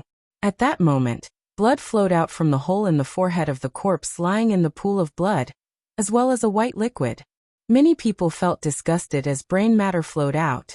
Then, a black awl-like head popped out from the bloody hole. It was small, sharp, and covered in scales.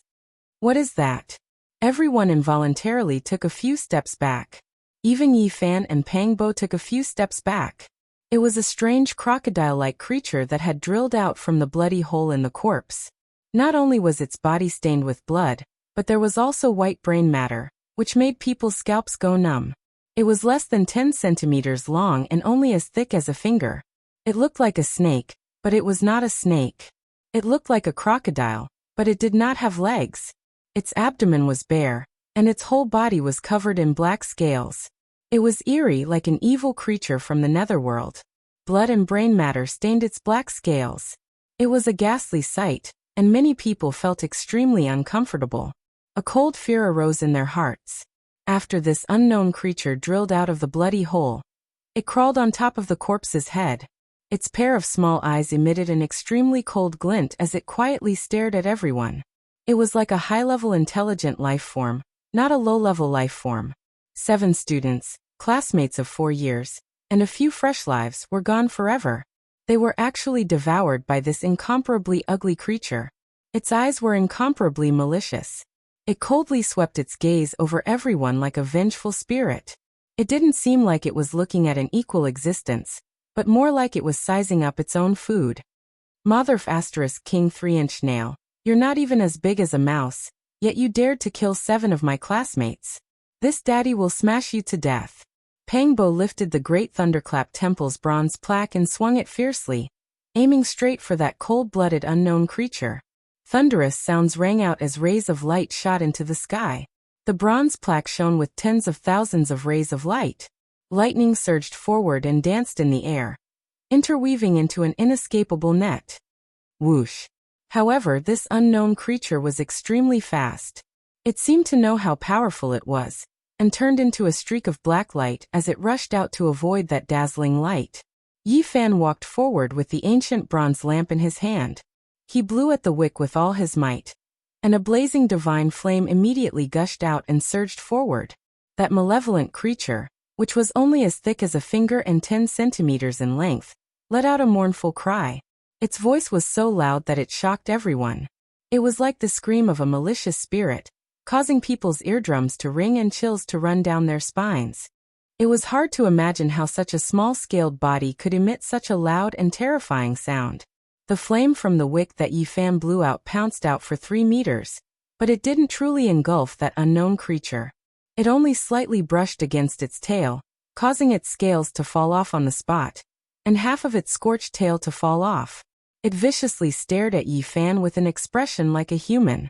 It was incomparably malevolent, and it opened its mouth to reveal dense, sharp teeth that flickered with a cold snow-white light.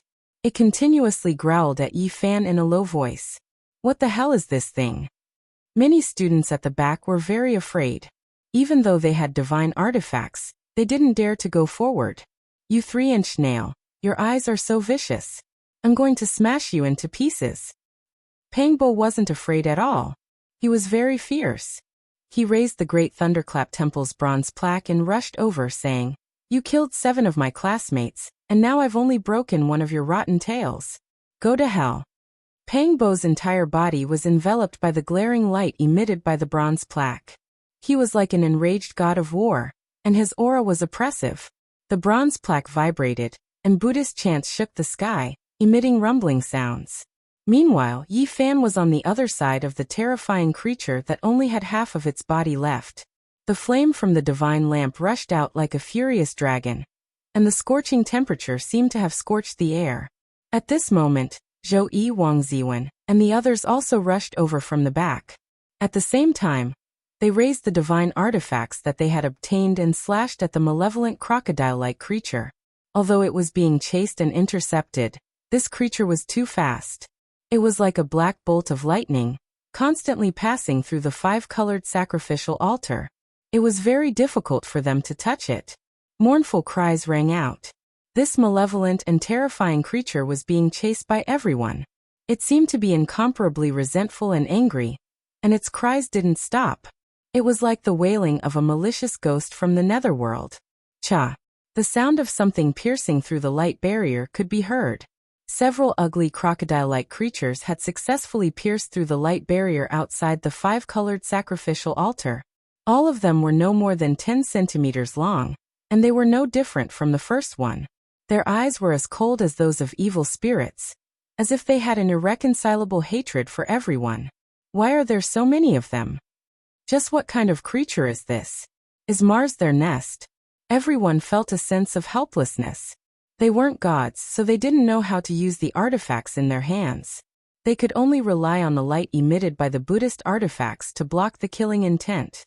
Now that so many malevolent creatures had appeared, it was impossible to eliminate them all. At this moment, a rustling sound rang out.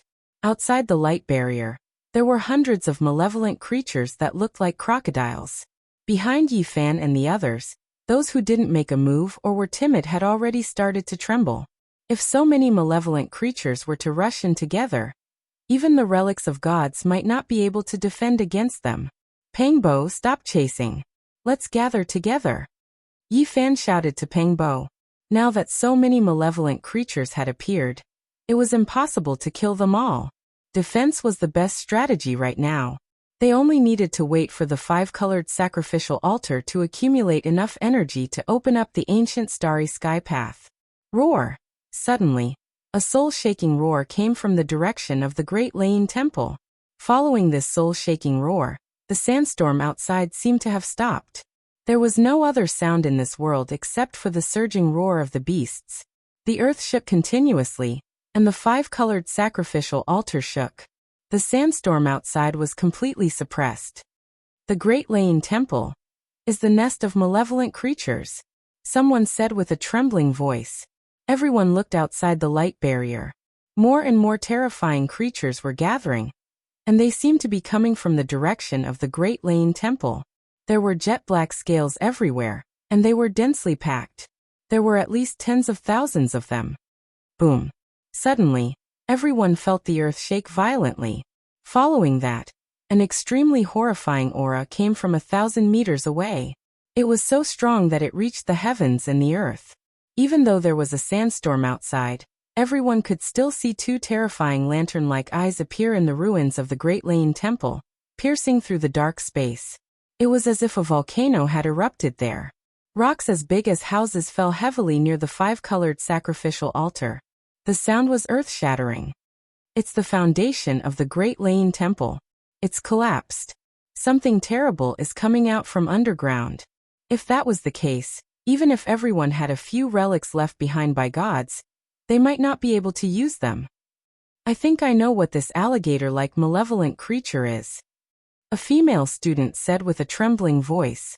Buddhism was the most revered in the Tibetan area. Almost everyone believed in it. This female student had been to Tibet and visited important places of Buddhism such as the Jokhang Temple and the Jokhang Temple. She had heard some legends from an old Tibetan there.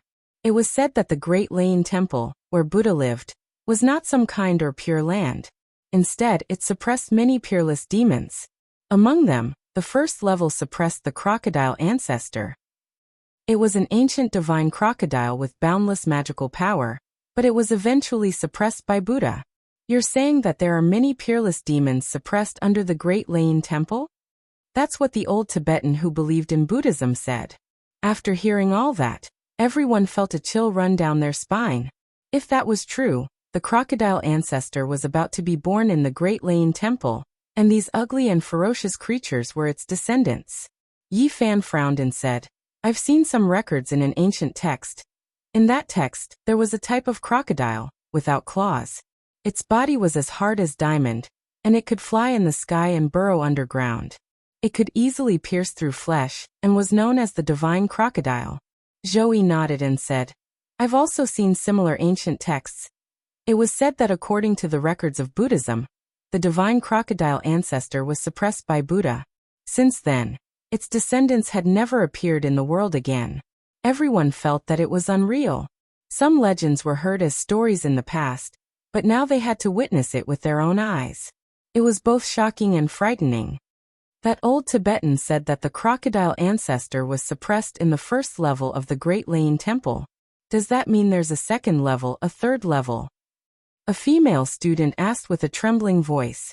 No one answered. If the crocodile ancestor was really born, it was enough to wipe them all out.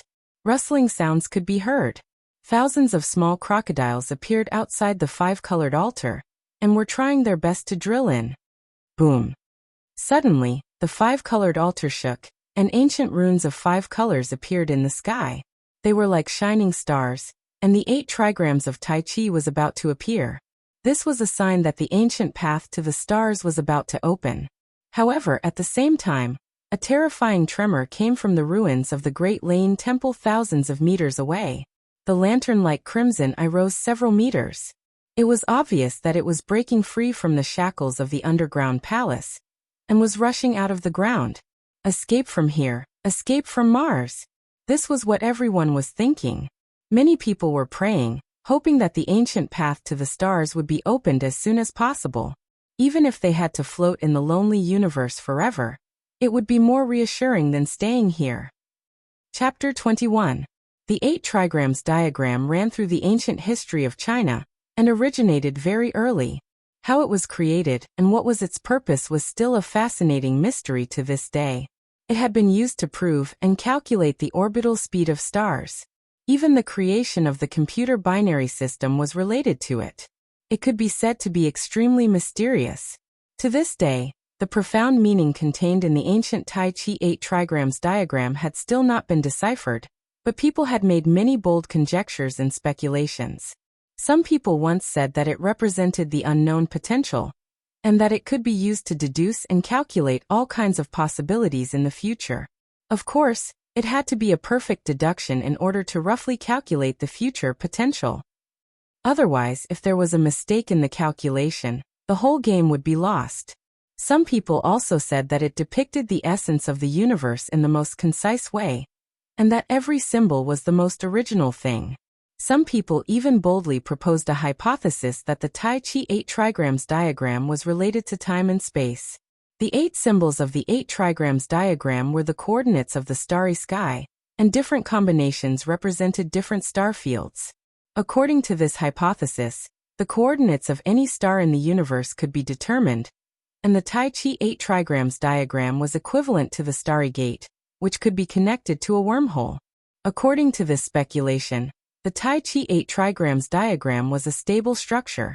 If enough energy could be provided, the coordinates of a certain starry sky could be determined, and after complex and precise calculations, the starry gate could be opened. However, this complexity was unimaginable.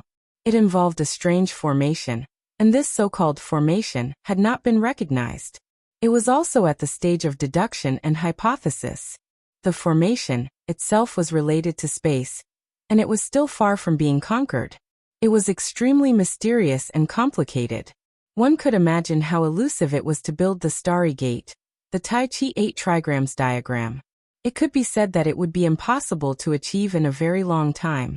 At this moment, Yi Fan and the others were fortunate enough to see the construction process of the Tai Chi 8 trigrams diagram again. If people who had been deducing and researching the starry gate for many years saw this, they would definitely go crazy because this was a great testimony. Unfortunately, Yi Fan and the others did not have such thoughts. They now had a strong sense of survival crisis, and they only wanted to escape as soon as possible because the shadow of death was always shrouding them. The ruins of the Great Tempest Temple, which was 1,000 meters away, had temporarily quietened down. However, the horrifying aura was still surging towards them. Moreover, The pair of lantern-like blood-red eyes were staring at them without blinking. It was especially terrifying in the darkness, causing people's hearts to tremble. The 8 trigrams diagram in the sky had already taken shape. It had the density and texture of metal, as if it had been forged from refined gold essence. Around it, the space was distorted and the light was misty. The 8 trigrams corresponding to Qian, Kuan, Sen, Dui, Zhen, Zhen, Li, and Qin emitted light one after another. It was like a set of mysterious and ancient codes were flickering. The 8 divinatory symbols had already flashed hundreds and thousands of times, carrying out complicated arrangements and combinations, but they still couldn't light up at the same time. In the end, they actually slowly dimmed.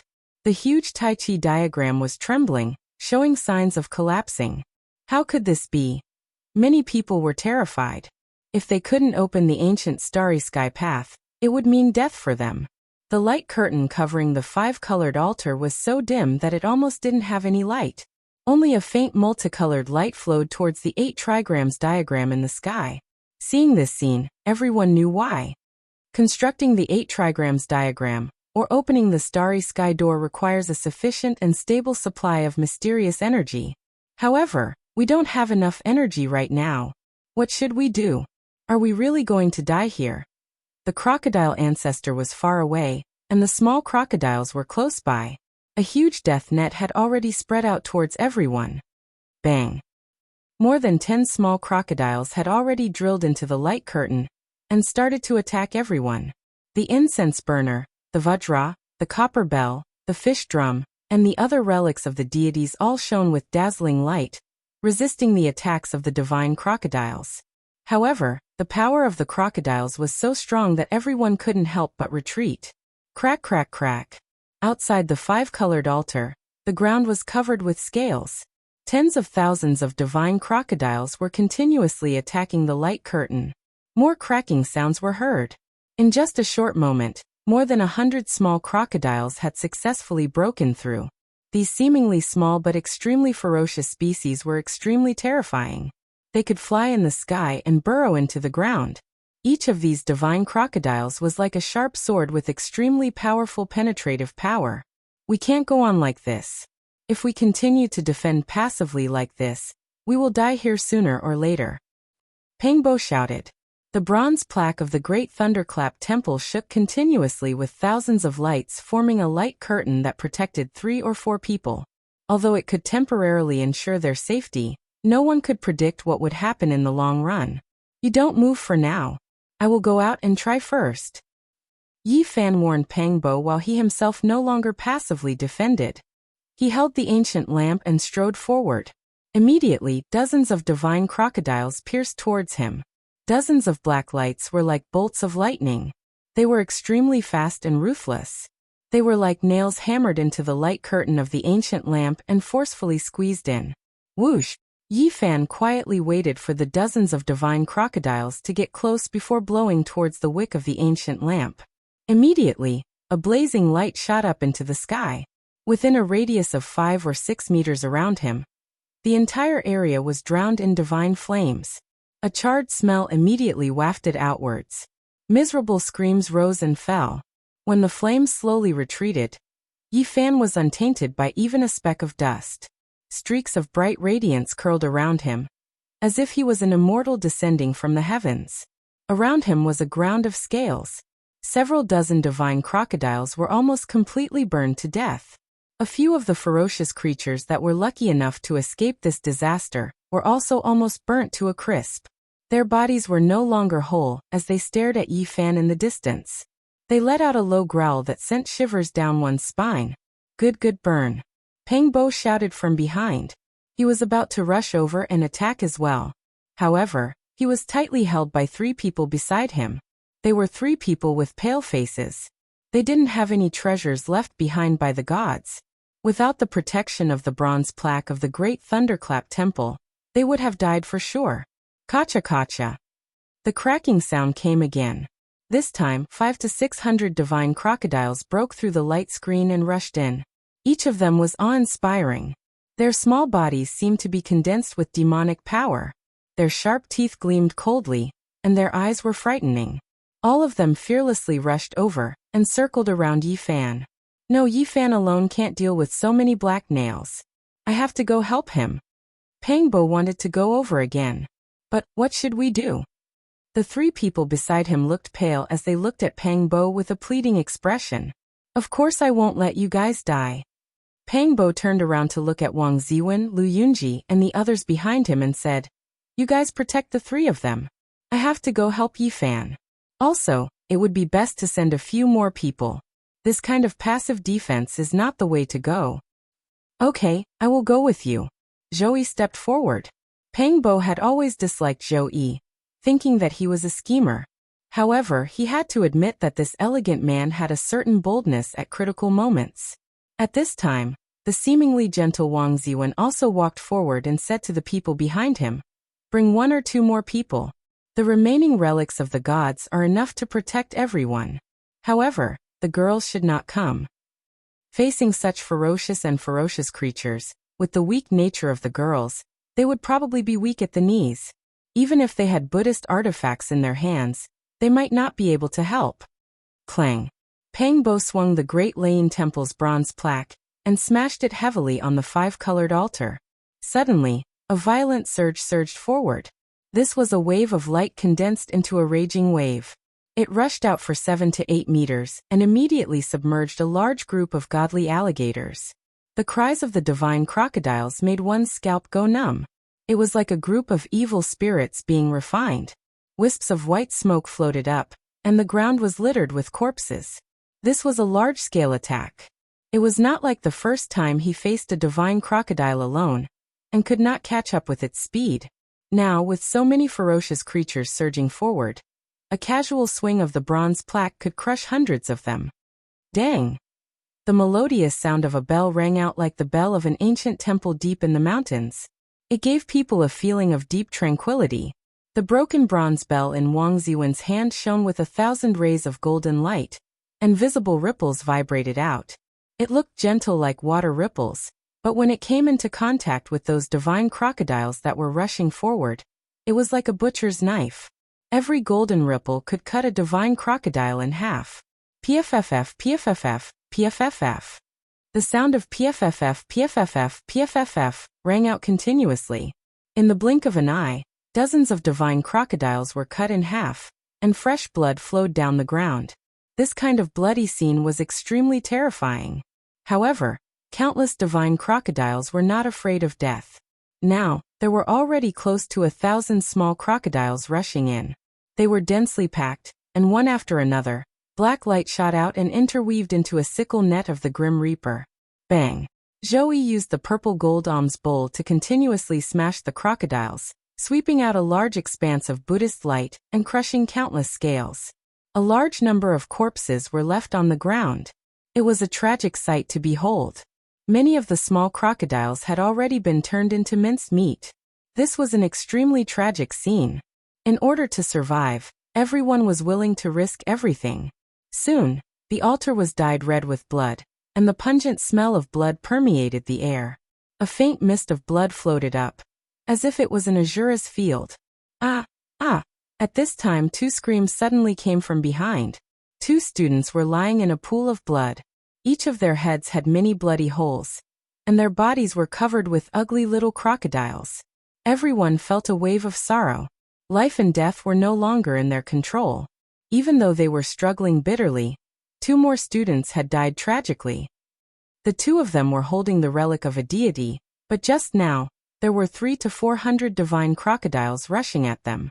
The impact was so great that the 2 of them were directly sent flying. They lost their grip on the Buddhist tool and fell to the side. The 2 of them were immediately drowned by the small crocodiles, dying tragically on the spot. Don't let go even if you die, Lin Jia shouted, reminding everyone. Many people were already rolling back and forth from the impact. Moreover, because they were holding the Buddhist tool together, their movements were restricted, and it was extremely dangerous. Ah! Another 2 screams were heard. A male and female student were lying in a pool of blood, drenched in fresh blood. It was a tragic sight to behold. Their eyes were wide open, and they died with remaining grievances. The people in the rear hurriedly gathered together, and began to attack while defending together. They held the relic of a deity and hacked at the divine crocodiles. The situation finally stabilized for the time being. Kill. Lu Yunji's complexion was somewhat pale. His character was gloomy, and he was not very courageous. However, at this time he also rushed out with the Vajra staff in hand. In Buddhist legends, this was an extremely powerful sacred object that could destroy the enemy as easily as killing chickens and dogs. It was indestructible, and it symbolized invincibility. It was a scepter that was used by venerable saints with a true Buddhist nature. Lightning danced in the air, and brilliant lights flickered. The divine radiance around Lu Yunji was glaring. The Vajra staff swept across as if it was sweeping away 1,000 soldiers. Immediately, blood and countless broken scales were left on the ground, and a large number of divine crocodiles were crushed. The power of the Vajra staff was evident. At this time the foreigner, Cade, also rushed over. His mouth was shouting nonstop while holding a broken wooden fish, and he was beating it randomly. God is merciful. Although he was shouting like this, his hands were not careless. The broken wooden fish looked like it would fall apart at any time, but it had a mysterious power. There were 3 bodhisattvas engraved on it.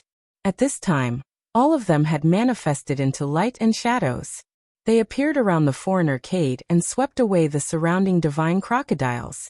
Lord, are these the angels you sent? Quickly kill these devils from hell. At this incomparably tense moment, the foreigner suddenly spoke fluent Chinese and shouted nonstop. Yellow-haired devil, what you are holding is the object of Buddha. Don't talk nonsense.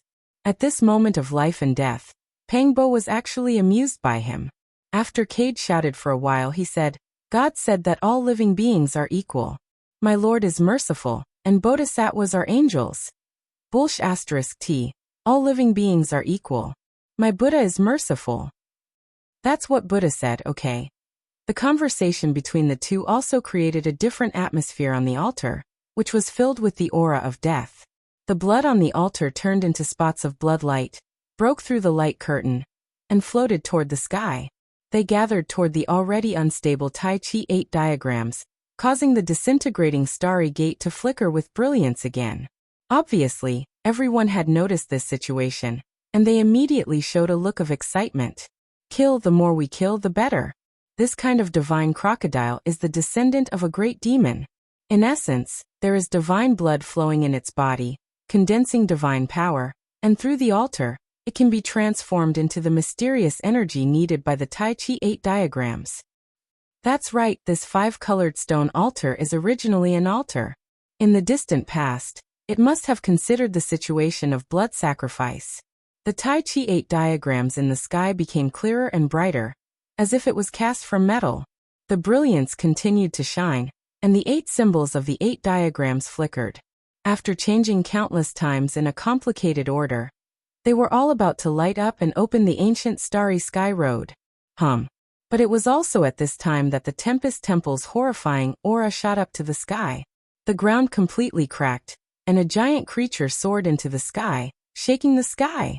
Almost instantly, everyone felt as if their souls were about to leave their bodies, and everyone almost collapsed on the altar. 2 giant eyes that looked like lanterns approached from afar, and they were closing in. That's the crocodile ancestor that was suppressed by Buddha under the Tempest Temple. Now that it has escaped, who in this world can suppress it? Everyone felt like they had fallen into an ice cellar, and they felt completely hopeless. Even if there was a bodhisattva, he might not be able to subdue such a giant demon, unless Buddha himself came. Was he really going to be spared by this legendary fiendish demon at the last moment? Quang Dang. At this moment, the bronze coffin on the 5-colored altar suddenly let out a trembling sound. The 2 eyes that looked like lanterns suddenly froze, as if they were surprised and did not move forward. Chapter 22. Everyone's spirit was exhausted. Just now their souls almost left their bodies. The roar of the unparalleled crocodile ancestor had an incredible power. It seemed to be able to absorb people's souls. If it wasn't for the strange metallic sound from the ancient bronze coffin, perhaps everyone here would have died. A tragic aura surged over from afar like a tsunami. Although the great fiendish demon that had escaped from the great thunderclap underground had stopped advancing, The aura it naturally emitted was still unbearable. It made one's soul tremble. The murderous aura surged and shook the sky. The sandstorm instantly stopped because of it. In the darkness, two lantern-like bloody eyes stared at this place without blinking. Its body couldn't be seen clearly. There, black clouds rolled, covering the moon and stars and shrouding the sky. Although it didn't approach, the aura of this unparalleled demonic ancestor was still unbearable for mortals. Many people on the five-colored altar almost fell to the ground. Even with the relics of the gods in hand, they couldn't resist it. Was this the great demon that was personally suppressed by the Buddha? It was an existence of myths and legends, but they actually saw it in reality. It really appeared not far away. It was like a dream. As a modern city dweller, they had never seen such a terrifying scene. Everyone felt it was so unreal. What they saw and heard at this moment was really shocking. Now that the crocodile ancestor had escaped, countless years had passed. The heavenly palace had collapsed, and the great thunderous sound temple had long been abandoned. Things remained the same, but people had changed. Without the gods, who could suppress it? Roar! Suddenly, the crocodile ancestor let out a thunderous roar. It was like 10,000 thunderclaps were ringing in their ears. Among the people present, some immediately fell to the ground. It wasn't a real attack, just the vibration of the sound waves. But even so, it was unbearable. Several people's ears and nose were bleeding. Sha-sha sounds came. Outside the five-colored altar, there was a dense black mass. Countless divine crocodiles gathered and quickly broke through the light curtain, rushing to the five-colored altar. It was the crocodile ancestor who ordered these little crocodiles. It seemed to be afraid of the bronze coffin heart, so it let these descendants test it. Get up quickly. A few students were lying on the ground, bleeding from their ears and noses. They were exhausted and couldn't move. They couldn't even hold the Buddhist weapons in their hands. One could imagine how terrifying that roar was. As the crowd shouted, a few people finally stood up. However, there were still two people who were a step too late. The godly crocodiles that rushed over like a tidal wave directly drowned them. There was no miracle. Two muffled groans rang out as the deity's relic left their hands. In the blink of an eye, two fresh lives were lost forever. Blood splashed everywhere as the divine crocodiles drilled into their torsos and heads. The red blood and white brain matter were especially glaring. The others couldn't save him in time. They were surrounded by thousands of divine crocodiles, and they couldn't even look after themselves. Up until now, a total of 13 people had lost their lives, and the remaining 17 were also in imminent danger.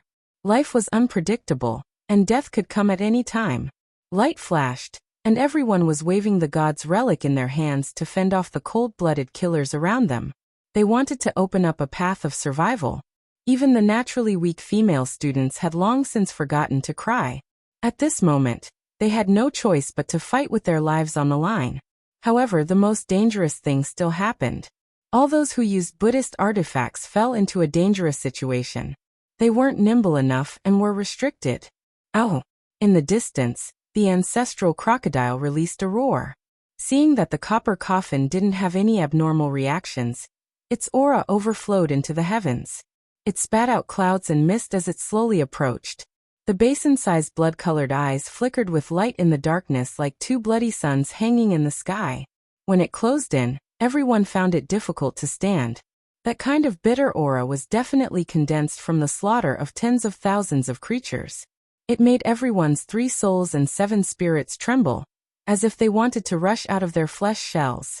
The distance was less than 10 meters, but they still couldn't see its body clearly. They could only see 2 bloody eyes. Everyone was almost in despair.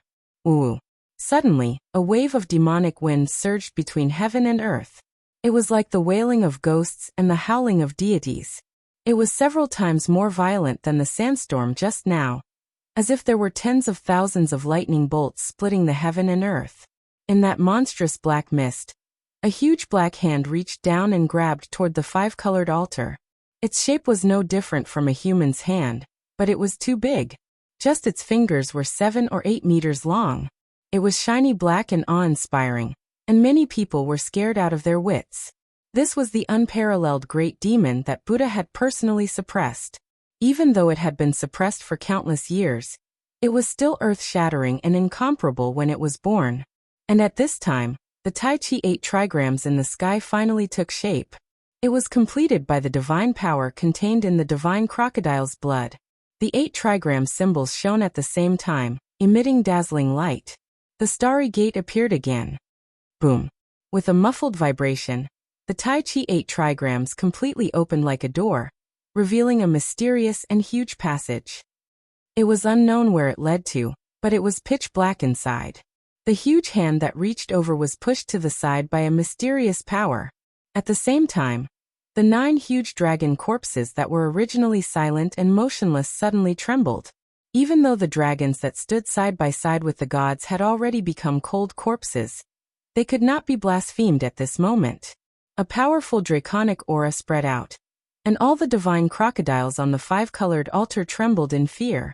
They lay on the ground, and then their bodies were like sifting chaff. They were completely intimidated, and in the end, they quickly retreated like the tide. The altar was left with crocodile corpses, and a few human corpses on the ground. In an instant, the place became quiet. Come, let's enter the bronze coffin. Yi Fan was the first to stand up, and then he helped Pang Bo up. It was not that they were weak, but the great demon was too extraordinary. Just that aura alone was enough to kill ordinary people. The monstrous demonic aura could completely shake mortals to death. Everyone stood up shakily. They all agreed to enter the bronze coffin. The starry gate had already been opened, and it was impossible to move forward on the ancient starry path with just their bodies. Entering the bronze coffin was a helpless choice. The bronze coffin was demonic and made people uneasy, but they had no choice but to rely on it at the moment. In the darkness, the progenitor crocodile's eyes became colder, and its bloody eyes were like the hanging sun. Suddenly, it shot out 2 dazzling bloody lights, intersecting and sealing the 8 trigrams diagram in the sky. Seeing this scene, everyone's expression changed. This great demon was not willing to give up in the end. It displayed the heavenly demon mystic method. It wanted to seal the ancient starry path and block everyone's way. At the same time, the black hand reached down again, easily breaking through the dim light shield, and grabbed towards the altar. Everyone was shocked. They quickly entered the bronze coffin and retreated. The black hand grabbed downwards. Its target was not the crowd, but the ancient bronze coffin. Clang! The black hand grabbed the bronze coffin, making a clang sound. Everyone's heart sank. This progenitor crocodile's power was monstrous, and only a Buddha could suppress it. If the mysterious bronze coffin did not react, they really had no other way. Just as everyone was feeling horrified, progenitor crocodile's black hand flew away as if avoiding a snake or scorpion. There was actually bright demon blood flowing between his fingers, like a small river falling on the altar, blooming with blood-colored splendor, as if his palm and fingers were injured by the bronze coffin. But the ancient coffin did not move, still lying on the altar quietly. Not far away, a cold sneer came. It was the progenitor crocodile gritting its teeth, and the sound made everyone's scalp numb. What should we do? The ancient starry path has been sealed by this giant demon. How can we leave? Many people were panicking. There was hope to escape, but the path was blocked. It was frightening and anxious. Energy. We need the mysterious energy to open the ancient starry path. What's going on? The relics of the gods in our hands are losing their divine halos. Someone exclaimed. At this moment, whether it was Yi Fan's bronze lamp, Pang Bo's Tempest Temple's bronze plaque, or Zhou Yi and the other Zom's bowls, the divine halos contained in them were flowing out continuously and gathered together. Suddenly, a cold laughter that sounded like the cry of an owl rang out. Right outside the bronze coffin, a figure that was nearly 2 meters tall abruptly appeared. Everyone was taken aback. All kinds of divine halos that were flowing out of the relics of the gods were rushing toward this place. This figure had a monstrous demonic aura, and the surrounding black fog was tumbling. It was hard to see the appearance, but everyone could sense that it must be the progenitor crocodile. It actually manifested on the altar, and wanted to enter the bronze coffin. He ignored everyone, and the 2 bloody eyes stared straight at the coffin within the coffin. This was a character who had fought with the Buddha, from the myths to the people's eyes. This scene was unforgettable, and it was really shocking. Boom. In the face of the unparalleled crocodile ancestors' demonic aura, all the relics of the gods seemed to be burning, blooming with dazzling brilliance, and gathered together to shroud the progenitor crocodile. At the same time, the bronze lamp, Tempest Temple's bronze plaque, alms bowl, Vajra fish drum, and all the other Buddhist artifacts shone brilliantly. All of them soared into the sky and suppressed the progenitor crocodile. A cold and gloomy sneer resounded, and it chilled everyone to the bone. The unparalleled crocodile ancestor shook its body lightly, and suddenly, black light burst out, and the demonic flame was monstrous. All the Buddhist weapons were fixed in place in front of him. Moreover, the praying mat, the ruler, and the other Buddhist weapons gave off cracking sounds one after another. With a pop sound, the praying mat was the first to shatter, followed by the ruler and the other Buddhist weapons. 4 relics of the gods turned into fine powder in succession. The 4 Buddhist artifacts turned into 4 dazzling brilliance, and all of them dissipated on the 5-colored altar, providing a powerful mysterious energy for the starry sky gate. The 9 huge dragon corpses trembled, and with a rumbling sound, they slowly soared into the sky. The progenitor crocodile was shocked, and it avoided the ancient bronze lamp and the other relics of the gods. It soared into the sky, and its right hand quickly enlarged, covering the heaven and earth, and grabbed the 9 huge dragon corpses. At this time, the ancient bronze lamp, Tempest Temple's bronze plaque, and other relics seemed to have a spirit, and each of them rushed out the most blazing divine light, so bright that people couldn't open their eyes, and swept toward the progenitor crocodile. Endless light flickered in the sky, and it was so dazzling that people couldn't look straight at it, and no one could see it clearly. The 9 dragon corpses were temporarily stopped by the progenitor crocodile. Dang dang, a crisp sound came from the altar, and the Buddhist relic prayer beads, Tempest Temple's bronze plaque, alms bowl, and other relics all fell to the ground, and even the ancient bronze lamp was extinguished. The 9 dragon corpses are stopped. What should we do? Everyone was anxious. The giant bronze coffin didn't rise into the sky, and the 9 dragon corpses were blocked in mid-air, and it was difficult for them to enter the starry sky gate. Everyone walked out of the bronze coffin, and quickly picked up the dim Buddhist artifacts. Pangbo, on the other hand, was very agile in collecting the mineral water bottles on the corpses. Yi Fan, on the other hand, took off his shirt, and collected the crocodile corpses on the ground. At this moment, the sky shook violently, and everyone was shocked, and hurriedly rushed back to the bronze coffin. The giant bronze coffin let out a metallic sound, and the 9 dragon corpses swung their giant tails, and with a bang, they all hit the big black hand of the progenitor crocodile, causing it to fall back. Boom! There was a loud noise in the sky, and the 9 huge dragon corpses slowly flew toward the starry sky gate. Clang! The giant bronze coffin shook and turned over, and everyone suddenly felt dizzy. The bloody eyes of the progenitor crocodile were extremely cold. Before the coffin lid closed, it was about to rush in, and its target was still the coffin within the coffin. But at this moment, on the rusty coffin walls, the carvings of ancient ancestors and gods, as well as the bronze patterns of primitive birds and beasts, all flowed with a hazy brilliance, stopping the progenitor crocodile's footsteps. It seemed to suddenly think of something, and 2 cold bloody lights burst out of its eyes. Dang dang dang. It quickly took a few steps back in the void. Clang! With a loud noise, the bronze coffin lid closed, and the 9 huge dragon corpses pulled the bronze coffin slowly into the sky, breaking through the bloody seal laid by the progenitor crocodile, and entered the starry sky gate. Chapter 23. In the darkness, some people were weeping softly, while others were shivering. Every time they closed their eyes, they would see the terrible scene of their foreheads being pierced, blood splattering, and brain juices flowing out. It was like a nightmare, but also like a ghost, lingering in their hearts. It was hard to forget the tragic deaths of his classmates. The ghastly blood, the unwillingness and despair, the eyes that couldn't close, the youthful faces that kept appearing before his eyes. His classmates of 4 years, 13 fresh lives, all passed away on the same day.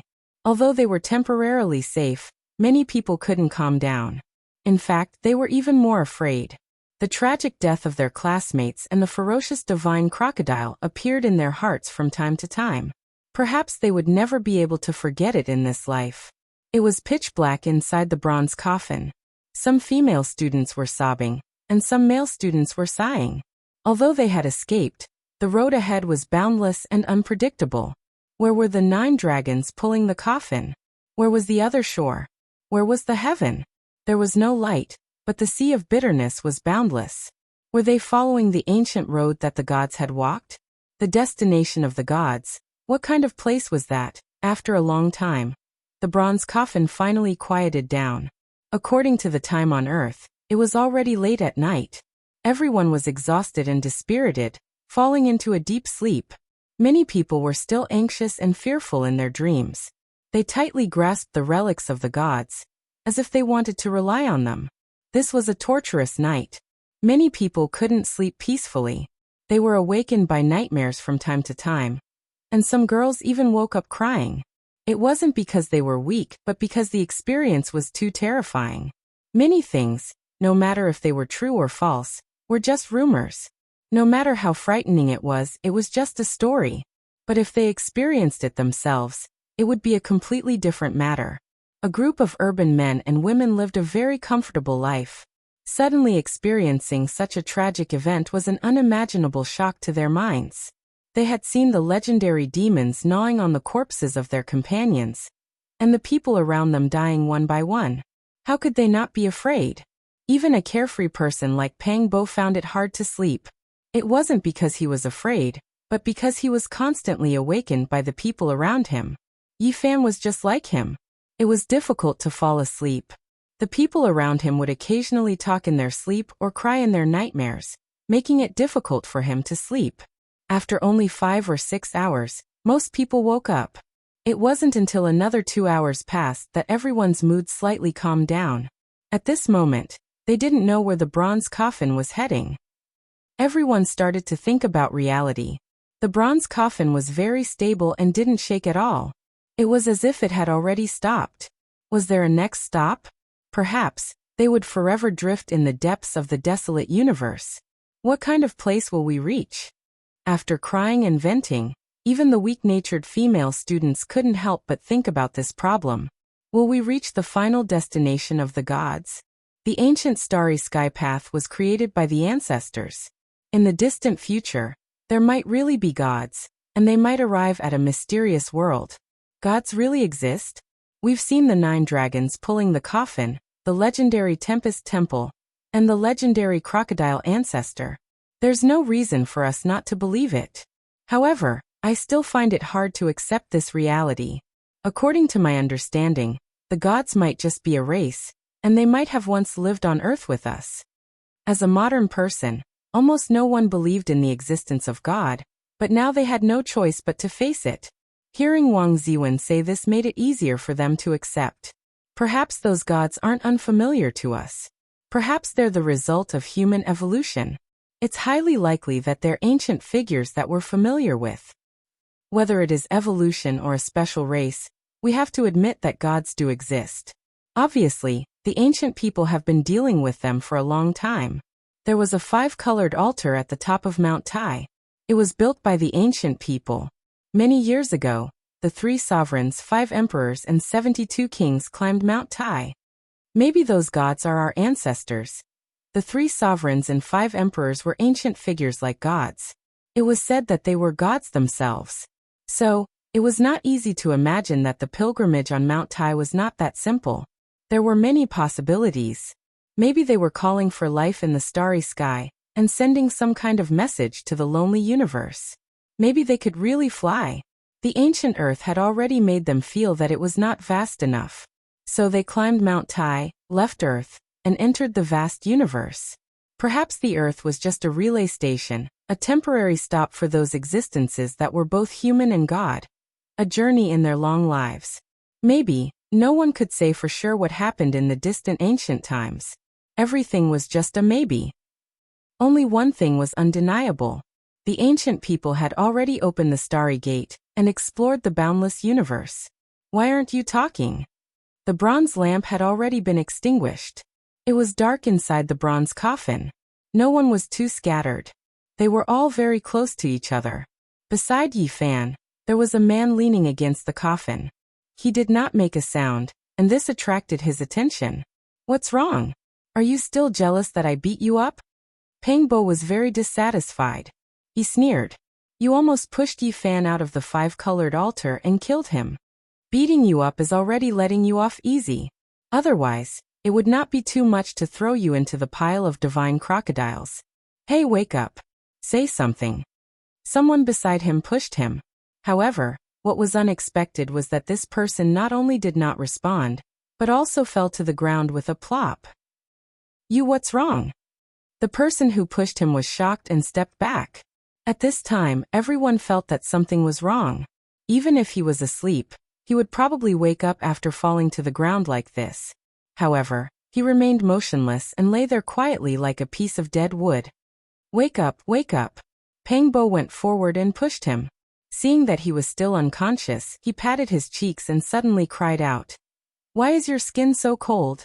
Even your body is a bit stiff." Hearing this, everyone felt their hair stand on end. They felt a chill from head to toe as a bad premonition appeared in their hearts. Yi Fan felt that things were very bad. He put his hand between the man's mouth and nose. In the end he said absent-mindedly, "He's dead. He stopped breathing long ago." "What?" Everyone cried out in alarm. How could a living person suddenly die? Not long ago he was still talking in his sleep and suffering from nightmares. Now he had died without a sound. It was very suspicious. The atmosphere in the bronze coffin suddenly became tense and oppressive. In the darkness, everyone panted heavily and felt cold all over. This was too sudden and evil. There was no way to explain it. Everyone tightly grasped the god's relic in their hands. "Turn on your phone. Let's see how he died," Yi Fan said as he raised his phone and looked forward with the help of the weak light. It was a deathly pale face. His eyes were protruding and wide open. His mouth was slightly open, and a bit of blood flowed out from the corner of his mouth. "He's really dead." Everyone was dejected and terrified. The sudden death made everyone feel a chill down their spine. There seemed to be something terrible in this bronze coffin. A few courageous students began to check his body, wanting to find the cause of death. "Quick, look his neck." There was a bruise on his neck. It was full of bloody marks as if he had been strangled to death. The purplish-red marks were shocking. "Ghost, there's a ghost in the bronze coffin." A girl was terrified and said with a trembling voice. Hearing this, many people felt their scalps go numb. The purplish-red bruise was extremely similar to the fingerprints left behind by a malicious spirit. It was very much like he had been strangled to death. Especially now that everyone was in such a coffin, it made people even more suspicious.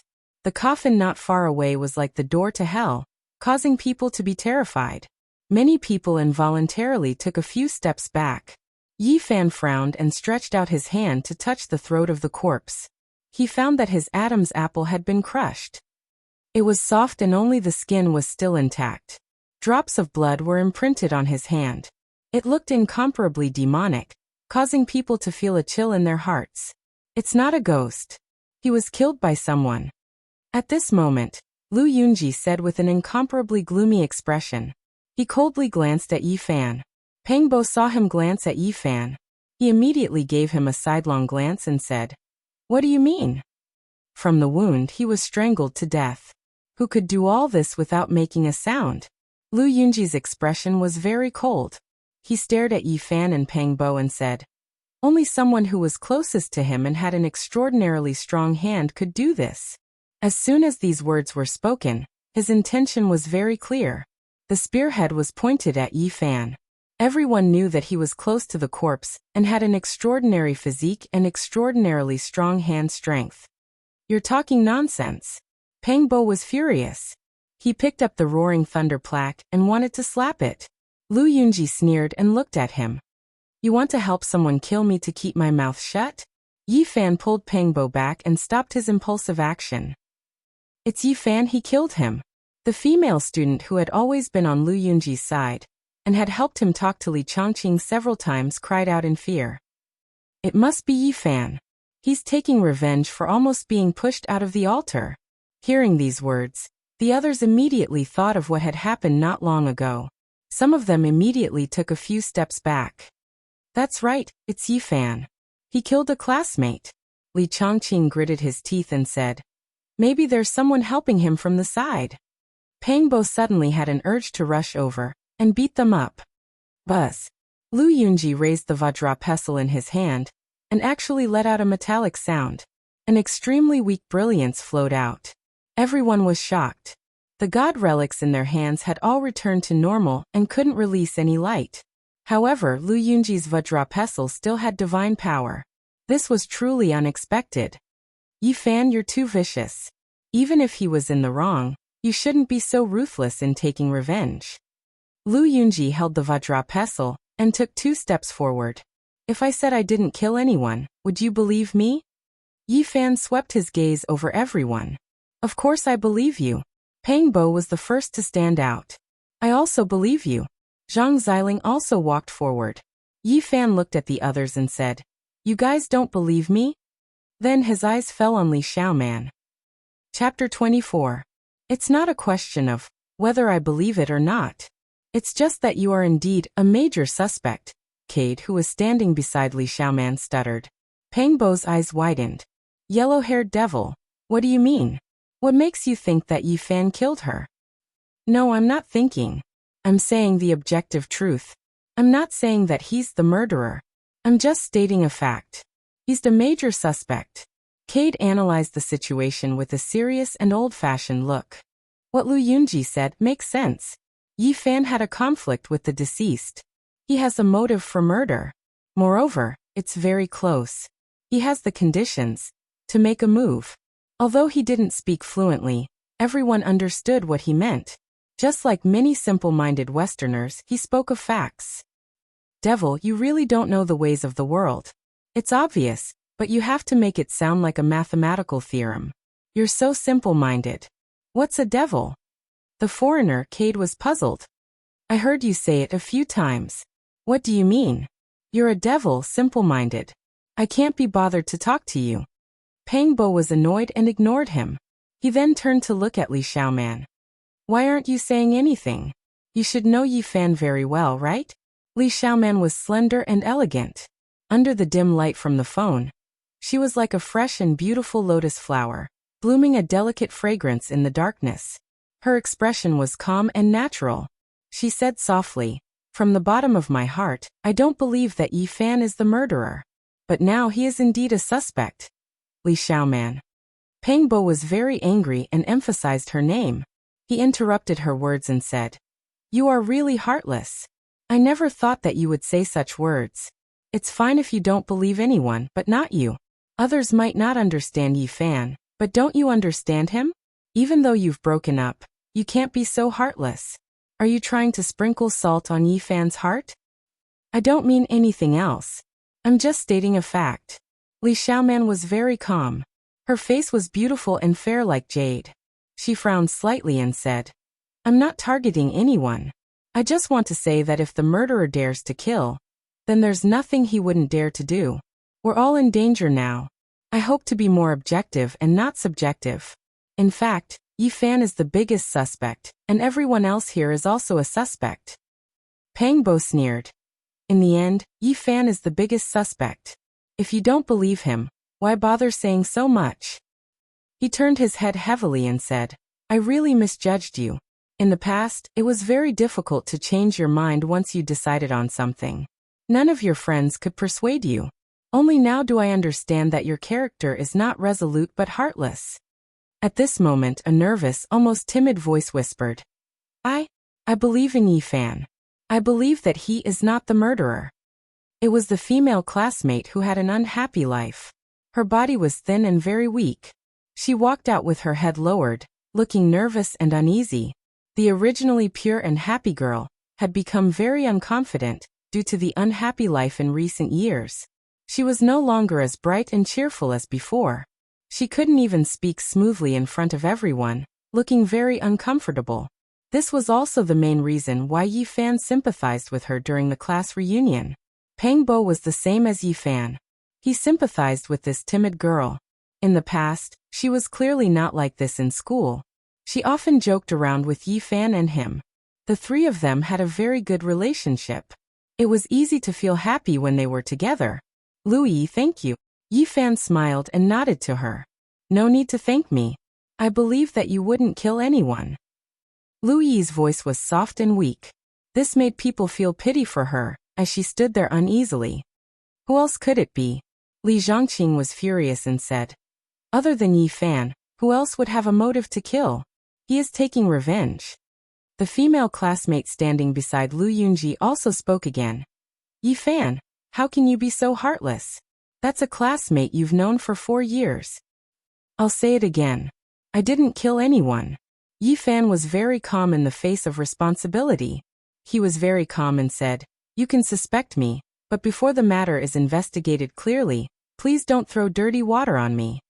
The facts are right in front of us. You and the deceased were almost next to each other. There's no way for others to bypass you and kill him without being discovered. Only you have a motive to kill him. Pangbo was very hot-tempered and couldn't take anger. He said angrily, can you be more reasonable? Before the matter is concluded, don't put **T on others. I really don't understand. When you graduated, you and Lu Yunji parted ways. But to put it bluntly, Lu Yunji dumped you in disdain, which made you hate him. Why are you so eager to stick to him and cheer for him now? This is a vicious personal attack.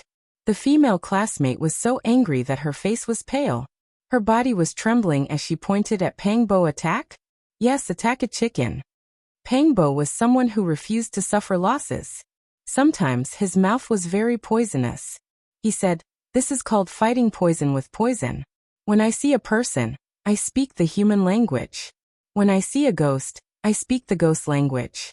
When I see a toad, I just casually spit it to drown it. The female classmate's body trembled. She was so angry that she couldn't speak. Lu Yunji's face was gloomy. He said, enough Pangbo, are you still a man? What's the point of saying these things? The Vajra pestle in his hand was surrounded by a few fine rays of light. It was especially eye-catching in the darkness, reminding everyone that it possessed an absolute deterrent force. If a conflict were to break out, perhaps no one would be able to resist. Pangbo's face also darkened. He said, because the murderer isn't Yi Fan, and you all are pestering endlessly. I'm giving you a taste of your own medicine. Yi Fan's gaze swept over Li Xiaoman before turning to the others. At this time 3 students stepped forward and said, we believe that Yi Fan didn't kill anyone. In addition to Lu Yi, Zhang Xiling and Pangbo, there were suddenly 6 people standing on Yi Fan's side. Including himself, there were a total of 7 people. And now, there were a total of 16 people who had survived.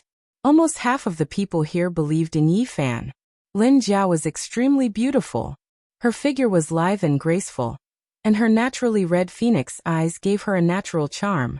Even in this kind of atmosphere, although she was speaking calmly, she still appeared somewhat enchanting and bewitching. I also feel that it can't be Yi Fan. We all understand his character. He isn't such a ruthless person. He would never haggle over every little thing with others. Li Zhongqing was displeased. He interrupted her words and said, who else could it be other than him? Among us who would kill someone? Who would have such thoughts? Pangbo was immediately enraged.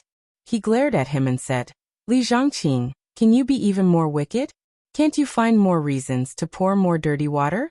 I really want to press this bronze plaque on your face. How can you say such arbitrary words? I can't be bothered with you. Li Zhongqing angrily turned his head away. Even now, his nose and face were still swollen. On the rainbow altar, he had not been lightly beaten by Pangbo. I also believe in Yi Fan. He isn't that kind of person. He wouldn't do such a ruthless thing. At this time, Wang Ziwen walked over and chose to believe in Yi Fan. From beginning to end, Zhou Yi was like a bystander.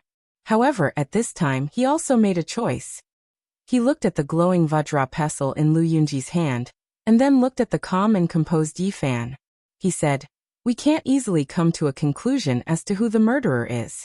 I believe that Yi Fan wouldn't harm a fellow student. At this moment, the majority of people stood on Yi Fan's side. He knew that some people were sincere, while others, through observation, believed that he must have a so-called trump card to be able to remain so calm in the face of Lu Yunji's Vajra. It was almost an opportunistic choice. If it isn't Yi Fan, then who is it? Could it be that the murderer is someone else among us? Lu Yunji's face was cold. He stared at Yi Fan, and then looked at Pangbo. Put away your attitude. Don't think that others will be afraid of you just because you're holding a glowing pestle. Pangbo didn't care at all. He was very fierce and said, I can still use this bronze plaque that doesn't glow to smash you. Lu Yunji's expression immediately became gloomy. He gripped the Vajra pestle tightly and took 3 steps forward. Yi Fan pulled back Pangbo, who was about to rush over. Then he faced everyone and said with incomparable seriousness, I can tell everyone that the murderer is not anyone among us. Chapter 25. What? Everyone was shocked. They believed that Yi Fan did not speak without thinking. He must have found something. Even Li Chongqing and the female classmate next to Lu Yunji, who specifically targeted Yi Fan, changed their expressions and looked around nervously. Just now, Yi Fan had seen everyone's reactions. Throughout the entire process, his expression was as calm as still water in a lake. He also understood who was sincere and who was pretending. Only now did he begin to prove his innocence and directly pointed out a key point. You can touch his throat with your own hands. His Adam's apple was crushed. No matter how strong a person is, it is impossible to do that. Someone squatted down and touched it with his own hands to confirm Yi Fan's words. More people took a few steps back. Facing the unknown corpse, their hearts were full of chills. If it was not caused by humans, then what was it? Everyone felt a chill down their spine. Yi Fan, do you know what it is? Will it find us too? Someone asked with a trembling voice. The purplish-red bruises on the corpse's neck were like fingerprints left by malicious spirits. Thinking of this, many people could not help but look at the coffin within the coffin. We did not get rid of the divine crocodile. When they heard Yi Fan say such a sentence, everyone was horrified. They firmly grasped the relic of the god in their hands, and nervously glanced around. A female classmate said with a sobbing tone, Did the ancestor crocodile suppressed under the Tempest Temple follow us in? It was a great demon that was suppressed by the Buddha himself. Although everyone had only seen its glory for a moment, it was enough to be unforgettable. The terrifying power that shook the sky was unparalleled. Impossible, it didn't follow us in. It's not it. Li Chongqing's face was pale. He no longer had the relic of the god in his hands. He followed Lu Yunji nervously and tightly grasped the King Kong treasure pestle. I didn't say that the ancestor crocodile followed us in. I mean a small crocodile mixed into the bronze coffin. At this point he squatted down and shone the weak light of the phone on the corpse's face. His expression was full of horror. His eyes were wide open, and he died with a grievance. It was exactly the same expression as the other 13 students who left us when they died. I've read about the godly crocodile in the miscellaneous notes of the ancient book. Apart from the description of its body, it also said that the godly crocodile would devour people, and even their souls would be scared to death. Although the ancient lamp in Yi Fan's hand had already been extinguished, he was still holding it tightly, as if he was guarding against something. He said, This is not a coincidence. This kind of death is the same as the previous 13 students. It is the same as what was recorded in the ancient books. Their souls scattered in fear. There must be a divine alligator causing trouble. Yi Fan didn't mind that it was a corpse. He pried open its mouth and found a bloody hole that went straight up to the skull. Everyone immediately felt a chill run down their spines. The tiny bloody hole was exactly the same as the wounds on the dead students. Only a terrifying creature like the divine crocodile could easily penetrate the human body. It was naturally not a problem for it to crush the Adam's apple from the inside. There were actually divine crocodiles that entered the bronze coffin. How many were there? Could the relics of the gods still resist after losing their divine light? This made everyone anxious. So the divine crocodile is still inside his body? It's hard to say. Yi Fan shook his head. It's still inside his body. There is something wriggling in his chest. Zhang Xiling suddenly shouted as he pointed at the chest of the corpse. A flower of blood appeared. A familiar ferocious creature revealed its sharp head from the chest of the corpse. It was a 10-centimeter-long divine crocodile. It turned into a jet of black light and rushed towards Yi Fan's forehead. Bang! Yi Fan reacted quickly. He used the bronze lamp to block in front of him. A few weak sparks shot out in all directions. The divine crocodile screamed miserably as it was hit by one of the sparks. It was almost pierced through and was sent flying. Clang! Pangbo was also quick to react. He swung the Tempest Temple's bronze plaque and slammed it on the ground. Strands of divine light shot out as the bronze plaque smashed the divine crocodile into meat paste. Lu Yunji, what else do you have to say? Pangbo held the bronze plaque and questioned Lu Yunji. I was too impulsive. Who would have thought that a divine crocodile would enter the bronze coffin? Lu Yunji didn't say anything else. He didn't even apologize. Things had developed to this point. It was almost tit for tat. There was no need to be humble anymore. Slap. Right at this moment, Pangbo suddenly made his move. A large palm fiercely slapped over, landing solidly on Lu Yunji's face. During this process, the King Kong treasured pestle and the bronze plaque of the Tempest Temple emitted dim lights at the same time. They collided and enveloped the two of them. However, none of this could stop the slap. Lu Yunji's face was firmly slapped. Blood trickled down from the corner of his mouth. Sorry, I was also too impulsive. Pangbo mocked Lu Yunji. You. Everyone hurriedly stood between the two of them to prevent them from fighting. Lu Yunji's expression was extremely gloomy. He was about to rush over with the King Kong treasured pestle in his hand. However, he remembered that the bronze plaque had also emitted some divine radiance. In the end, he restrained himself. Shoo. Yi Fan suddenly made a shushing gesture. He then gazed at the coffin in the center, as if he was listening to something. After a while, Yi Fan asked the crowd, "Did you guys hear something?" Everyone was startled because they didn't hear anything. Yi Fan revealed a puzzled expression. In the end, he slowly walked toward the 4-meter-long bronze coffin. At this moment, the Bodhi seed in his arms suddenly became hot. It made his heart feel warm. It was also at this moment that he heard an even clearer sound. He couldn't help but reach out to touch the coffin. The coffin was covered in green copper rust.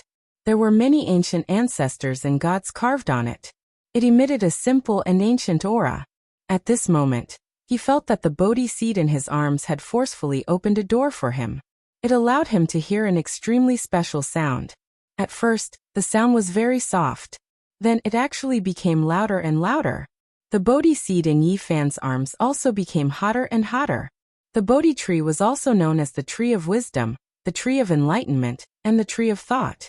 Legend had it that the Buddha achieved enlightenment under a Bodhi tree. Yi Fan's Bodhi seed had a naturally formed Buddha diagram. It was completely formed from the intersection of natural veins. It was clearly not ordinary. The ancient and mysterious bronze coffin in front of him emitted a louder and louder sound. It was like the heavenly voice of the great Tao, but also like the most profound truth. The way of heaven takes from the surpluses and makes up for the deficiencies. The first sentence of the mysterious heavenly voice of the great Tao was a famous sentence from the Taoist scriptures. However, what followed was a profound ancient scripture that had never been heard of. It was difficult to understand its meaning. The vast and profound sound seemed to come from the primordial world. Finally, it reverberated in Yi Fan's ears like a great bell, and entered his heart.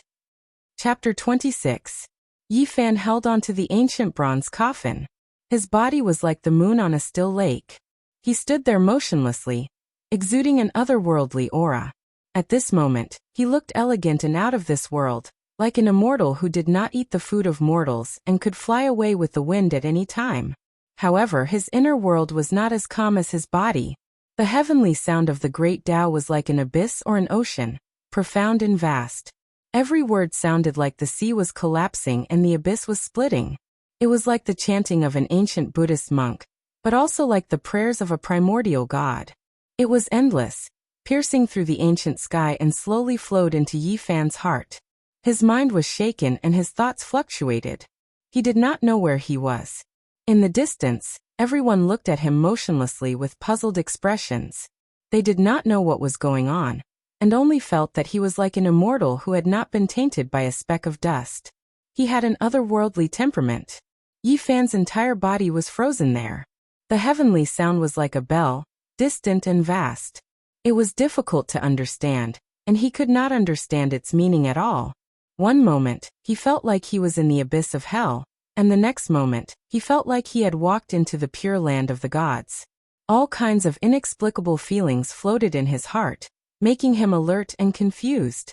This mysterious heavenly sound was not lengthy. On the contrary, it was as if the words were gold. There were only a few hundred words in total, and it had a simple and unadorned feeling of the great Tao being simplified. The heavenly sound rang over and over again. Every word that fell into Yi Fan's heart first shook like the mountains and rivers, and then became as quiet as the moon on the sea. The hundreds of ancient words had been clearly engraved in Yi Fan's heart, but the heavenly sound did not stop and continued to echo in his ears. During this process, the Bodhi seed in Yi Fan's chest was extremely warm, making him feel warm all over. Because of it, Yi Fan was able to hear this mysterious sound. Legend had it that the Bodhi tree could awaken one's divinity, enlighten oneself, and capture the rhythm of the world. It was obvious that this Bodhi seed buried under the ancient Bodhi tree in front of the Thunderclap Temple had an extraordinary origin. While Yi Fan was silent and motionless, the others were puzzled. Someone suggested pulling Yi Fan away. After all, he was leaning on an ancient bronze coffin. No matter what, it was hard for people to have a good association with him. Pang Bo circled around Yi Fan twice, but he didn't see any signs of pain on his face. On the contrary, his body had an otherworldly temperament, and it was faintly discernible. This copper coffin had the aura of a god. In the end, Pang Bo didn't act rashly, and he stood guard at the side and waited silently. There wouldn't be a demon possessing his body, right? Li Zhongqing stared at the ancient bronze coffin, and then looked at Yi Fan as he spoke. When the others heard this, they clenched the god's relic in their hands tightly, and some of them couldn't help but take a few steps back. The mysterious ancient coffin was filled with the unknown, and it made them feel uneasy. Your position determines your brain. Will you die if you don't slander Yi Fan? What are your thoughts? What are you thinking? Pang Bo didn't like him from the bottom of his heart. Ever since they stood against each other on the five-colored altar, the other had been targeting him and Yi Fan, so he didn't hold back in his words. All right, stop quarreling. Zhou frowned slightly, then glanced around and said, at the moment, we still can't be sure if there are more divine crocodiles in this bronze coffin. Let's be more careful and search carefully. When the others heard this, their hearts instantly tightened. This was the truth. Since one divine crocodile had been found, it was hard to guarantee that there wouldn't be a second, third, or even more. This concerned everyone's life and death. 14 people had already lost their lives because of the divine crocodile. This kind of ferocious and terrifying creature made people shudder. The crowd didn't split up too much, and only divided into two groups so that they could look out for each other. They lit up their phones, held the god's relic tightly, and began to search in the darkness. However, after searching every corner, until the two groups met up again, they still didn't find anything. Even so, the crowd didn't dare to be careless. The bronze coffin was huge, and in such an open space, it was more than enough to hide a few divine crocodiles without being discovered. Furthermore, there was no guarantee that there wouldn't be any divine crocodiles clinging to the walls of the coffin. Those places were completely dark, and they couldn't see clearly at all. Be more vigilant. We can't go wrong being careful. Lin Jia reminded the crowd. At the same time, she comforted them. Even if there are still divine crocodiles, they must be very afraid of the Buddhist artifacts in our hands. Otherwise, they would have attacked us again long ago. Suddenly, the crowd heard a strange sound. Although it was very weak and almost inaudible, it shook their hearts. The sound of drums seemed to be coming from a distant time and space. It was dull and full of sorrow. Then the sound of bells rang out, filling the air with sorrow, ethereal yet real. Where's that sound coming from? Everyone was shocked. They looked around but found nothing. The dull sound of drums and sorrowful bells seemed to be coming out from the walls of the coffin, and it made everyone's hair stand on end. Could it be the funeral song of an ancient emperor? Suddenly, even more voices rang out, as if there were endless sounds of mourning. Tens of thousands of people were worshipping and praying for a single person's funeral. Mourning bells rang out, and mourning drums rang out. It was as if a boundless funeral was unfolding in front of everyone's eyes. There was an endless sea of people mourning and praying. At this time, 9 resounding dragon cries suddenly resounded through the sky, shaking the mountains and rivers, spreading throughout the earth.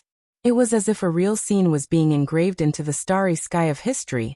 At this moment, everyone had a strange feeling. It was as if they were witnessing the scene of an ancient emperor descending upon the boundless earth, unhindered by the world, and then a grand funeral of unprecedented scale. In fact, there was no scene. All of this was an association formed after hearing the dragon cries and the prayers of the vast sea of people. Everyone quickly came to their senses.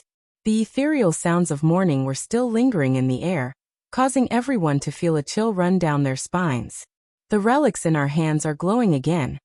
At this time, the divine splendor sprinkled down, and the Buddhist tools in everyone's hands were blooming with light. However, it wasn't because they had recovered their divine power, but rather because they were almost drained of their brilliance. Tens of thousands of divine splendors flowed out, and all of them rushed towards the walls of the giant bronze coffin, submerging into those ancient bronze carvings. The walls of the coffin were covered with green copper rust, but it was difficult to conceal the ancient ancestors and ancient gods' carvings. At this moment, they were all shining brightly, as if they were about to come back to life. The carvings of the barbaric beasts and divine birds also became vivid and lifelike, and these ancient bronze carvings were filled with a mysterious power. Look, the carvings of the starry sky are flashing. Everyone noticed the abnormality there. That was the largest piece of ancient bronze carvings. It was a vast starry sky, and at this moment, all the stars were shining brightly, and the dark walls of the coffin that served as the background didn't change at all. It was like the pitch-black night sky, and it was as if there were countless real stars decorating the vast night sky. There is a fine line flashing on this starry sky carving. Could that be the ancient starry road that we walked through? Everyone gathered around and looked at it together. One after another, they all expressed their surprise. This starry sky carving was as vast as the sea, and many of the stars were as small as dust particles. However, there were some special stars that were especially bright, and they were much more eye-catching than the rest. These 7 stars are especially bright. They seem to be the Big Dipper. Hearing Wang Ziwen's words, everyone focused their attention. In front of what seemed to be the ancient starry road, the Big Dipper was shining brightly, and it was especially eye-catching. There were also many stars that were as bright as the Big Dipper. After careful identification, a few people revealed surprised expressions. Zhou Yi not only had a scholarly appearance, but he had also read many books. He immediately recognized those especially bright stars, and said, "Those are the ancient constellations of China." In ancient times, China divided the starry sky into several regions, and different star fields had different names. They could use the 3 enclosures for divisions and 28 mansions to summarize the heavenly cycle star chart. And the ancient bronze carvings before them were divided according to this method, and some of the most famous stars were specially marked. After looking at the starry sky carving, and then looking at the ancient starry sky road, it really is amazing. When the ancients divided the starry sky carvings, it was most likely not due to superstition. Different constellations represent different star fields, and they seem to have extremely special and important meanings. That's right, it seems to be related to the ancient starry sky road. Perhaps it's also related to the source of life.